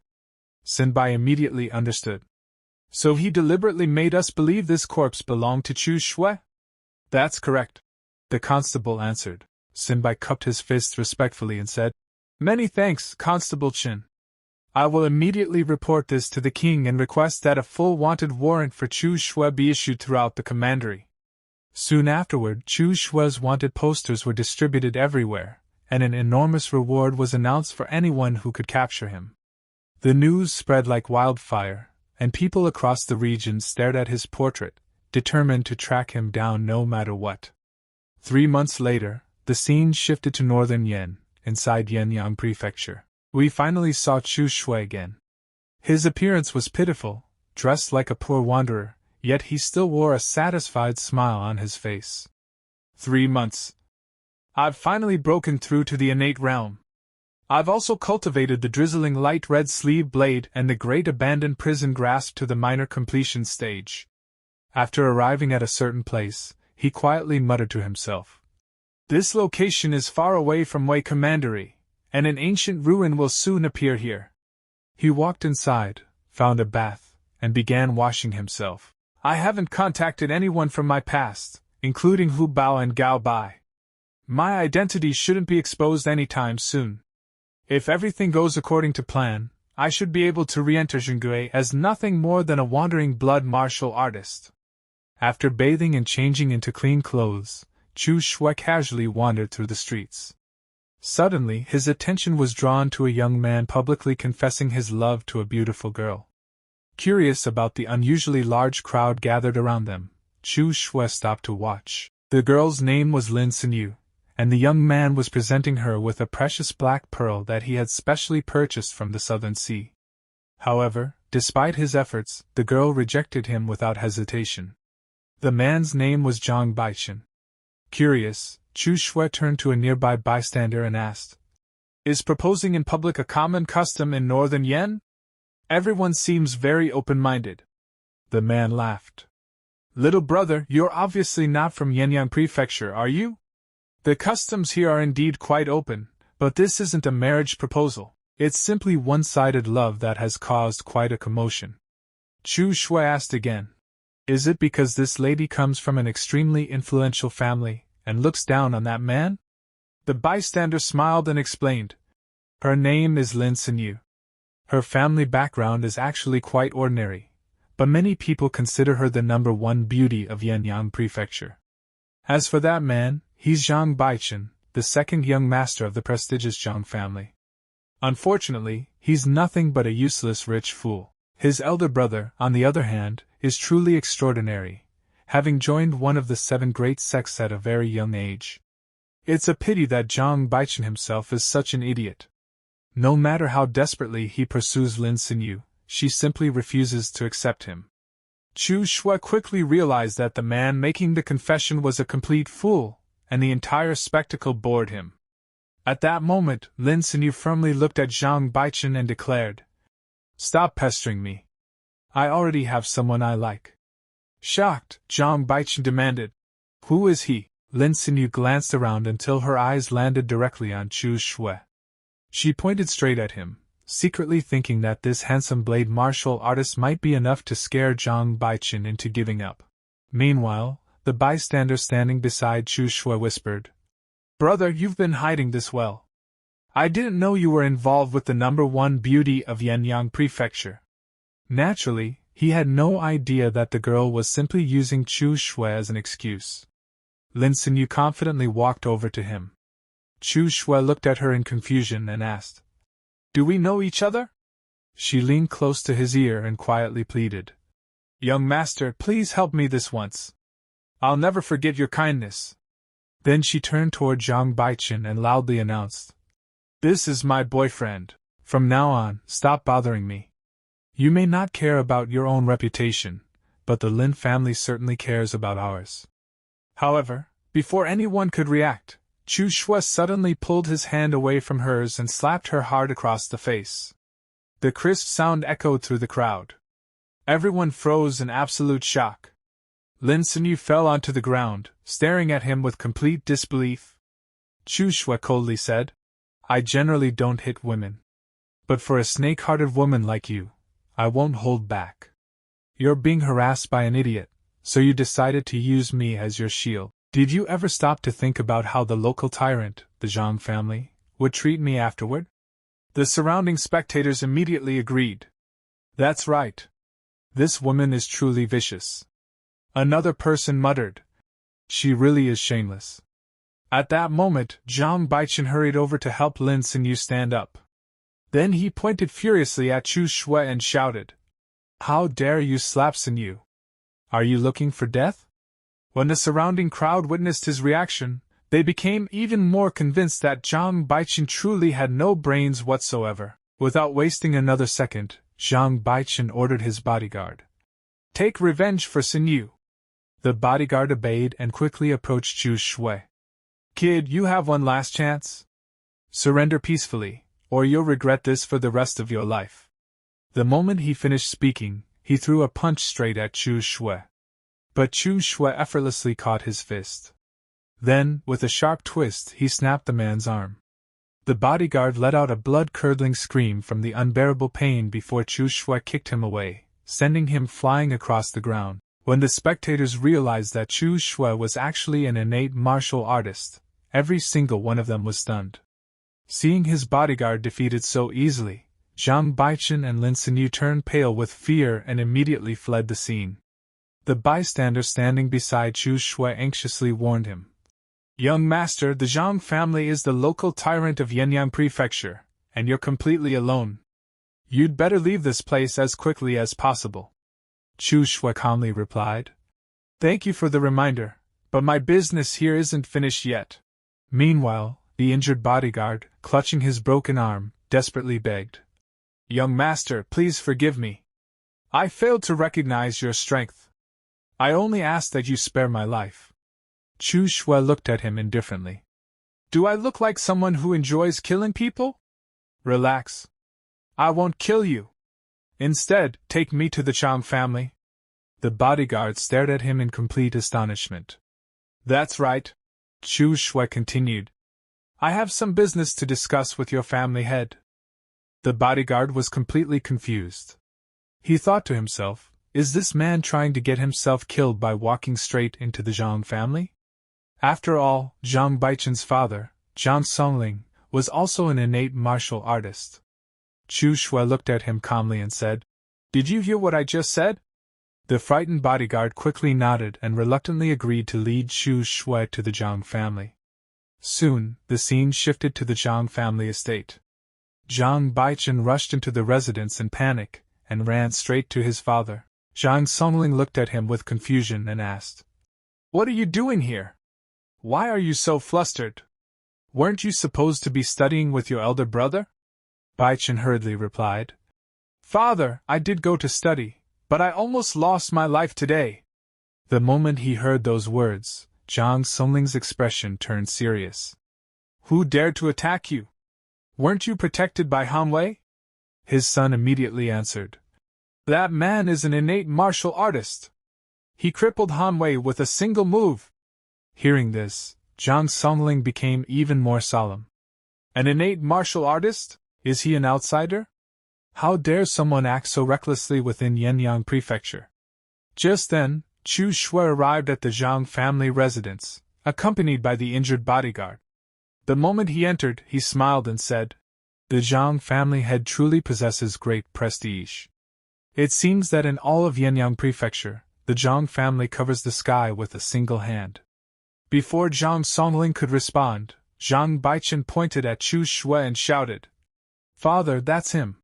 He's the one who tried to kill me and crippled Han Wei. Zhang Songling glared at Chu Xiu. What audacity! How dare you harm a member of the Zhang family? And after that, you still had the nerve to walk into our estate so openly? Do you really think the Zhang family will let you leave alive? Ignoring the threats entirely, Chu Xiu calmly walked toward the family head and said, A broken arm can always be reattached. I didn't come here to fight. I came to discuss a business deal worth 100,000 taels of silver. Those words immediately caught Zhang Songling's attention. Very well, he replied. Tell me about it. Although Zhang Baichen continued shouting that he wanted revenge, his father completely ignored him. Chu Xiu explained. In a few days, Linzhou Commandery will hold a secret box auction. There's an item I want, but as someone who isn't from Linzhou, it would be inconvenient for me to participate directly. Therefore, I'd like to ask a local powerhouse like yourself to bid on my behalf.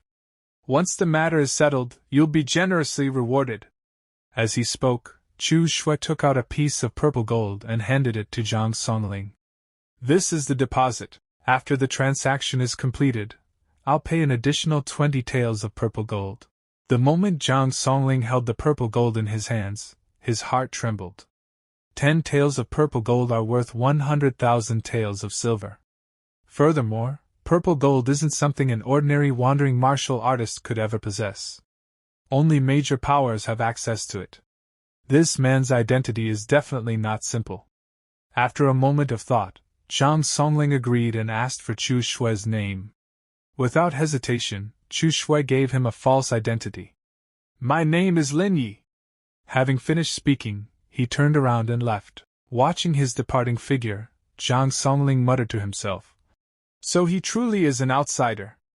Zhang Baichen immediately protested again. But father, he hit me. I nearly died. His father silenced him with a stern glare. At that moment, Han Wei was questioned about what had happened. The bodyguard explained everything in detail from beginning to end.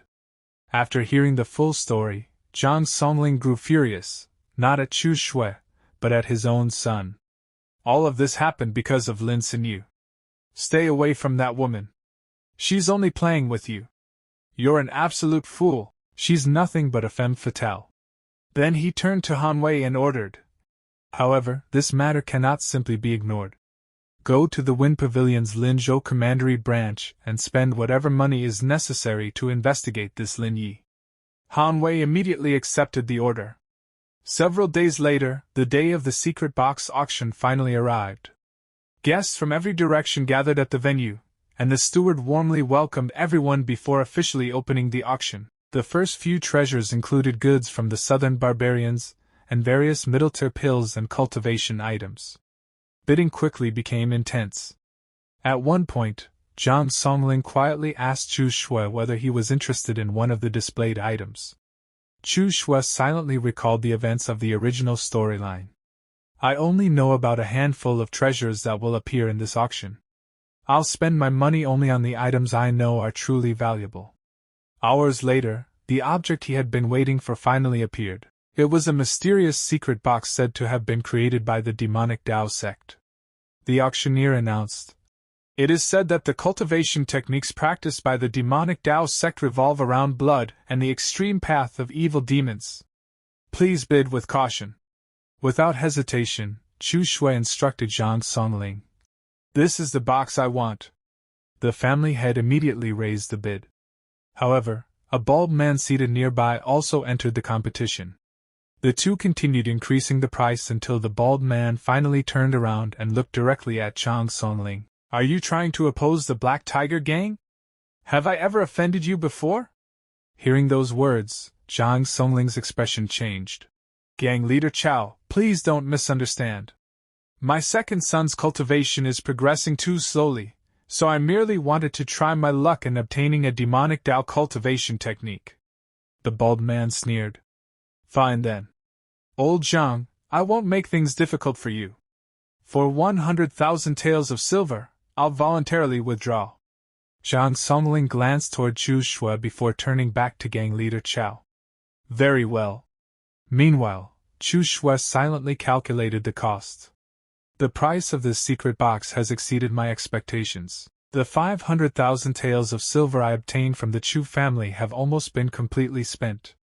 After the auction concluded, Zhang Songling informed him. According to the auction rules, the secret box will be delivered directly to the Zhang family residence tonight. Chu Xiu nodded. Very well. I'll come tonight with the remaining purple gold, collect the box, and complete our transaction. He thanked Zhang Songling and left while thinking, the most valuable item in this entire auction is already mine. There's no reason to stay and watch the rest. 2 hours later, Han Wei returned to the Zhang family with fresh intelligence. He immediately reported to Zhang Songling. I investigated through the Wind Pavilion. Lin Yi is a fake identity.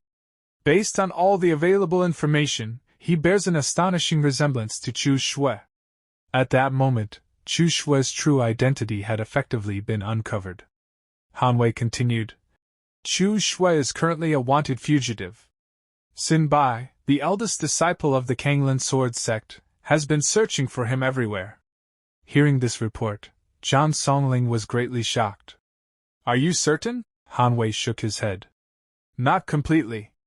The wanted poster describes Chu Xiu as being in the blood condensation realm, while Lin Yi has already reached the innate realm. Therefore, the Wind Pavilion is only 80% certain. But even 80% certainty was enough to excite Zhang Songling. Han Wei suggested. Family head, perhaps we should report Chu Xiu's whereabouts to the Kunlun Sword Sect. However, Zhang Songling shook his head. Wei Commandery and Northern Yen have always been hostile toward one another. More importantly, Lin Yi appears to have no backing whatsoever. A greedy smile slowly appeared on his face. The Chu family has already been annihilated. That means Chu Xiu most likely carries all of their wealth and assets with him. Taking those treasures for ourselves would be far more profitable than selling mere information. Han Wei hesitated. But for Chu Xiu to be hunted by the Kunlun Sword Sect, he's probably no ordinary person. No matter how extraordinary he may be. Zhang Songling replied coldly. He's still only one man. Nevertheless, there's nothing wrong with being cautious. He immediately issued another order. Arrange for our people to remain hidden outside the estate.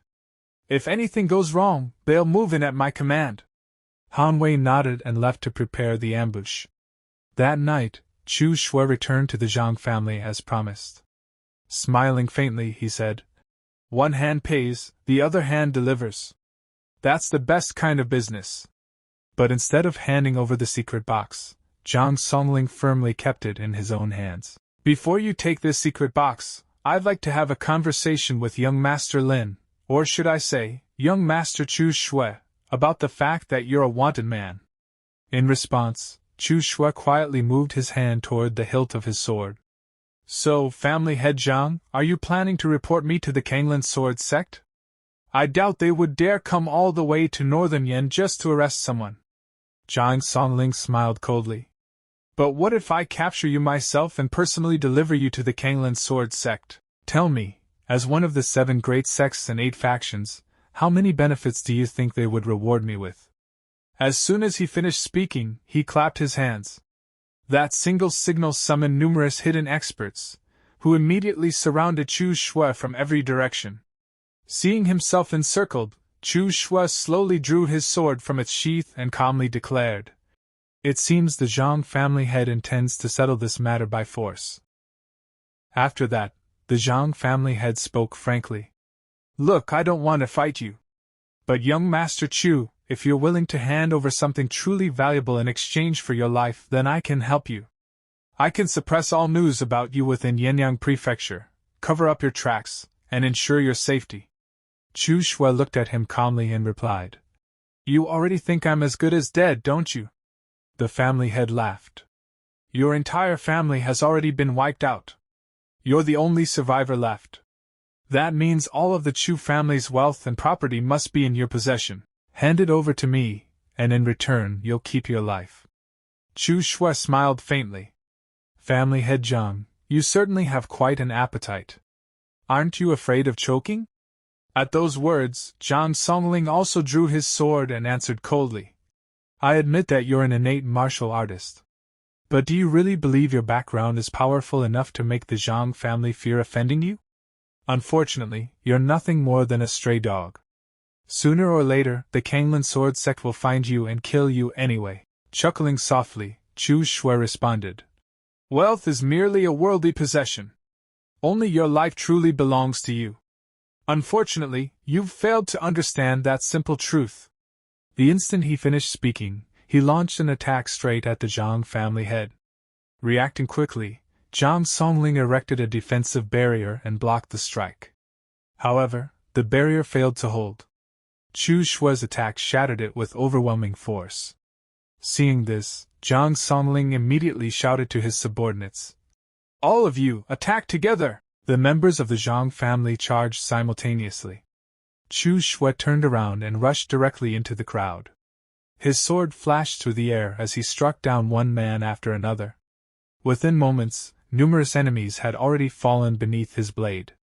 When Zhang Songling witnessed his clansmen being slaughtered so effortlessly, he could no longer endure the losses. He attacked Chu Xiu from behind with his own sword. But Chu Xiu calmly intercepted the incoming strike with his blade. The pressure forced Zhang Songling to grit his teeth as he struggled to overpower him. Then Chu Xiu suddenly pushed him backward, sending him stumbling several steps away. At that very moment, Hanwei launched a sneak attack from behind. Without even looking, Chu Xiu grabbed Hanwei's arm and coldly said, I already gave you one chance. You chose to waste it. With a violent twist, he broke Hanwei's arm once again. Immediately afterward, Chu Xiu slashed across his throat. Hanwei collapsed on the spot, dying instantly.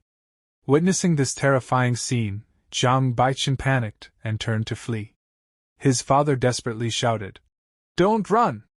Come back! But before Baichen could escape, Chu Xiu appeared before him in an instant and seized him. At that moment, Zhang Songling was filled with regret.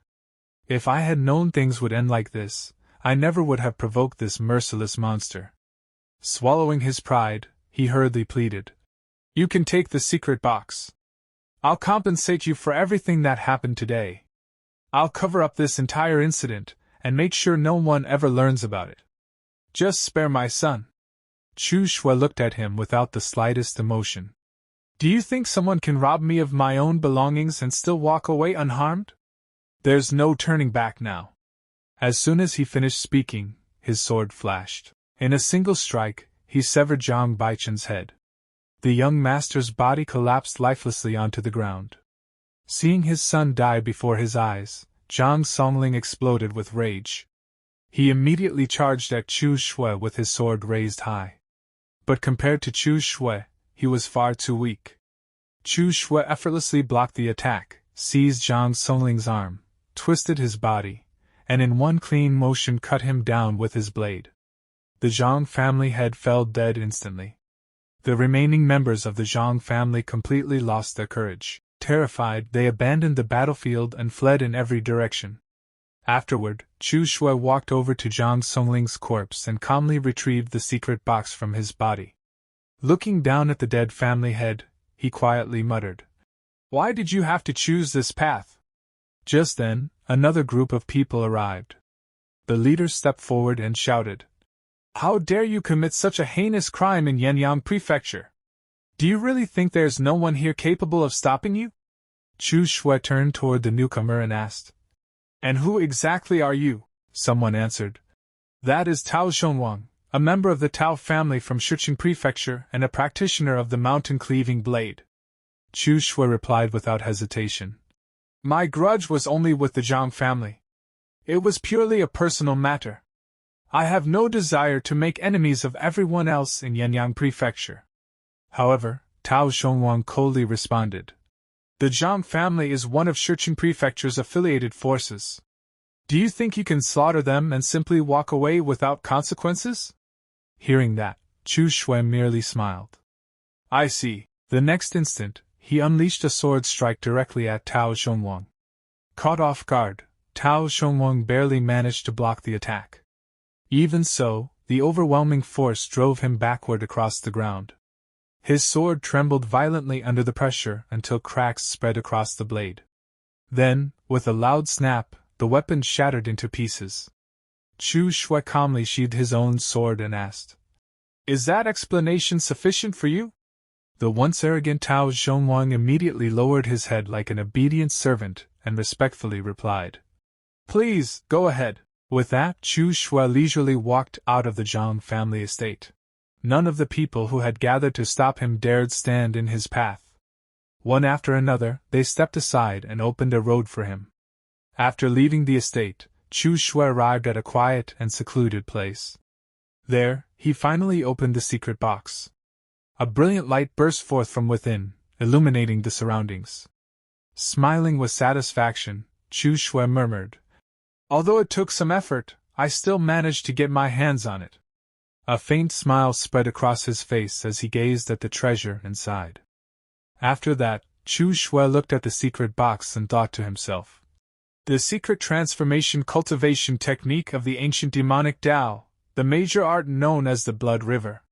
Once one chi piercing the sun and moon condenses killing intent, it can draw upon the boundless spiritual energy of heaven and earth and erupt with limitless power. My next destination should be Mount Liang. The ancient ruin is about to appear there.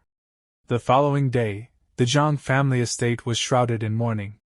At that moment, the Zhang family's eldest son, Zhang Baitao, returned home. As he stepped inside, he called out, Father! Baichen! I'm back! However, the moment he saw the funeral atmosphere and the grieving servants throughout the residence, he froze in shock. What happened? Who died? A member of the Zhang family hurried over and said, Eldest young master, you've finally returned.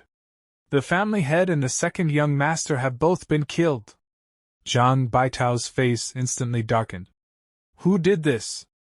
The servant answered without hesitation. It was Chu Xiu.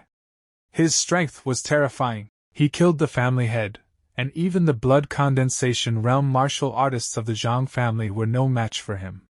Tao Zhongwang also tried to stop him, but Chu Xiu forced him back with a single slash. The moment Zhang Baitao heard Chu Xiu's name, overwhelming rage filled his heart. He swung his sword violently, splitting apart a nearby burning ceremonial pot. Where did Chu Xiu go? The servant quickly replied. Someone saw him heading toward Mount Liang. Zhang Baitao thought to himself, if even Tao Zhongwang was forced back, my chances of defeating Chu Xiu are extremely slim. Should I simply return to the sect for secluded cultivation? No, absolutely not. Suddenly, an idea crossed his mind. That's right.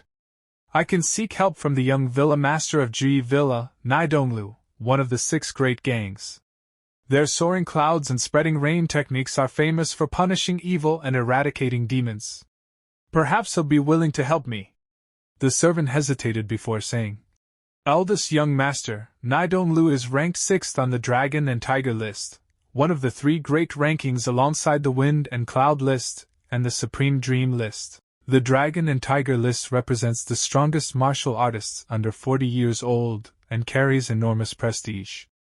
Will you really be able to invite someone like him? Zhang Baitao answered confidently. I'll give it a try.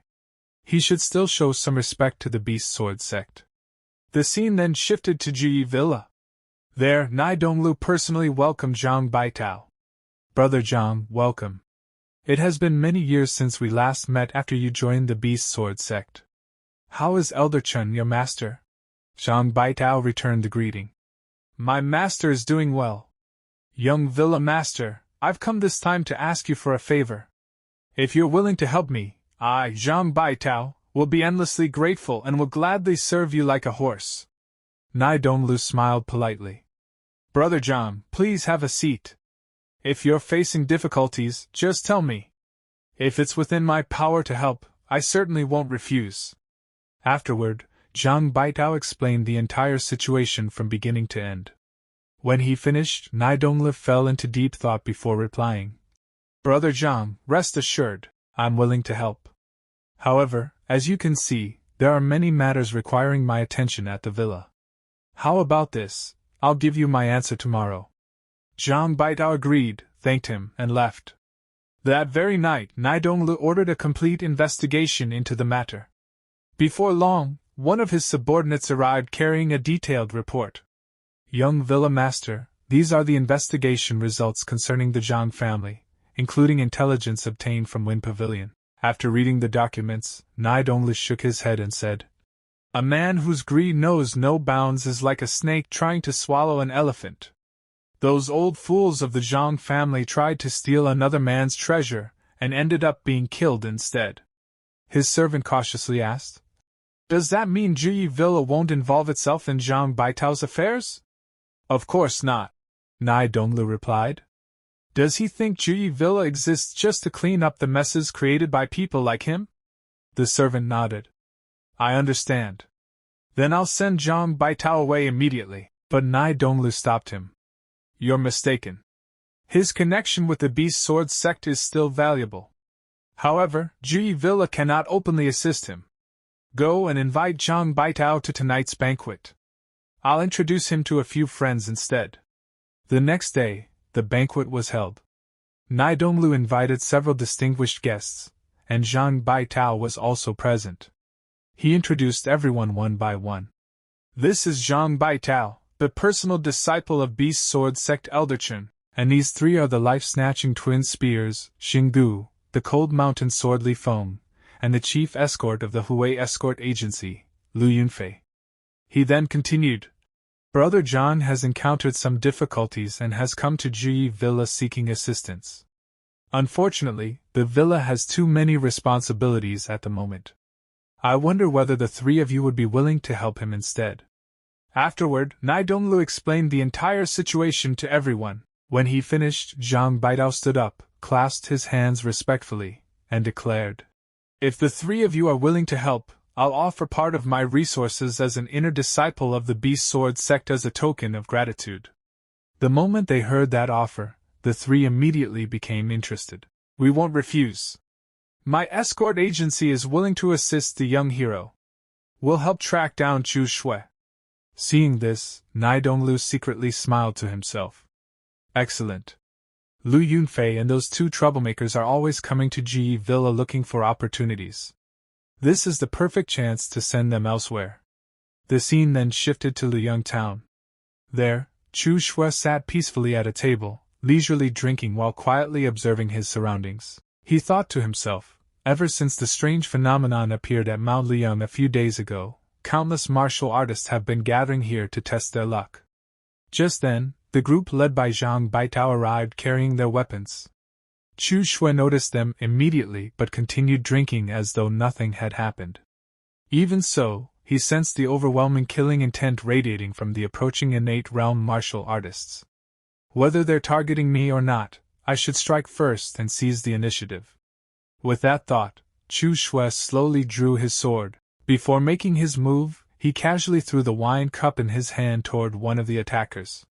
The man instinctively raised his weapon and smashed the cup apart. But at that exact moment, Chu Xiu unleashed one chi piercing the sun and moon. His sword flashed toward one of his enemies with astonishing speed. The target barely managed to block the strike and was blasted upward by the impact. Without giving anyone time to react, Chu Xiu stepped forward and cut another opponent down with a single attack. The man died instantly. His companion stood frozen in disbelief, completely dumbfounded. He muttered in horror, Lu Qifeng died just like that. At the same time, Zhang Baitao's heart sank. No wonder father and Baichen were killed.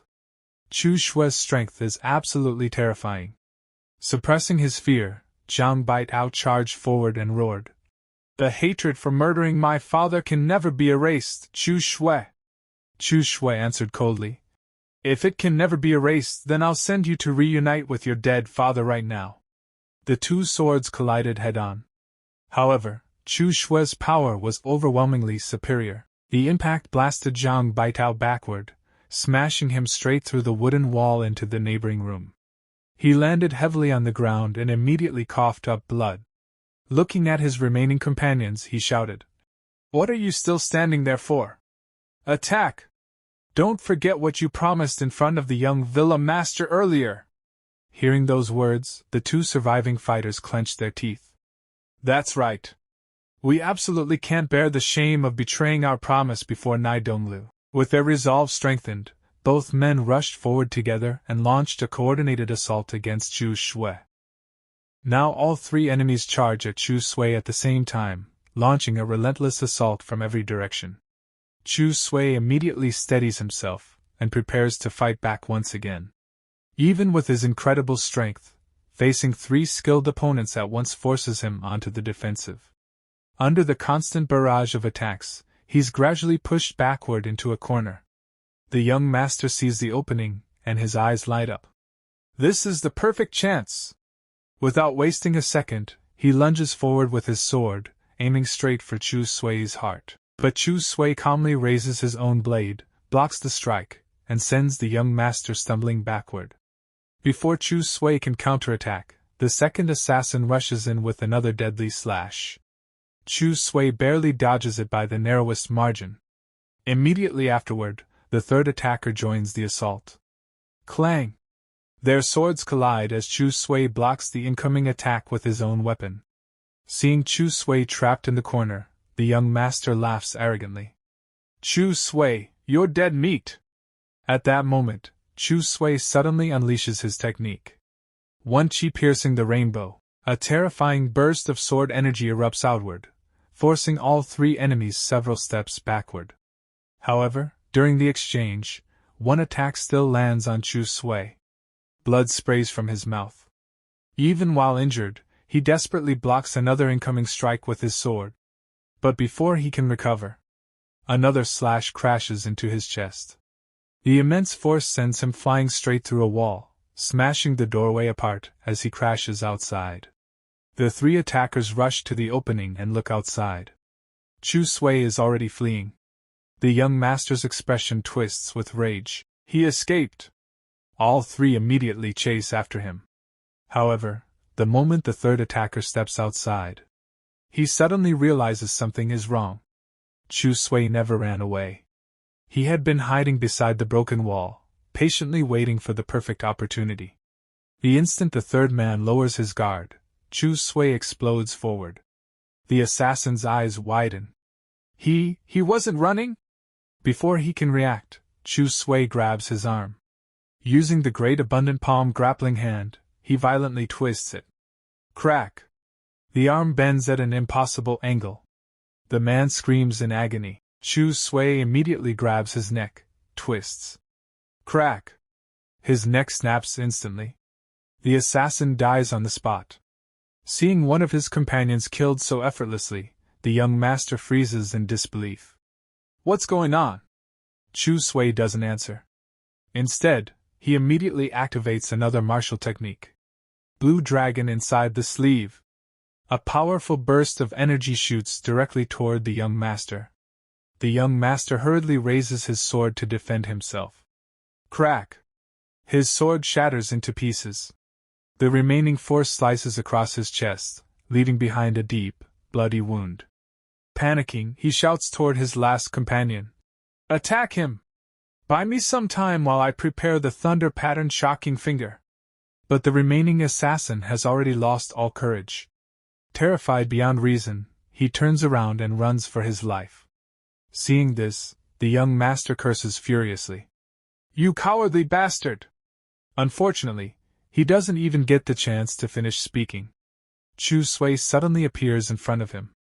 With lightning-fast speed, he grabs the young master's finger. Crack! He snaps it in half. The young master lets out an agonizing scream. Looking straight into his terrified eyes, Chu Xiu coldly says, Go reunite with your father and your brother. No need to thank me. The next moment, his sword flashes. Slash!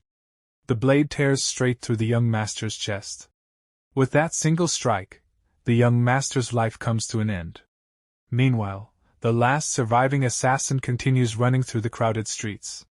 The surrounding spectators finally realize what has happened. One person exclaims, "Cold Mountain Blade Li Chi Feng, and the life-snatching twins. They're all dead, even that martial artist from the Ba Shan sect has been killed." Another person stares in shock. Who is this young man? He's unbelievably powerful, and completely ruthless. Among the crowd, an experienced martial artist quietly watches everything. After observing the entire battle, he murmurs, "He killed a disciple of one of the 7 sects and 8 factions this easily. This young man is definitely no ordinary person." The last assassin frantically swings his sword while fleeing. "Everyone get the hell out of my way!" As he slashes wildly, his sword is about to strike a young woman standing nearby. Just then, a mysterious man suddenly steps between them. Clang! He blocks the sword with his own weapon. The impact instantly shatters the assassin's blade. The assassin stares in complete disbelief. He opens his mouth to curse, but before a single word can come out, Chu Xiu silently appears behind him. His sword is already resting against the man's neck. Chu Xiu calmly says, "Time to hit the road." Slash! The assassin's head falls as his body collapses lifelessly onto the ground. Afterward, Chu Xiu thanks the mysterious man for stepping in. The man simply smiles. "No need to thank me. With your strength, he never would have escaped anyway." Curious, he asks, "By the way, why were they trying to kill you?" Chu Xiu slowly returns his sword to its sheath before answering. "I wiped out an entire martial artist family's lineage. Grudges and favors should always be settled.